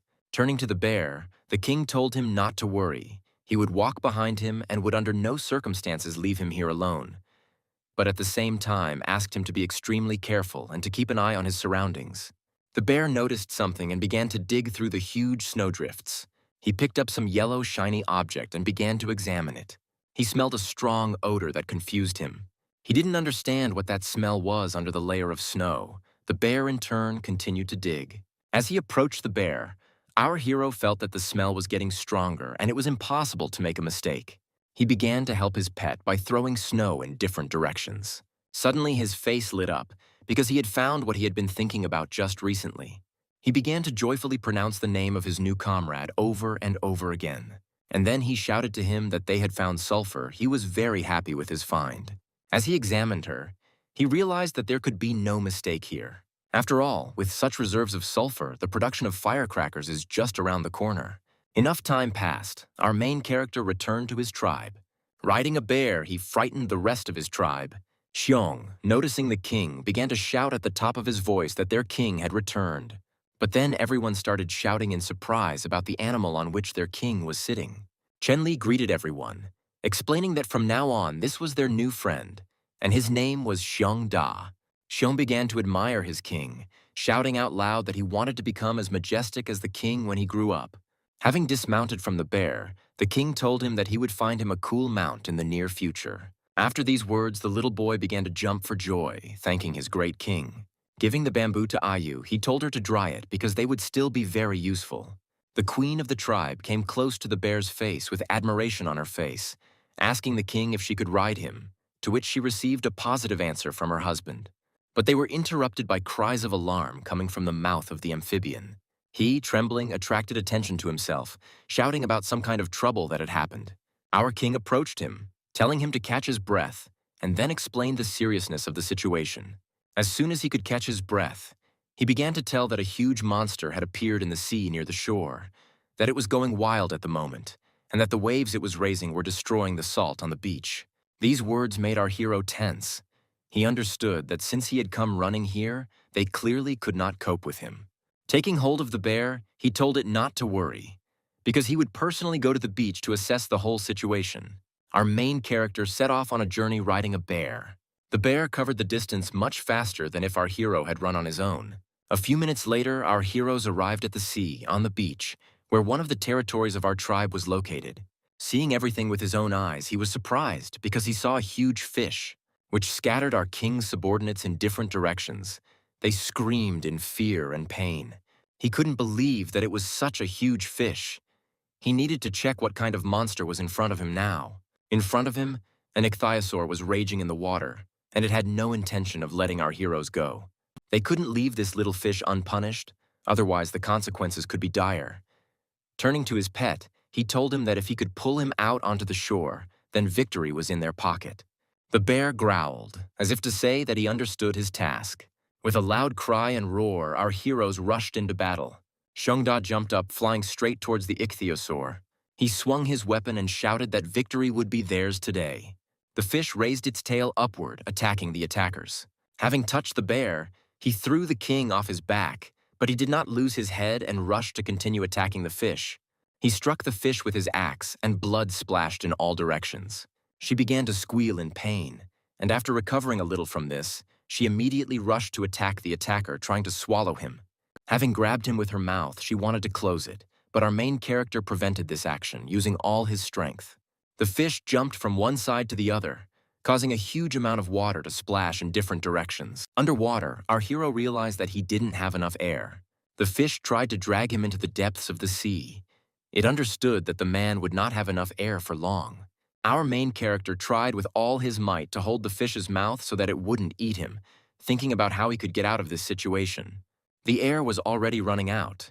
He thought that if things continued like this, then she would soon simply run out of air and he would drown rather than be eaten. Suddenly, the little fish stopped without any movement and began to try to wriggle away. The bear grabbed her by the tail with a loud howl, holding her in one place. Growling and showing his displeasure, he was angry because this huge fish had just dragged his king into the water.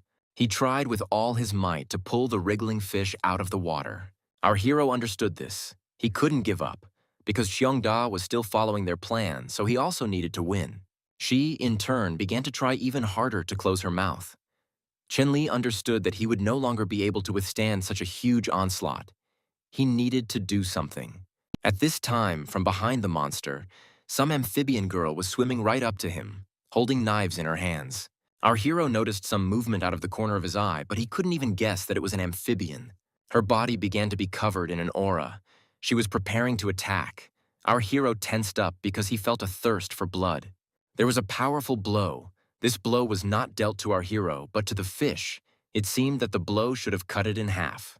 The monster's jaw opened, blood began to fill the water, and our protagonist began to fall, sinking deeper and deeper.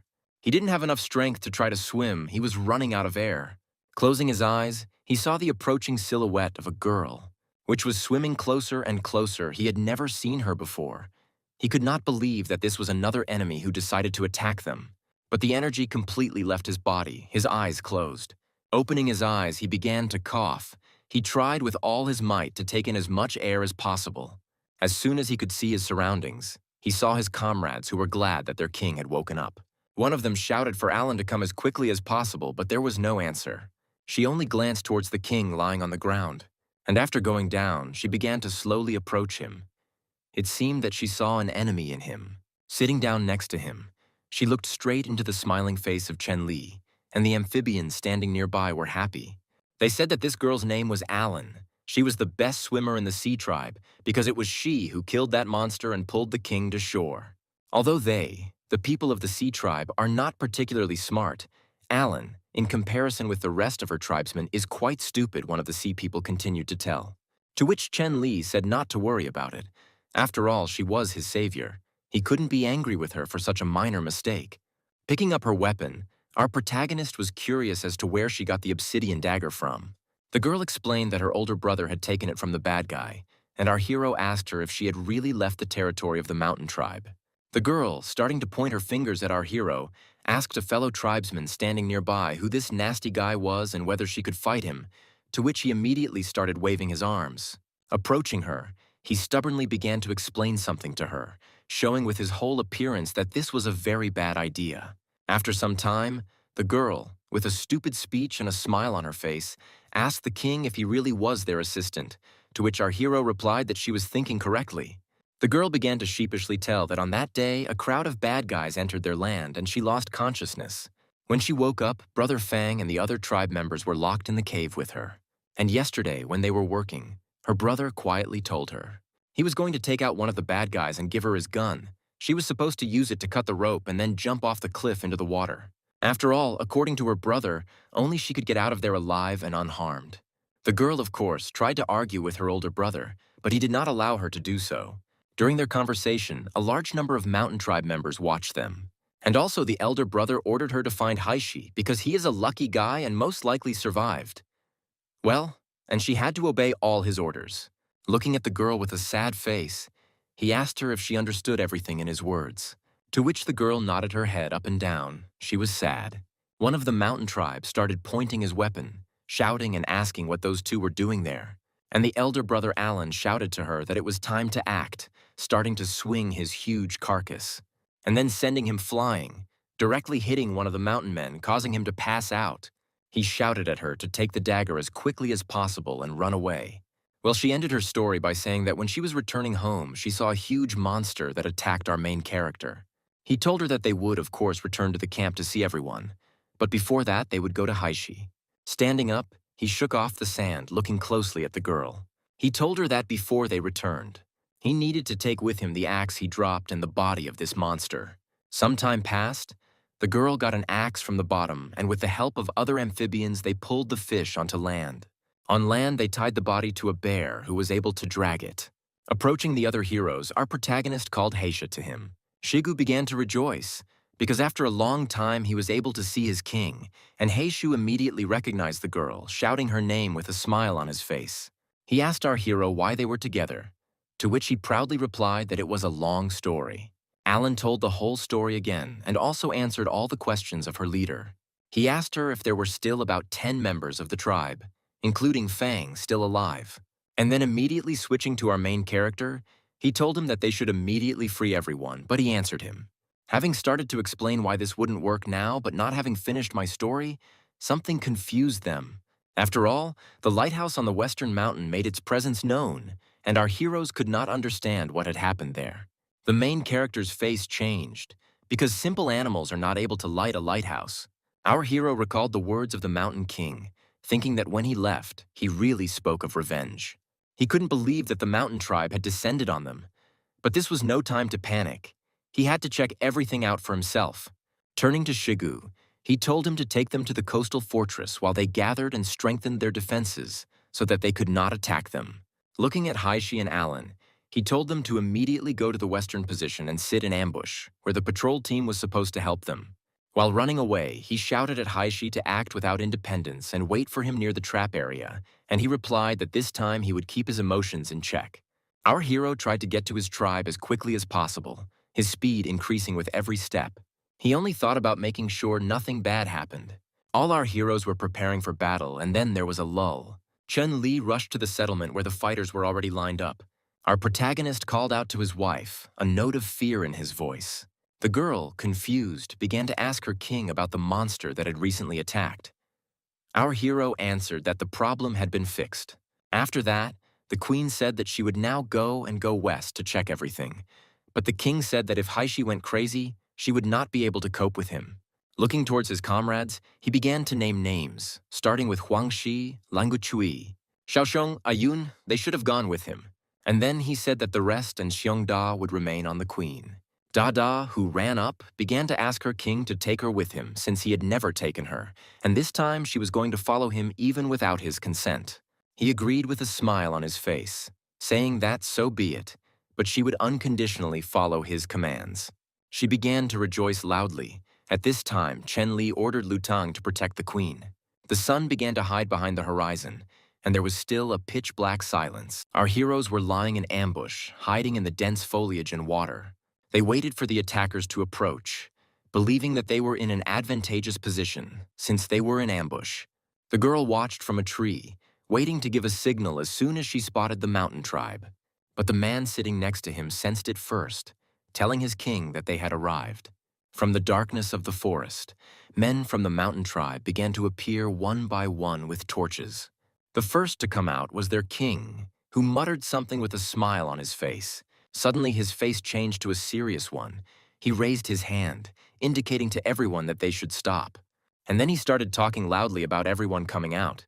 Because he knows they are here, he shouted about them sorting everything out in a duel. At this time, our hero was wondering if he had really noticed a trap right in front of him.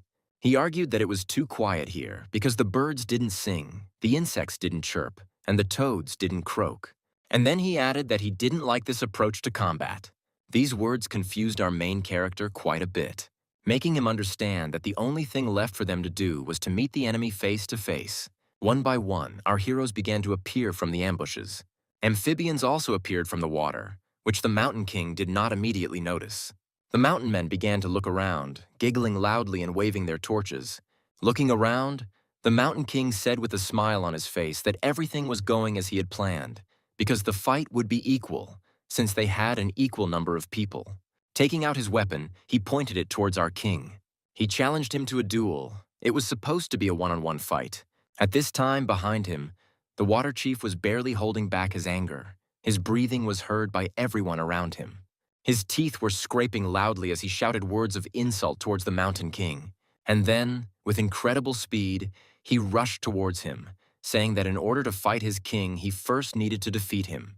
But the king's back was covered by one of his subordinates, who also approached his king with incredible speed. Their movements were identical. They were about to grab each other.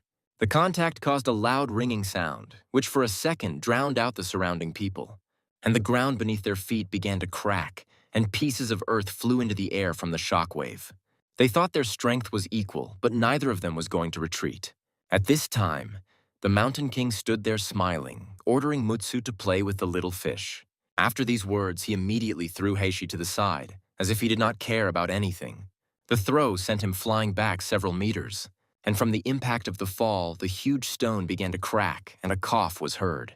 Our king noticed this and did not immediately believe that an ordinary person could throw him off so easily. Looking at this with a face of surprise, he could not understand. As Heishi lost with his enormous strength, Chen Li's face began to sweat. At this time, Ayun quickly cut the rope hanging nearby with her hands, which sent a huge piece of wood straight into one of the mountain tribe members. The hit was accurate, directly hitting the head and part of the body. But he moved the piece of wood aside with a light movement of his hands, and only a couple of parts of his body turned red from such a powerful blow. Our hero couldn't believe this either, and began to think that they also had some kind of supernatural abilities. Looking at the surrounding situation, he was not happy, because this was again the unknown, and it seemed like they were doomed to this battle. Heishi, sitting leaning against a stone, coughed loudly, making painful sounds. Wiping the blood from his mouth, he looked at his opponent with a smile on his face, who at that time ran to him with the word that now they would finish him off once and for all. But Heishi laughed loudly and dodged the powerful blow that broke the boulder. And then he tried to seize the initiative by starting to attack the man. With his powerful body, he struck the mountain tribe attacker, causing him to rise into the air. And then, grabbing him with both hands, he told him that they would now go for a swim. He realized that something was wrong and tried to get out. As he began to try to slow down, the ground began to crumble from the interaction between the two thugs. The air around them seemed to be distorted by their power. But Alan was not going to let her leader be beaten. She attacked him from the side. He understood that he would not be able to react to her attack. He could not come up with any plan. But a huge man was going to save him, who stopped the log with Aden sitting in his hand. He was thrown towards Alan with incredible force, his speed surpassing our hero. Laughing, he tried to grab her, but she didn't have time to react. With a powerful blow, he sent her straight down into the water, causing her to spray in all directions. The water softened the girl's landing a little. She was going to attack right back. But she was confused by the approaching shadow, the girl thought. Would he really follow her into the water? Suddenly, the attacker appeared, continuing to approach her with the same crazy smile. He laughed, and was even able to say that he was approaching her in order to kill her. The standing protagonist could not believe that a man had chosen uncomfortable conditions for himself in battle. At this time, the two twins were discussing that their king had promised them entertainment, and in the end, Mitsu and Shuihu started first. And after pointing towards our main character, they asked him if maybe they could fight him, and then they rushed towards him without asking permission from their king. Our standing protagonist thought about how the king of the mountain tribe had talked about a one-on-one fight, but in the end, his fellow tribesmen had rushed at him. But Chen Li's comrades were not going to let them attack, shouting that they would only be able to get closer to their king after defeating them. A fierce battle began between the two twins and our heroes. The weapons of the people from the newcomer tribe were superior to those of the mountain people. They forced them to retreat a little, but they were not going to give up. The laughing brothers said among themselves that if they lost, they would be greatly disgraced. They began to divide their spoils among themselves, agreeing that those who attacked them were their enemies. They were going to bathe in rivers of blood. At this time, the thug who stopped the tree with a stupid face watched everything that was happening. He took hold of a piece of log and began to strain and push, and then he embraced him with his whole body. And with just one easy movement, he was able to tear it from the ropes. He was pleased with his strength and his intelligence, looking away with a dull gaze. The Mountain King noticed this, and his face became embarrassed. In a nervous voice, he told him that he could play as much as he wanted. The main thing was that he didn't bother him. He said with a sad face that in that case he would find Mitsu.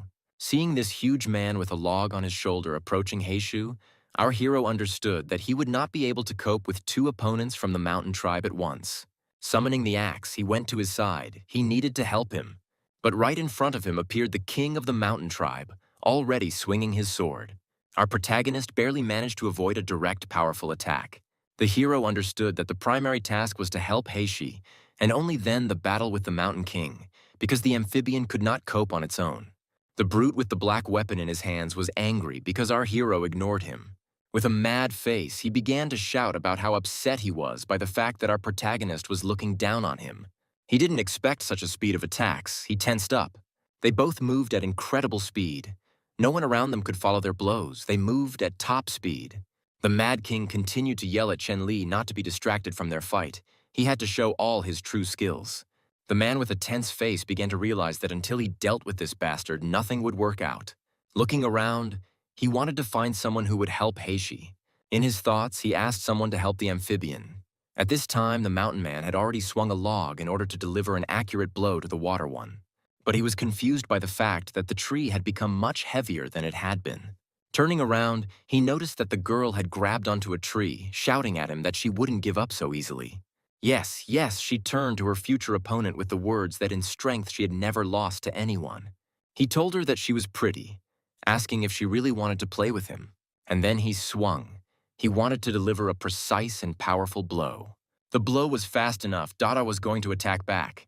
But suddenly something attacked the thug's hand, piercing it. As he picked it up, he noticed something sticking out of his hand. The wound was covered with drops of blood.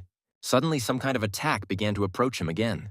He closed it from her again with the same hand, not showing a drop of pain. This began to anger him. His look changed. He asked loudly if someone else was going to play with him.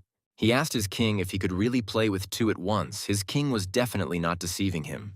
To which the fighting king of the mountain tribe replied that he could have as much fun as he wanted, because when he got to the mountain, he would be alone again. Ayun, sitting on the tree, thought that things were bad. She watched the whole picture from the mountain. Standing nearby, Xiong shouted to the girl that their king and the others were fighting a bloody battle. They needed to help them. The girl tensely replied that the trap she had just used, she had used it against bears before. But this monster was not harmed by such a powerful blow. Even if they came down, they would not be able to help in any way. Turning to Xiong, she told him that she would try to distract their attention and that he needed to return to the camp and ask the queen to send reinforcements. The kid asked Ayun to be careful. He said he would handle it quickly. At this time, the fight between the two thugs continued, and the sound of blows from the contact of two powerful bodies was heard. The man shouted that he was already tired of the fish. He didn't like it when they grabbed him. He delivered a powerful blow to Heishi's back with his elbow, intending to tear him away. The blow was truly powerful, causing our hero to cough up blood. But he wasn't going to let him go. He remembered that feeling of pain. It made him move. He was going to push him into the river. He had very little time left. The man tried to resist, doing his best not to let himself be dragged into the water. Heishi shouted to him that they would now bathe together. The man began to rise into the air, hearing words that there would now be a fight on their territory. The girl, seeing this, began to shout loudly to her leader that he shouldn't come near here because it wasn't safe. Suddenly, two hands appeared from the water and were about to grab our heroine. They dragged her to the bottom. The water chief noticed this. He began to worry about Alan. He couldn't believe that she couldn't have a fight in the water. At this time, the man continued to strike the fish with powerful blows, shouting for him to let it go. Heishi's back was covered in abrasions. The blows made a loud roar, and the man screamed at him to die. The amphibian was coughing up blood, but he was not going to let the man go. His eyes turned black. They were all angry. It began to envelop his mind. He lifted the man up, intending to throw him. With a powerful blow, he flipped him over himself, falling straight on top of him. From this blow, the earth shook, and some parts of the earth began to rise into the air. Both fighters lay on the ground without any movement, grimacing in pain. Heishi was worried about the others, asking for forgiveness that he would not be able to help them. He believed in their victory, thinking that he left the rest to them. At this time, the battle between the twins and our heroes continued. The battle was fierce. Our heroes were about to use the very move they had been practicing. At this time, the brothers laughed at them because the prey was going straight into their hands. They were going to first deal with the attacker who had a hammer and then take on the second one. They both rushed at one, shouting that this would be his end now and then they would take care of the second. Having attacked him, Langachuyu's eyes began to hurt. They burned and watered, while the brothers laughed, and our hero held his eyes trying to wipe them. A comrade from our tribe rushed to the aid of his colleague. He was worried about him. He was going to destroy these scoundrels because they cheated by using poisons, and also by attacking one person at once. His anger knew no bounds. He shouted at them to dare attack him, throwing his axe towards one of the twins. The hit was accurate. He screamed in pain. Because it entered right into his shoulder, blood began to spill. He began to tell Langachui to go away and leave everything else to him. But the second twin was furious. He was infuriated by the fact that his brother could be injured by some bungler. He began to initiate a fight between the two fighters. After some time, the twin was able to wound our hero, piercing him through with his weapon. He, coughing up blood, said that there were only 2 steps left. And then he grabbed the attacker's hands and began to press him to himself. He couldn't understand what these 2 steps were, what this counting was for. But he, squeezing his hands, said the number 1. He shouted so loudly that Langachui, who was standing nearby and wiping his eyes, paid attention to him. He immediately understood his comrade's thoughts and, with his eyes closed, rushed towards the attacker at the sound. Pushing off the shield, he jumped even higher to deliver a powerful blow. He screamed that he would end him here and now, making him scream in pain. The twin, seeing the man flying towards him, did not have time to react. But in addition to the fact that the attacker was flying towards him at incredible speed, he was also being held back. His wounded brother, covered in blood, was rushing to his aid from behind him. He was able to push his brother away, taking the blow himself. From the pain, a scream was heard. Blood flowed from the mouth. The rescued man, sitting on the ground, trembling, asked his brother to answer, but there was silence in response. At this time, Ayun opened fire from a tree, trying to somehow help Dade. Her opponent was very slow, so it was easy to hit him. But he didn't feel any pain. The arrow seemed to just scratch him, but didn't cause any real damage. Dada will soon completely run out of strength, and this cannot go on any longer, the girl thought. Suddenly, she noticed something that gave her a wonderful idea. Her gaze fell on the rope that lay next to the log. The girl's strength was running out. She understood that just a little more and she would lose in strength endurance. But her thoughts were interrupted by arrows being stuck into the ground nearby. The girl did not understand what was happening. Could it be that Ayun is missing, thought the big yes? She began to carefully examine where the arrows were stuck. She tried to see that. What was Ayun trying to convey to her? Having looked at everything carefully, she was sure that the comrade sitting in the tree was trying to convey something to her. Suddenly it dawned on her. She understood everything, thinking about how smart Ayun was. Yes, she began to press the ground, and the ground under her foot began to crumble. And then, with a sharp movement, she rushed to the side, trying to grab the rope lying on the ground. The standing man laughed and asked her if she was really tired of playing with him. But she answered with a smile that this was only the beginning, and also the end. And then, with a rope in her hands, she rushed towards the man. He stood there, not immediately realizing what the attacking girl had in mind, and began to swing the log. But she directed the rope with incredible speed, straight to his feet. By inertia, she began to entangle his legs, writhing like a snake. And then she started circling around him. Dust rose from her speed. The man didn't understand what he was trying to do. Yes. He thought she was trying to hide from him. He asked her to continue playing with him. She, in turn, continued to provoke him, shouting at him. As soon as the rope became taut, she pulled it with a sharp movement of her hands, forcing her legs to squeeze together. He fell, hitting the ground with a powerful thud, and even dust rose from his fall. At this time, Heishi was lying on the ground, listening to how he had been underestimated. His opponent said that he was very lucky that the fish was just a little short of killing him, when a log appeared from behind him and flew straight towards him. The leader of the water tribe was surprised by this picture, and Heishi's face made the enemy turn his attention behind his back.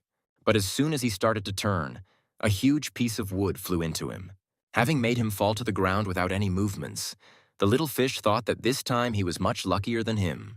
The battle between the two kings continued, and the contact of their weapons produced a piercing ringing sound. And also, every contact of blows forced them to move away from each other, pushing off.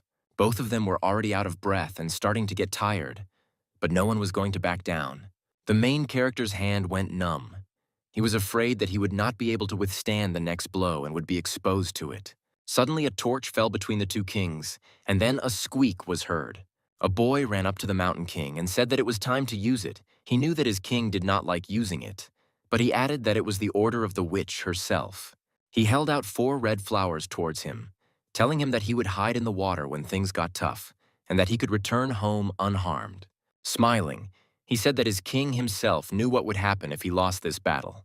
He looked towards the boy and remained silent, looking menacingly in his direction. Our protagonist saw this picture, thinking that this man was holding red ginseng. Were they really going to give up their minds to strengthen their bodies? He began to concentrate power in his right hand, and yellow symbols began to slowly form, which later turned into a covering of the entire body. Our hero understood that this could not be allowed under any circumstances. He was going to use all his strength. Looking towards the boy who was handing him red ginseng, the Mountain King thought that the witch had figured out his true character. But their conversation was interrupted by a beam flying towards them, which was approaching them at a fairly fast speed. I barely managed to jump to the side before the attack swept through, destroying everything in its path. A second later, the huge trees standing behind the Mountain King were cut in half, but the Mountain King himself did not even flinch. Thinking that his king was not so decisive, he began to reach towards the burning torch. Covered in sweat, he told him to let him. To do everything and decide for him, he was going to set fire to the red flower. But he, in turn, with incredible speed, knocked down the torch with his foot, pressing it into the ground. The baby was shocked by such actions, because how dare he resist the witch's order? And he, with a menacing face, answered him that he did not believe that this was her order, and then added that he could return and report everything to her. He, getting up angrily, told him not to regret these words later, and then he ran away, shouting that one of his legs was here and the other there, telling him to wait just a little bit. Looking towards the floating baby, there was deathly silence. And then the Mountain King turned towards our main character, looking him over from head to toe, thinking that this destructive power was simply incredible. Our king himself at that time was thinking that there was no time to recover. Even the power of Pangu was already running out. His vision was starting to blur, and he couldn't stay in that state for long. Even if you manage to land at least one more blow on him, he will fall down like a pillar immediately after it, losing consciousness. He thought that their situation did not inspire much optimism either. After all, your strength must have been exhausted long ago. If he misses and the mountain chief of the community survives, he will swat everyone else at once. Chen Li couldn't understand why he put out the torch. He was trying to figure out what kind of trick his opponent was going to pull. He rushed towards him, thinking that there was no time to think at all, because it was unknown what awaited him, life or death. So while he still had some strength left, he had to do everything as quickly as possible. The heroes continued fighting, moving from side to side with incredible speed. The sounds from their blows seemed to cut through the air, echoing across a large distance. Both heroes began to get even more tired. Their breathing became ragged again, and their faces became covered in sweat. The Mountain King asked our protagonist why he had not shown this incredible power before. He thought that such wounds were not his doing. He assumed that the reason for such strength was in the ritual of sacrifice, and began to make a menacing face. His body began to fill with anger. He rushed at the main character with even greater cruelty. Gorny told our king that apparently he would not have enough strength for long, so victory would be his. And then, with trembling hands, he added that he himself was on the verge. The divine power granted by the witch was about to disappear, and he will not be able to withstand the next attack of our king, and will not be able to dodge. With a smile on his face, he said that the next attack will be with all his remaining strength. Our hero looked at him with the same menacing face, continuing to listen to him, telling him not to worry, because as soon as his opponent falls without strength, he will not touch any of his subordinates. But Chen Li told him not to make unnecessary promises, although he respected it. He began to accumulate all his energy. The air around his body began to distort greatly. The Mountain King also began to gather all his strength, preparing to deliver his most powerful blow. Our hero rushed into the attack first, wanting to strike first. But he was not going to wait against him. He also rushed straight towards our hero, his body covered in a dark aura. There was a powerful collision of 2 blows, which distorted the air and then began to slowly lift particles of earth into the air. and then dust began to rise, which hid the silhouettes of the heroes. Our king screamed. He realized that a powerful explosion was about to happen. But before he could jump back, there was a powerful bang, the sound of which could be heard for several kilometers around. A huge column of dust rose from it, rising straight into the sky. Everyone around took notice, forgetting about their own battles. They couldn't believe their eyes what just happened. But as soon as the dust began to disappear, the Mountain King appeared lying on the ground, and a silhouette standing next to him. The bald man lay unconscious on the ground, his body covered in bruises. And from behind the rising dust, our main hero began to appear, barely able to stand on his feet. He tried with all his might to inhale as much air as possible. Turning his attention to his opponent, he saw a king lying nearby. With a bright smile on his face, he was pleased with this fight. His subordinates were also defeated. The newcomer tribe proved stronger than the mountain tribe. But Chen Li's hand was pierced by pain, as if it was being torn into small pieces, and then drops of blood began to appear, which gradually covered his entire hand. While healing her, he thought about how he shouldn't use Xiu Pangu for trifles. He lost his balance and began to fall. He was glad that the fight was won, but his strength completely left him. But he fell far from the ground, but into the soft parts of Ayun, who caught him. The girl said that the leader of their tribe could not become a disgrace. Chen Li told her to be careful because their man was still in the water. But she, looking towards the approaching queen, asked her king not to worry because their allies had arrived. The king, giving her some healing ointment, told her to make sure that the Alan was safe, and then they could leave. And she agreed with a not very pleased face. He began to fall again. This time he did not have the strength to remain conscious. Closing his eyes, he told the girl that he needed just a little rest. Opening his eyes, he heard conversations about someone being released, and someone was going to take care of the king. He wondered whether he was already home or not. He couldn't understand. His mind had not yet come to its senses. Turning his head to the side, he saw Xiao Wan closing the door. And after she began to undress, these actions embarrassed our main character. He screamed. But the girl did not react to this in any way, and began to walk slowly towards her husband. She started to climb onto the bed. Chen Li asked her with a trembling voice what she was going to do. She sat on him, starting to make exciting sounds that made not only her hands but also her legs tremble. She leaned towards the king's face, which was already covered in sweat from surprise. She began to touch him gently. Chen Li's whole face was red. He began to squeeze his eyes. Xiao Wan adjusted her hair and asked him if he really liked pretending to be asleep, although she didn't care at this point since she wasn't going to wake him up anyway. And then, slowly, in an exciting voice, she said that in the end, she liked being the initiator better. He opened his eyes after these words and squealed in embarrassment, asking his wife what she was doing here. And then he began to try to change the subject in a trembling voice, asking about the state of Alan and the enemies. But she was not going to answer these questions.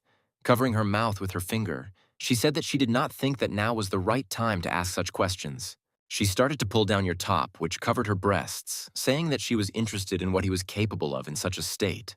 Looking at all this, he thought that although he had everything for a long time, he was already ready for this day.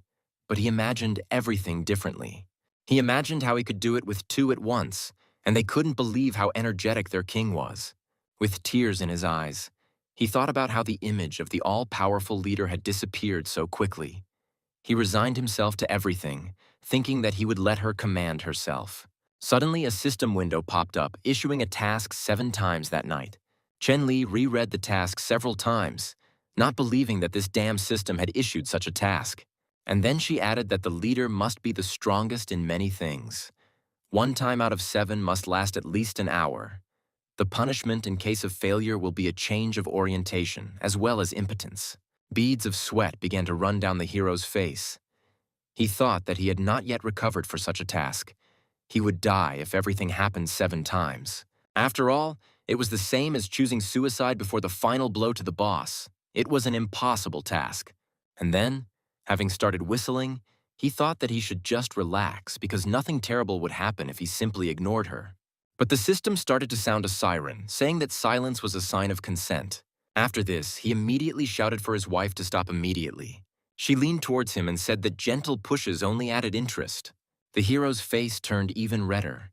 He considered this day the worst in his entire time in this world. He thought about who could help him now. A drop of blood came out of his nose and he began to prepare for his last night. But then a loud sound was heard, as well as a roar, which burst into our hero's chambers, forcing the girl to cover her bare chest. He was surprised to see the owner in front of him, with the girl sitting on him. But having come to his senses, the bear began to growl loudly, showing his displeasure. And then a loud sound was heard. The girl could not believe her eyes, looking in surprise at the same point. She screamed at the bear to give up her husband, looking at the back of the fleeing bear. After some time, our heroes had already moved far enough away from the king's chambers. Chen Li asked his pet to let him go. They were all already far enough away. But the bear did not stop. Making our main character tense up, he asked him where he was taking him. He started screaming for someone to help him. Was the bear really going to eat him? With tears in his eyes, he said that it would have been better to stay with Xiao Wan if he had known how everything would end. And the bear, in turn, showed his displeasure with a roar. After some time, our hero stopped at some cave. He threw his master to the ground, who was hit pretty hard when he fell. Getting up, he asked why he had brought his ship and what kind of place this was. And he began to howl loudly, which left our hero dumbfounded. Two small silhouettes appeared from the cave, peeking out fearfully from the shadows. Seeing them, the hero was surprised because this is it. There were real little bear cubs. The kids began to joyfully run towards the two standing heroes, emitting joyful roars. They started hugging the big bear, while Chen Li was still standing there shocked. And then they began to run up to the person standing next to them, still showing joy. As he began to stroke them, he asked Xiang Da if these were really her children. After some time, a system window appeared in front of the hero, which said that two bear cubs, under the influence of their mother, were ready to join his community. He looked at them and smiled, thinking that this was simply wonderful news. The number of people in the tribe increased to 98 people, which surprised our hero, because two bear cubs are considered 20 people. Looking at them, he thought that the total and net number of people was 68 people. And then the system congratulated our hero on the transition to a new quest, namely the expansion. The deadline for completion was 6 months. He thought with a smile on his face that quite a lot of time had passed since the last main quest. If the system had not warned him, he would most likely have forgotten about it altogether. Looking at the rewards, he was glad that they were good. But the difficulty of completing the quest scared him. He began to laugh, thinking that they would have to speed up the process of preparing for the attack on the mountain tribe. Our hero and the bears were heading back to their settlement. Looking at them, he thought that he had nothing to do anyway, so he needed to come up with names for them. Looking at one, he immediately gave him the name Xiong'er, and he thought of another for a long time. Nothing came to his mind except a bald head. But in the end, he settled on Xiongsanem. As they walked, the cubs ran around their mother, making happy sounds. They liked the names. The main character entered calculations according to which there were a couple of days for rest. But after that, there was a lot of work to do in order to complete all the work on time. With a wave of his hand, he ordered the system to open the map. Looking at her, he thought, "It's great that the settlement was discovered, because now all that's left is to wait for a bite." The enemy was trapped. Although our hero did not approach their camp, information about the surrounding situation, guard posts and traps was already known, our king thought. He wanted to try to teach everyone the basics of agriculture in 2 days and then go on a reconnaissance mission. As he continued walking through the forest, he hoped that they had left him at least a piece of that huge ichthyosaur. He imagined himself devouring those delicious pieces of meat. 3 whole days passed. Our hero stood at the gate showing the entrance and exit of their settlement. Sitting on his pet, he said words of farewell, extending and waving his hands sweetly. The girls stood with sad faces, because they did not have time to fully enjoy their time with their king. Looking at the little one, Chen Li told him to take care of the cubs, and also adding that he would have to deal with them for 3 or 4 days at most. He also told the girls not to allow the squad with the catapults to become lax, and they also needed to watch Alan, relying on the fact that she might be able to remember something else. The queen stood there embarrassed and told her husband that they were not stupid and did not need to be told the same thing 10 times. Turning to Ayu, our protagonist asked her why she was sad, and also whether they had planted the millet seeds, to which the girl replied that they had, and also added that the farmland was carefully looked after so there should be no problems. She asked her king to be careful, because the people of the mountain tribe are not at all reasonable. She was worried about him. To which the queen standing nearby shouted at her, telling her that this was all nonsense, because their leader was not their enemy, especially since a bear was walking with her husband. Having said his final goodbyes, our hero ordered his pet to go. He immediately rushed away from the girls. The king shouted to them that he would return soon. Ayu exhaled heavily, saying that she hoped that Chen Li would be fine, while his wife, who was standing next to him, nervously glanced towards her competitor. As she walked away, she continued to look in her direction, clearly showing all the signs of jealousy. Her thoughts were only about the fact that her husband could have cheated on her, and if this was true, then he was doomed, the green-haired girl thought. Having moved away to a normal distance, she shouted with anger in her eyes, "You know what to do." At that very second, 3 girls in cloaks and masks suddenly appeared in front of her. One of them turned to her mistress with the words that she should be calm. She gives her word that the task will be completed. After listening to the end, the queen waved her hand, after which all 3 girls set off on a secret mission with incredible speed. She stood there with a sad face, thinking that last time she almost got to the point, but the bear took him away. She was angry because she had to make sure that her husband really went on a reconnaissance mission. She thought that our hero had some kind of hidden secret hut. At this time, our hero sneezed, over and over again without stopping. Looking around nervously, he couldn't understand where the cold air was coming from, or whether his wound hadn't healed yet. But at that moment, he noticed a steep slope, thinking that it would not be possible to climb such a slope without any sounds. He ordered his bear to move north, and it immediately bolted to the side. He thought that there were only a couple of ways to climb smoothly. It was no wonder that the mountain tribe had chosen this particular place, because it just smelled of safety. With a depressed face, he wondered what if he sent the main forces head-on without any clever plans. And while they are fighting, he will sneak behind them for a surprise attack. Suddenly, loud words were heard asking our heroes who he was and why he had come here. This made the bear stop abruptly. Our main character barely stayed on his back. He began to quickly look around, trying to see who was screaming. Before he had time to fully look around, mountain men began to appear right in front of him, who were clearly not happy to see him. The bear growled, and our hero shouted at them to calm down because his name was Chen Li. He had come to arrange a meeting with their leader.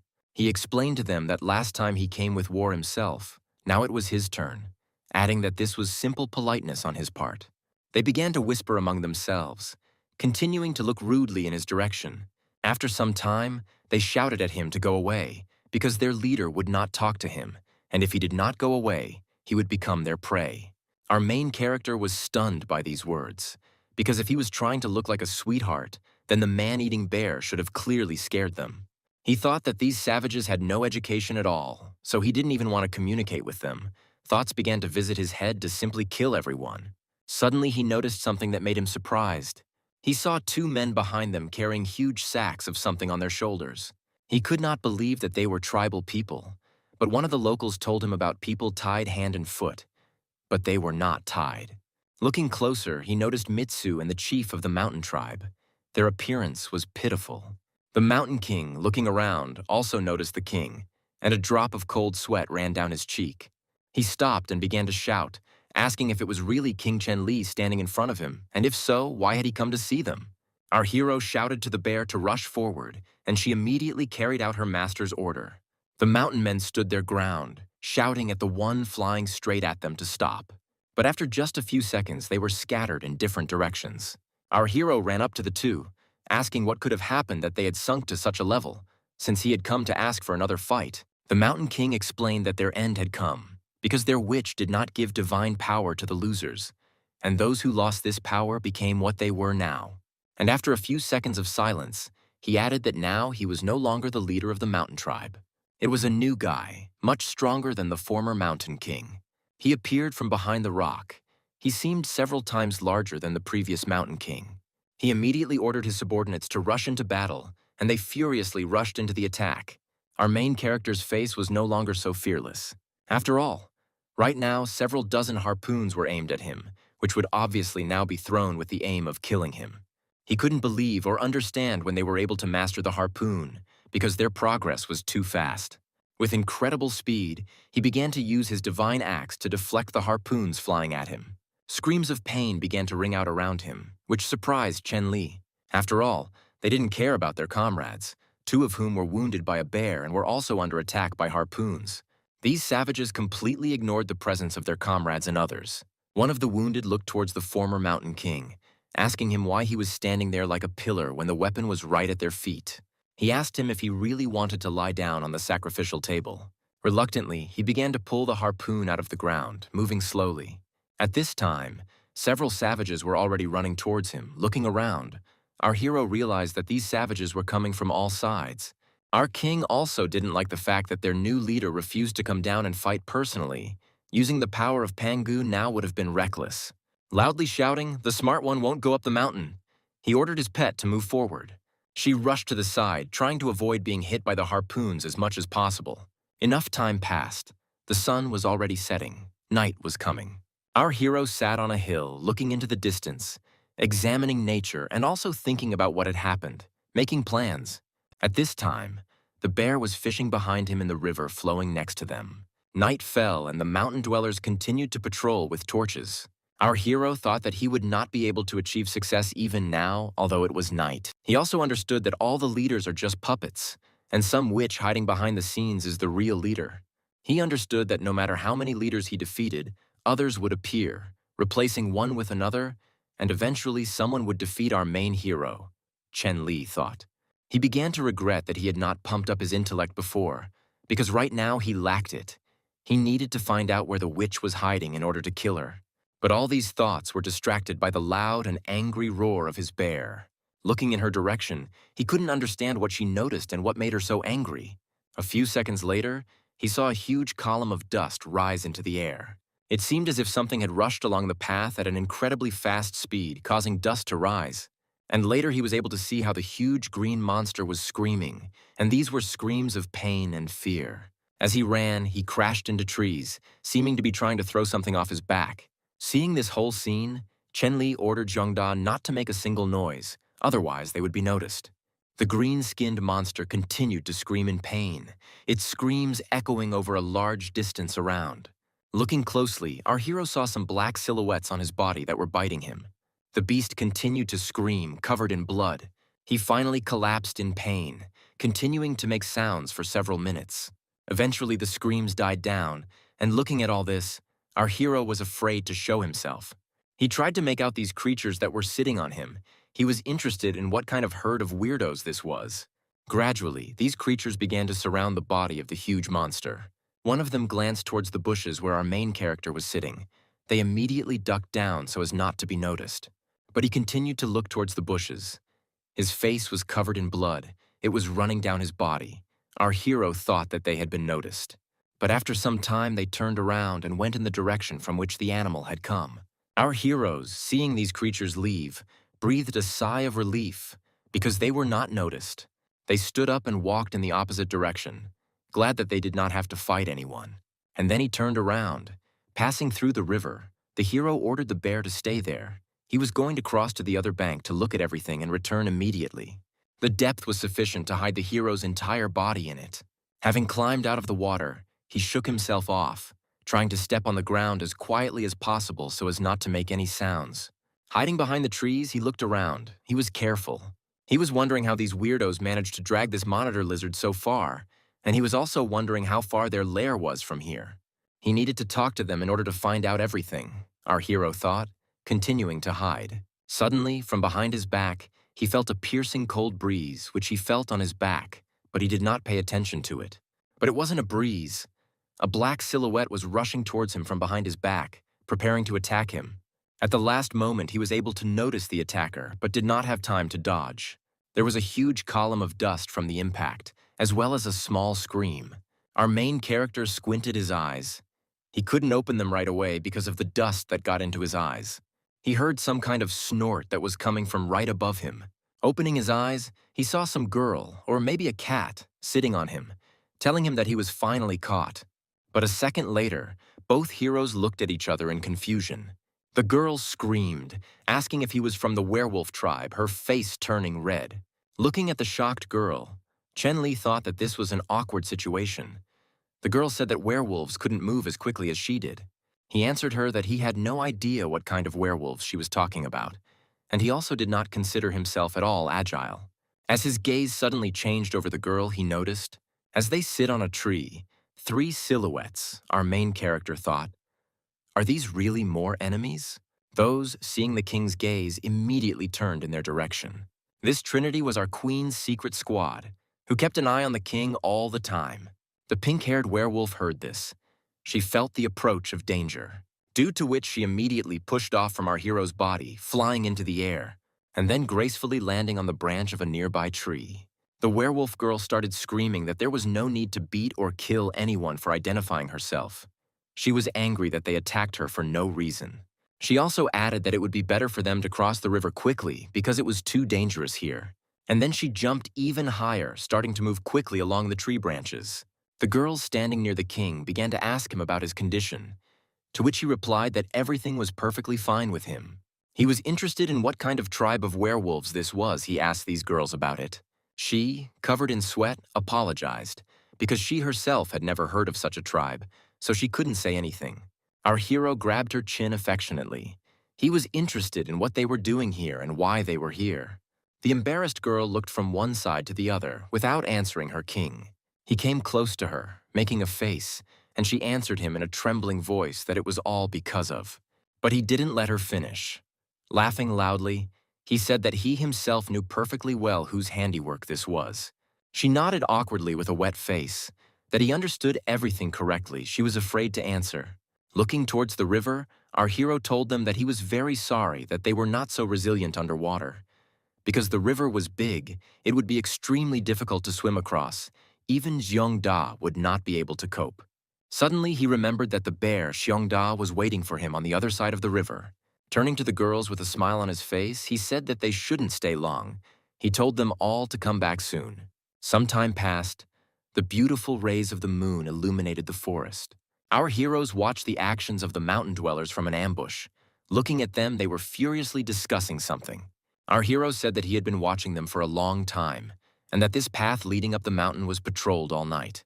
He also added that he needed help to find out if there was another one here that he could climb unnoticed. The girl with a surprised face asked her king, "What about that girl?" To which he, looking towards those patrolling the path, said that while they would put off the problem with that riverbank, they needed to sort it out here first.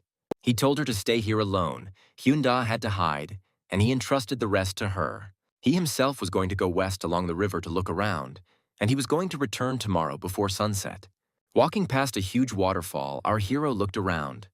Everything around him seemed strange to him. He thought that it was here that Alan most likely jumped into the river and escaped. Looking down, he would never in his life have thought that if he jumped here, he could survive. This child was blessed. There was no other way, our hero thought. Looking up at the waterfall, he thought that since there was no one near him now, no one would see this. He can climb up without any difficulty, starting to laugh loudly after these thoughts.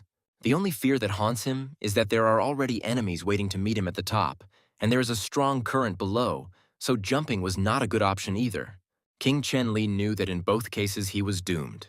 Spitting to the side, he breathed a sigh of relief and thought that the best option in this situation would be to find another place.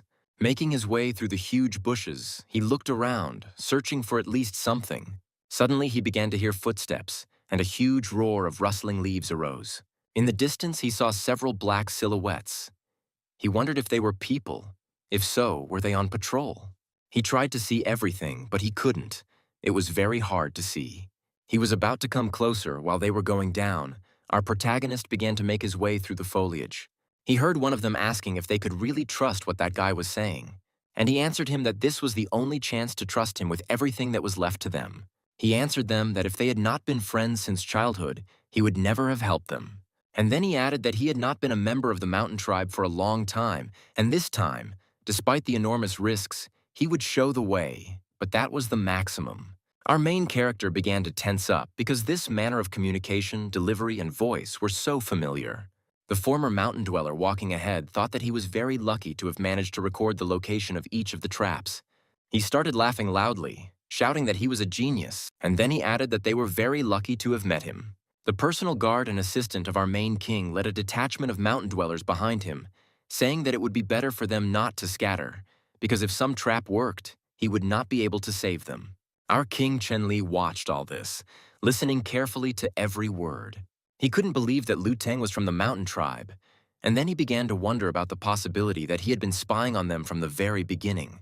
But examining them, he became convinced that these savages were not as developed as they seemed at first glance. He was also interested in the question of how he was able to find out the location of absolutely every trap. Our protagonist assumed that he overheard the conversation while they were discussing traps with Shigu. Chenli didn't intend to attack. He intended to see what they would do next first. It was a full day. The sun was high in the sky, illuminating the surrounding area. The trader with the mountain limbs continued to move forward, avoiding one trap after another. Everyone walking was tired, covered in sweat from the heat, and out of breath. One of them fell on his butt, saying that he would not go any further because he was very tired.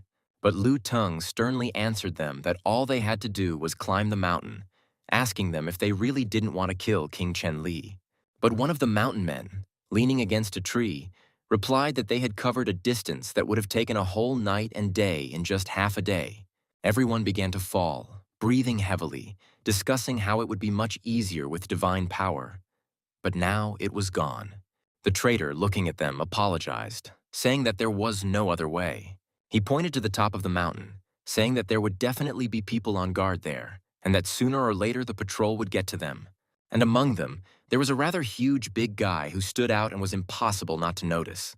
He told them that he did not want to be buried there, and also said that he thought that his former comrades did not want to return to a life of slavery. Looking down, he seemed to be thinking about something. His face seemed sad.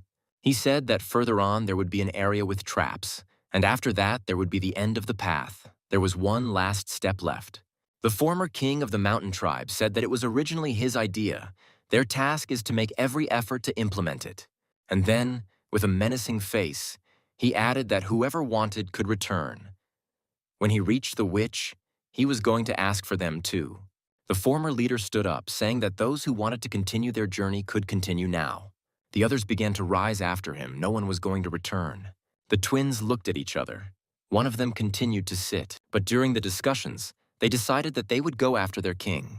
All the heroes continued on their way. It was hard for them, but no one was going to give up. At this time, a boy with a wolf skin on his head was on duty at the tower, who carefully watched everything around. Suddenly, he noticed something that made him surprised, because someone had entered the area with traps. Looking down, he wondered if these were hungry wanderers looking for food. The kid noticed Lu Teng, who was climbing up with them. He thought that his comrade should know the safe route. Why was he climbing up here?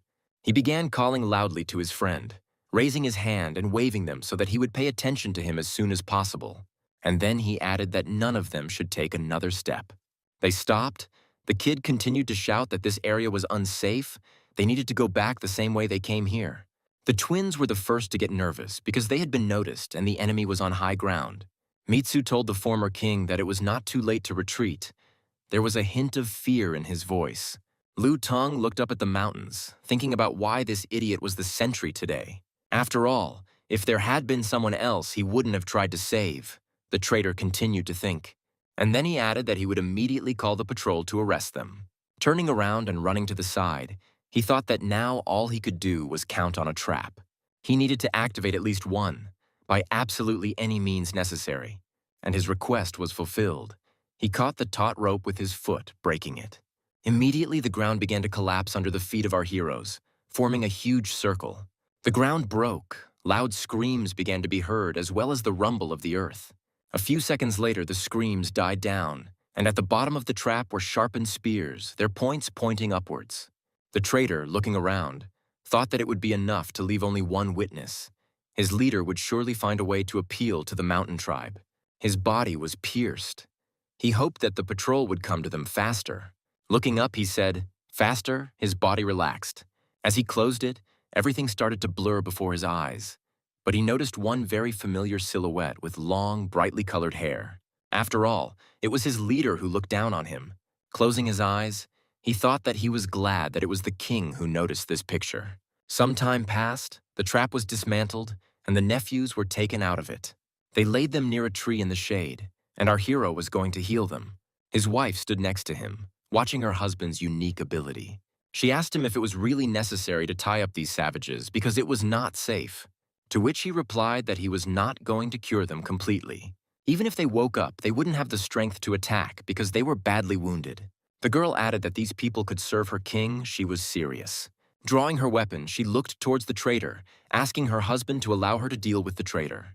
She swung her whip, pointing it towards the traitor, preparing to attack him. But at that very moment, Chen Li appeared with words for her to wait, covering the man lying on the ground with his body. He told her not to jump to conclusions. He wanted to hear the whole story when he woke up. Haishi, who was standing nearby, said that only a couple of people would be enough for interrogation. It was not necessary to leave everyone alive in his opinion. Shigu supported the words of the Sea Tribe chief, adding that they cannot afford to use so many medicines. It wasn't a very nice gesture from the newcomer tribe, as it wasn't easy to make such an arrogant guy betray his community, even if the witch treated him like a slave. But as far as they know, these guys are closely related to each other. Therefore, our hero was going to save them because the former leader of the mountain tribe would submit obediently. Moreover, last time he promised our main character that he would not kill his people, so the king was going to be merciful. He was nervous because for the sake of some savages, he had to spend a lot of money in medicine.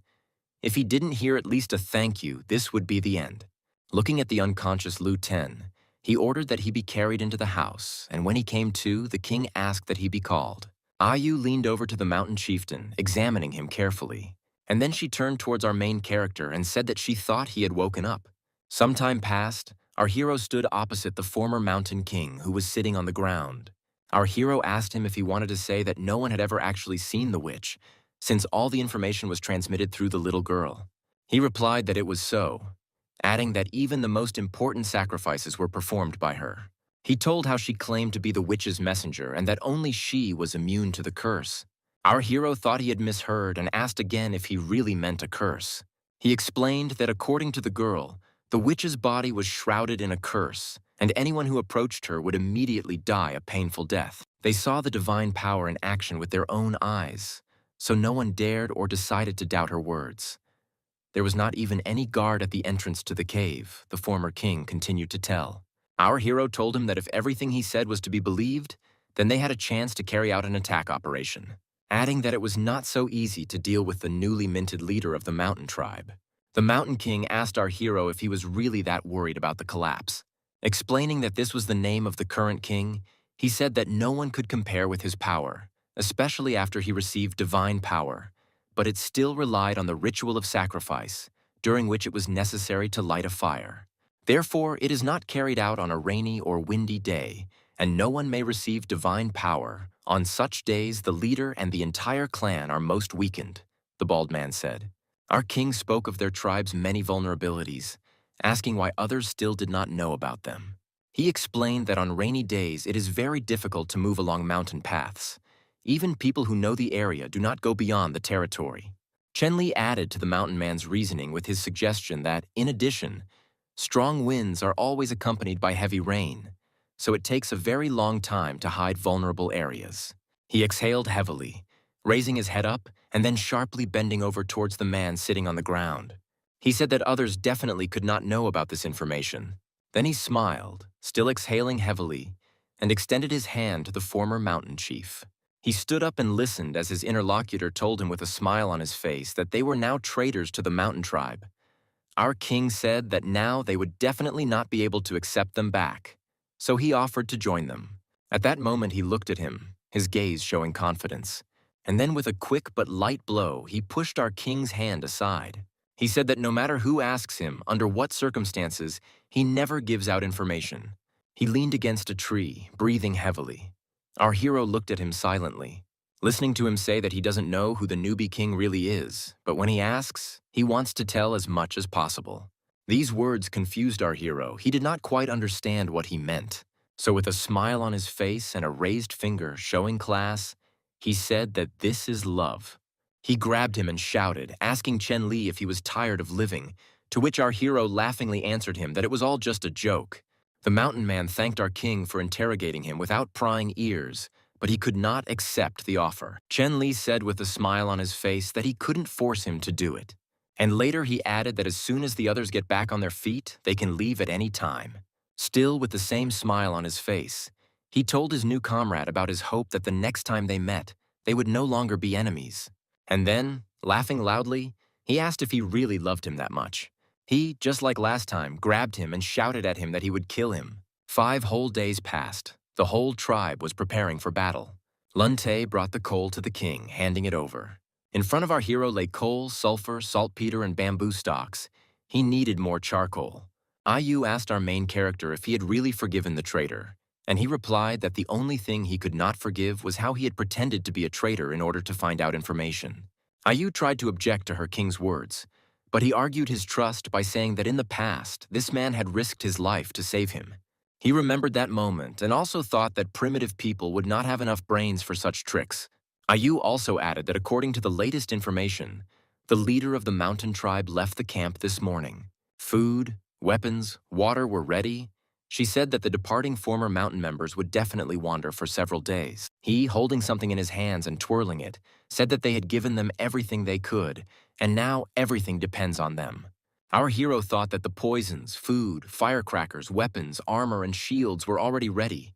They just had to wait for the storm. Even at night, preparations continued, with each member of the tribe busy with some task. Amphibians were considered the strongest, so they did hard work. Our main character sat in his royal chambers looking at the system window. He thought about how this broken system had spent 70 tech points on 3 copies of the ointment. He thought the price was stable, but it turned out that she hung herself after each purchase. Suddenly there was a knock at the door, which distracted him from his thoughts. He ordered to come in. The closest members of our protagonist's tribe entered the royal chambers. He immediately told them that they should know why he called them here. He was not going to beat around the bush, but to get straight to the plan. He began to tell his plan, saying that they would split into 4 squads. Heishi had to take 3 reliable subordinate troops and go to the mountain to rescue the prisoners. The location of the tribesman Feng had determined a few days ago. Looking at the green-haired girl, he said that at the right moment she would have to guide Heishi herself. Shigu was to be responsible for leading the main squad. Morning came and the first rays of the sun began to appear. The heroes gradually began to emerge from our protagonist's chambers after a long discussion of the plan. Xiaowan looked away. Our hero asked her if there was something wrong with his plan, to which she replied that she didn't know, because she could hardly trust Shigu, so giving him all these treasures was a strange decision, and it was also a strange decision to leave the house in the hands of a rebel. He explained that this time they were in full force, and the women, children, and old people needed protection. He also added that Lu Ten's wounds had not yet healed. He said that it would be great if he was in charge of guarding the camp, but he had not yet recovered. And everyone also understood perfectly well that there was still a grudge against him. Chenli raised his voice and said that Lu Ten was not a traitor and that he would prove it when the time came. The girl came out with words of consent, but added that if he did something, she would be the first to finish him off. After some time, Ayu ran up to the king's chambers, screaming. She screamed that the wind was rising and their king needed to hurry. Going outside, our main character felt a breeze, the speed of which gradually increased. He looked into the distance. Looking at the sky, he was thinking. He was immersed in his thoughts. He felt the strong moisture that was in the air. It seemed to him that they had very little time left, because the rain would only hinder them. He ordered everyone to get ready immediately, because they were leaving right now. Enough time passed, and clouds gradually covered the sun in the sky. Our heroes were already standing near the waterfall, having walked along the road that our hero found. He told the girl that Alan was already in ambush nearby. He told the girl that if one of them fell into the water, she would be responsible for saving them. He also added that the bear would look after her. He told the others that they would first cross the river and climb the cliff, but he was going to go to the top of the mountain alone, adding that everyone should follow the plan. Our hero looked towards the mountains, asking everyone to be extremely careful. The hero's plan began to be executed. Everyone began to carry out their tasks. Shigu and the main army made their way through the dense foliage, holding shields in their hands. There was tension in the air. He thought that the others should all be in their places by now. They began to light the firecracker that would signal the start of the battle. He threw her down, shouting that the louder the better. There was a powerful explosion that frightened and confused the savages. Immediately after the explosion, our heroes began to appear from the foliage with a scream and ran towards the mountains. They knocked them off their feet, shouting at them to disperse, as they had not yet fully recovered from the explosion. One of Shigu's subordinates shouted for him to look up, because the king of the mountain tribe appeared before them. The rest of the tribe began to appear on the rocks, and with each passing second there were more and more of them. Shigu gave the order for everyone to stand in a defensive formation. The main army quickly lined up, raising their shields up. They successfully defended themselves against the spears flying at them with the help of their shields. The man standing next to Shigu told him that it was not too late to retreat. After all, right now a huge number of savages were moving towards them. But Shigu shouted to everyone to hold on, because they needed to attract as much attention as possible. A fight began between two tribes. Shouts and screams were heard.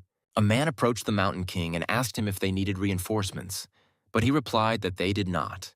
He said that he had not received divine power today, so let the tribals first wear them out, and then they should enter the battle. At this time, not far from the waterfall, savages were leading tethered amphibians.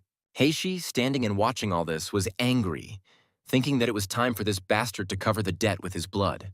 The current Mountain King watched everything, thinking that these were some pretty brave guys who still refused to turn around and run away. Looking up at the mountain, he could not understand why all the prisoners had not been delivered. He glanced over and realized that he could not wait any longer. He charged, shouting for the others to follow him. One of his subordinates shouted to Shiga that the enemies were approaching. He gave the order for them to carry away the wounded. He was going to cover them. Everyone started to pick up, retreating, the smell of blood rising around. With incredible speed, the king of the mountain tribe approached our hero, swinging his huge weapon. Our Shigu barely managed to react to this attack, putting up his shield for protection. But even so, from this blow he began to cough up blood. Having taken out the healing potion, he thought that the Mountain King was much stronger than him. As he ran away, he drank it. He didn't intend to die here. He shouted to Xiaowan to take action. The girls were already swinging, get ready to cover the main army. The queen shouted to the girls that it was their turn, and then shouted for them to attack. The girl was thrown firecrackers towards the running savages. The men began to try to fight off what seemed to be stones flying at them. But just a second later, powerful explosions began to be heard. Shigu told the queen that all the people here were wounded. He said that it was necessary to immediately reorganize the formation, because the next battle would be decisive. At this time, at the waterfall, our hero was looking for the entrance to the very cave where the witch lives. When he entered, he saw a strange column with some symbols drawn on it. He was tense because, as the bald man had said, there wasn't a soul around. The wind was gradually dying down. It was going to rain soon, our hero thought. Suddenly he stopped, looking tensely into the distance. He saw a huge entrance to a cave from which a sweet smell was coming. He began to carefully approach the entrance to her. Looking closer, he saw a huge number of barrels standing there. He was going to come closer to take a closer look. He screamed. It was a scream of discontent. After all, these cattle eventually brought honey to the witch, and he was unhappy. A cry began to come from behind the barrels, telling our hero not to come near them. She told him to put down what he had taken and leave if he was not afraid of the witch's curse. Our hero, looking in the direction from which the voice came, assumed that it belonged to a girl. There was a huge number of empty barrels standing around him. He thought that there was not a single trace around. Suddenly, a girl with a mask in her hands appeared from behind him, shouting at him that he was an idiot for coming here. She screamed at him to get out of her cave as quickly as possible. Throwing a mask at him, he easily tossed it aside. Looking at her, he assumed that most likely the witch was this little girl. He was not entirely happy with this turn of events. She watched him closely, preparing to repel his attack. But he suddenly disappeared from her field of vision, and she became frightened. She was about to scream at him, but he knocked the girl out with a quick blow to the neck. Taking her and placing her on his shoulder, he looked into the distance, thinking over his actions further. He remembered that the mountain tribe had never seen a real witch before. So even if he kills this little girl, they will never believe that the real witch is dead. He also thought that since no one had seen the witch, he could try to blackmail them. At this time, the rain increased and the weather worsened. The battle between the two tribes continued, becoming increasingly fierce. The Mountain King fought with Xiaowan and Shigu at the same time, and was not inferior to them in any way in strength. The man shouted for all the wounded to be carried to the rear, because the leader's medicines should have been enough for everyone. Suddenly, he noticed something that made him scared. He saw several silhouettes approaching them. He couldn't believe that they were reinforcements. But it was their reinforcements, led by Heishi, who shouted about the place they should make in relation to the mountain tribe. But before he could reach it, a body fell right in the center of the battle. The fight stopped, and everyone began to look at the masked man lying on the ground. Our hero, standing on a hill, shouted that the battle was over, adding in a gruff voice that their witch was already dead. Lightning began to strike behind him. They couldn't believe the words they heard. They all glanced towards the man lying on the ground, recognizing the familiar mask. After all, this meant that now that very terrifying curse would overtake them. They started running, pushing each other. The current Mountain King shouted at them to come back, as the battle was not over yet. He shouted at Xiaowan to prepare for death as he rushed towards her. He swung his huge mace. He was going to kill the girl. Shigu ran towards his queen, intending to save her. At the last moment, he was able to put up his shield, which cracked on contact. And after the Mountain King ran away, the queen told Shigu not to worry about her and to run to catch up with the Mountain King. But at that very second, our main character appeared and told them not to waste their time on him. After all, most of them were wounded and unable to continue the fight. The battle was won. He suggested that they stop there. Some time passed. Our heroes were at home. All the wounded were returning to their homes. The wounded were looked after by girls, and there was rest. Our hero said that the last bottle of healing ointment, which he had saved just in case, also had to be used for treatment, but he did not consider it a problem because it saved a life. The king's assistant who was standing there reported to him that 5 people had died, and 4 prisoners had also died. Ours answered him that in the end, casualties are inevitable in war, adding that they would be buried in the north in the forest at the foot of the mountain. Opening the system window, he considered that even with the losses, their population had grown by 20 people. This time, 25 people had joined the application. In the future, the opponents will be stronger, our protagonist thought, fearing an increase in deaths. Suddenly, his thoughts were interrupted by a girl who said that the child had woken up. As he approached her, he heard cries of discontent, which screamed that she would kill them all. When she saw the king, she said that she remembered everything because he was the same bastard who dared to hit her on the head. He, looking at her, thought that Ayu should talk to her because only she could do this. After some time, Ayu approached the king, saying that the girl had calmed down. As he approached the tree, he saw that her mouth was gagged with something and her body was tied up even more tightly. The child made every effort to get him to take the grass out of her mouth. As soon as he pulled out some of it, the girl swallowed the rest, asking him what kind of grass it was, and then asking him to bring more. Ayu, smiling, said that it was licorice, and also added that if she behaved obediently, she would get more. The girl with a satisfied face asked her king if he could come closer to her. He approached her holding out a leaf of grass, telling her that first he would ask her a few questions, and then she would get some sweets. But she wasn't going to wait for questions. She bit the grass along with Chen Li's hand, causing him to scream in pain. He shouted at her that she was a naughty child. The girl said that she could not be fooled by the grass. She only needed honey. He, grabbing her affectionately by the cheek, said that in the future she would receive as much of him as she wanted. She happily said that the man standing in front of her was strange, but she decided to stay here. After some time, both were already sitting together. The child was lying on the head of our main character. The girl said that it was not the best place she had been, but the main thing was not to return to her father, because the attitude towards werewolves is stinking. Our hero asked her what her father was like, to which she replied that her father was a great sorcerer of the werewolf clan, and she learned magic from him, adding that her father can turn a person into a werewolf since her real dad was turned into one by another dad. Our hero didn't ask her if all werewolves before this were really ordinary people, to which she replied, yes, with the exception of a few girls her age, they were selected to be forced to serve him, and all the rest were converted. He named her Xiao Yu. Our hero did not expect to hear this. He thought that it would be better not to provoke the werewolf tribe on the opposite side of the river into conflict. But in any case, they are not going to do anything either. Our hero would rather have the evening because there will be a huge feast. Evening came. Everyone forgot about the recent terrible battle. There was a loud sound of laughter and an aura of joy in the air. Everyone was pleased with themselves because the worst was already behind them. Our hero told the girl to have a good rest in her free time. Yes, I asked Ayu why she was all dressed up today, to which she replied that she would find out everything when the leader went on vacation. The girl said, embarrassed, that she understood everything. She understood that Ayu wanted to take advantage of the opportunity while he was happy. The girl started jumping, shouting that the first one would not be the one with flowers on her head, but the one who would run to him first. Our protagonist turned towards the scream, but it was already too late. Dada's huge body was flying straight at him with its mouth open and obscene.